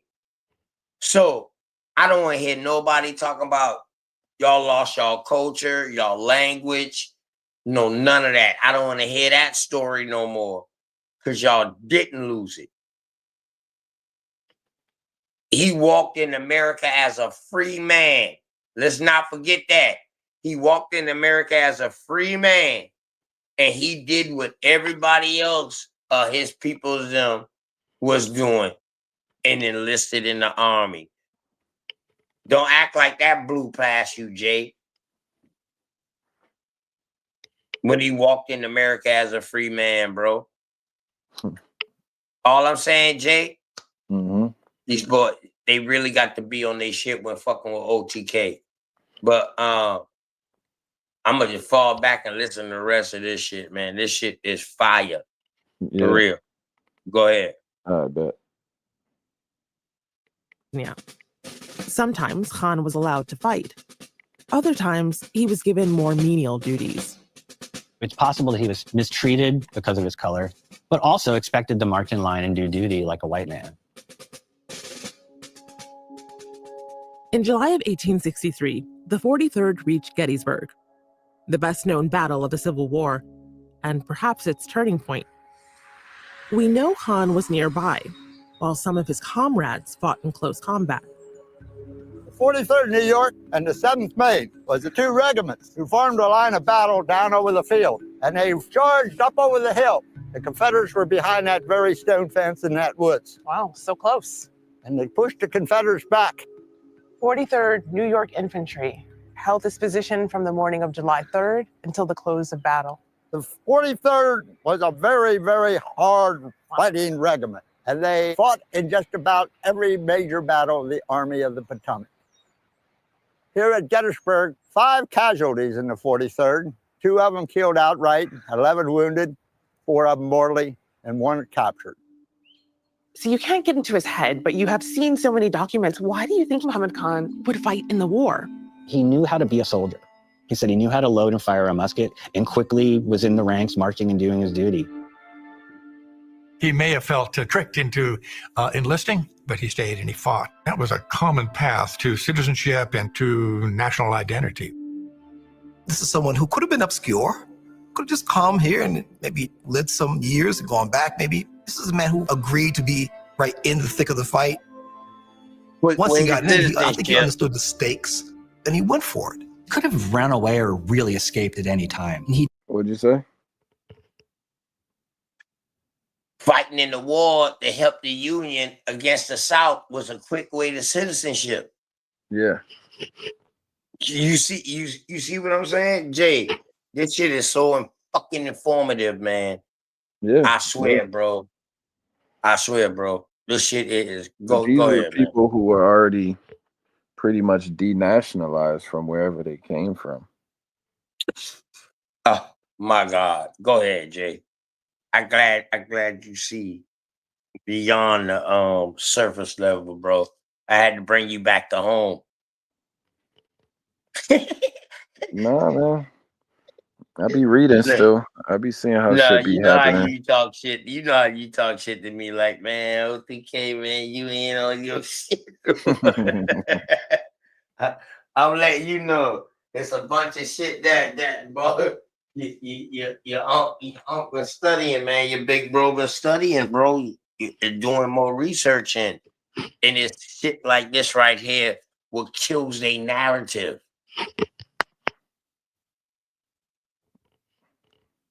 But let's go, bro. He did stick around for some reason, and it may have been because he felt morally and ethically obligated to see it through. As a Muslim, Khan may have been inspired by traditional Islamic teachings about slavery. These urged Muslims to treat enslaved people with dignity and work for their freedom. At the National Archives in College Park, Maryland, there's evidence that Muslim attempts to end slavery in the U.S. extended well beyond our shores. Logs from the American consulate in Tunis, North Africa, date back to 1864. They contain the translation of a letter from a prominent Tunisian official, Major General Hussein. Tunis, an autonomous province of the Ottoman Empire, had abolished slavery some 20 years earlier, citing the moral principles of Islam. In this letter, Major General Hussein urged Americans to end slavery too. O inhabitants of America, since God has permitted you to enjoy full personal liberty and to manage your civil and political affairs yourselves, while many other people are deprived of such distinguished privileges and blessings, it would not tarnish the luster of your crown to grant to your slaves as an act of gratitude for the favors God has bestowed on you, such civil rights as are not denied to the humblest and meanest of your citizens.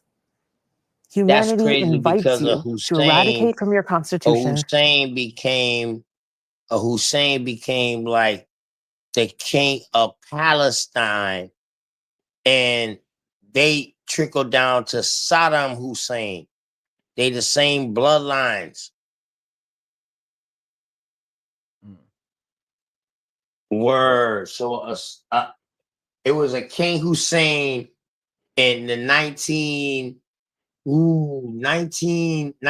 something 2000s maybe, you know what I mean? It was a King Hussein and Israel and Palestine was going at it. I want to say this king might have been in Jordan. King Hussein, he might have been in Jordan. And the reason why I remember that name, King Hussein, is because they try to assassinate a motherfucker who was a terrorist, so-called terrorist. They try to assassinate him on Jordan land, and Israel had to give him the antidote to save his life, or they was going to kill people.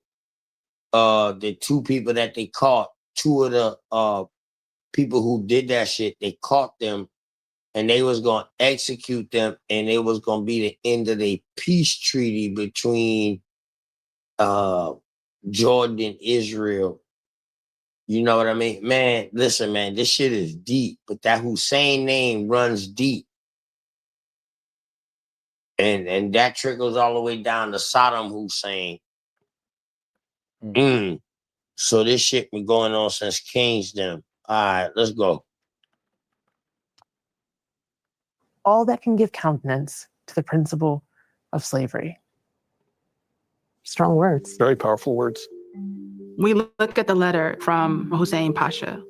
He doesn't mention white and black. He mentions the human being. He references the Quran and the experiences of Muslims with slavery. He was upholding these ideas of liberty and emancipation that I think most of us think are kind of the intellectual property of the West. When the American consul in Tunis received General Hussein's letter, he sent it to the Secretary of State in Washington, D.C. He also sent a copy to a leading advocate for abolition, Senator Charles Sumner. He was helping give ammunition to Sumner in his fight for abolition in the United States. Oh, absolutely. I think that's reflected in when he says, you will have strong support to the principles which you have for years set forth and defended. This is clearly something that he believes Sumner can use to his advantage in arguing against slavery. Sumner was grateful to Major General Hussein, according to the American consul's papers. That's not surprising. Here in the U.S. Capitol, Sumner was known for referring to Islam in his arguments for abolition, especially in his famous Barbarism of Slavery speech from 1860. In it, Sumner criticized Southern slaveholders, contrasting their treatment of enslaved people with traditional Islamic approaches. He was quoting the Quran to the level that this was actually reported in the New York Times. The speech was published in full. As diplomats and politicians waged their war of words, the conflict continued on the battlefield. For Muhammad Khan, this meant more fighting, and not just against Confederate forces. A few days after Gettysburg, Khan found himself in nearby Hagerstown, where, based on his appearance, a group of Union soldiers mistook him for a runaway slave. Just as I was going up the hill towards the railroad depot, I was arrested by a guard and taken to the provost marshal's headquarters, where there were a large number of colored men. This guard arrested all black men they met. I said that I was a regularly enlisted soldier of the 43rd New York and asked to be sent to my regiment. This I explained to them as well as I could in my broken English, but they wouldn't believe me. And they said he was a contraband slave, meaning that he was an escaped slave, that he was not eligible for service and that he was lying, so they arrested him. Khan was sent to a contraband camp in Philadelphia, one of many such camps set up to house formerly enslaved people fleeing the South. But this couldn't keep him from the front line. He spends months there in Philadelphia trying to find his company, right? Looking for his fellow soldiers. At the time, news came about the fighting in the wilderness. I was around the railroad depot. As I was very anxious to join my company, I jumped aboard a train just as it started and went with it without asking permission of anyone to get aboard. I landed in Washington. He gets off the train and he kind of walks with other squadrons from DC to Virginia. Finally, he finds his company. His company was engaged in brutal fighting, waged across Virginia's Spotsylvania County. Khan would not survive unscathed here for long. One U.S. Army regular soldier describes this as a battle of invisibles with invisibles. Snarled, ugly, scrubby, bushy mess. Black powder smoke could completely obscure a battlefield even when it's entirely in the open. Fighting in dense forage like this makes it almost impossible to see at all. Not only do you not know where the enemy is half the time, a lot of times you don't know where you are. So it sounds like heavy casualties. Heavy casualties. I had picked up a rifle, and I went straight to my company and fell into line. 10 or 15 minutes after this, my regiment made a charge. Almost immediately, I was shot, wounded in the left hand. Given everything you said, it's really not surprising that Muhammad Khan would have been injured here. No, it's not surprising he was injured here at all. And it's borderline miraculous that he wasn't killed. Still, Khan's wound was so severe that he spent several months recuperating at a military hospital. But in early 1865, Muhammad Khan rejoined his regiment again. He fought alongside his comrades as a sharpshooter until the end of the war. That came in April of 1865, and with it, rapid change, despite Lincoln's assassination. I think that Reconstruction was actually a huge achievement. I mean, first of all, it was total. It was immediate. And it very quickly passed 3 major constitutional amendments. 13th Amendment abolishes slavery. The 14th guarantees equal protection under law for all, and the 15th guarantees voting rights for men, regardless of national origin. The writing of the 13th and 14th and 15th Amendments really intended to solve the problems at the heart of America. It didn't turn out that way. For Muhammad Khan, the war was over, but a new challenge had begun: to rebuild his life as a civilian. By this time, his wife had arrived from South Asia, and Khan tried to make a living as a peddler, selling beads, baskets, and herbal medicine. All the while, he struggled with the wounds he received in the war and fought for his rights as a veteran, too. Is it typical to struggle to get your pension? Yes. So they required either direct evidence, documentation that you had served and were wounded and deserved a pension, or were sick and deserved a pension, or you needed a lot of testimony. He could produce neither. He went through a lot of hassle getting this one. So he talked to the pension office, talked to congressmen. He lived in the District of Columbia, so he was in the halls of Congress, knocking on doors, asking for favors, getting assistance. He was what they would consider a great pest, in the sense that he was there all the time. Everyone knew him. They did all kinds of favors trying to get records for him. They contacted the Secretary of War eventually. And they loaned him money. A lot of black soldiers from the Civil War did work in the pension office. And that's who he actually borrowed money from when he would come to these offices. They really felt for him.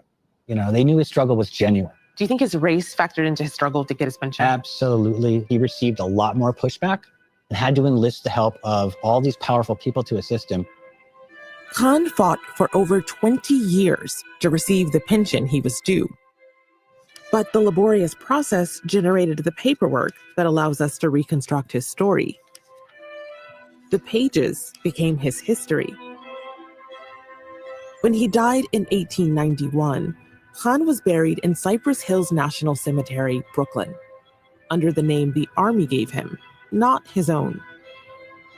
Here he lies among 4,000 other Civil War veterans, white soldiers, and members of the U.S. colored troops.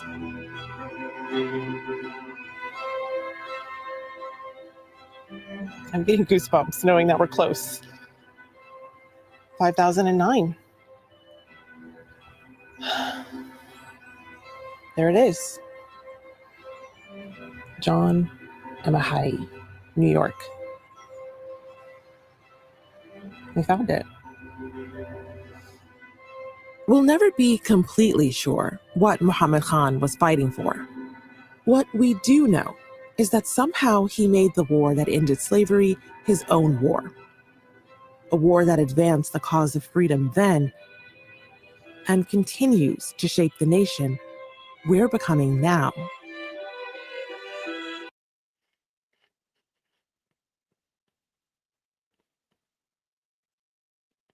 Yeah, that shit was good. It was a good documentary.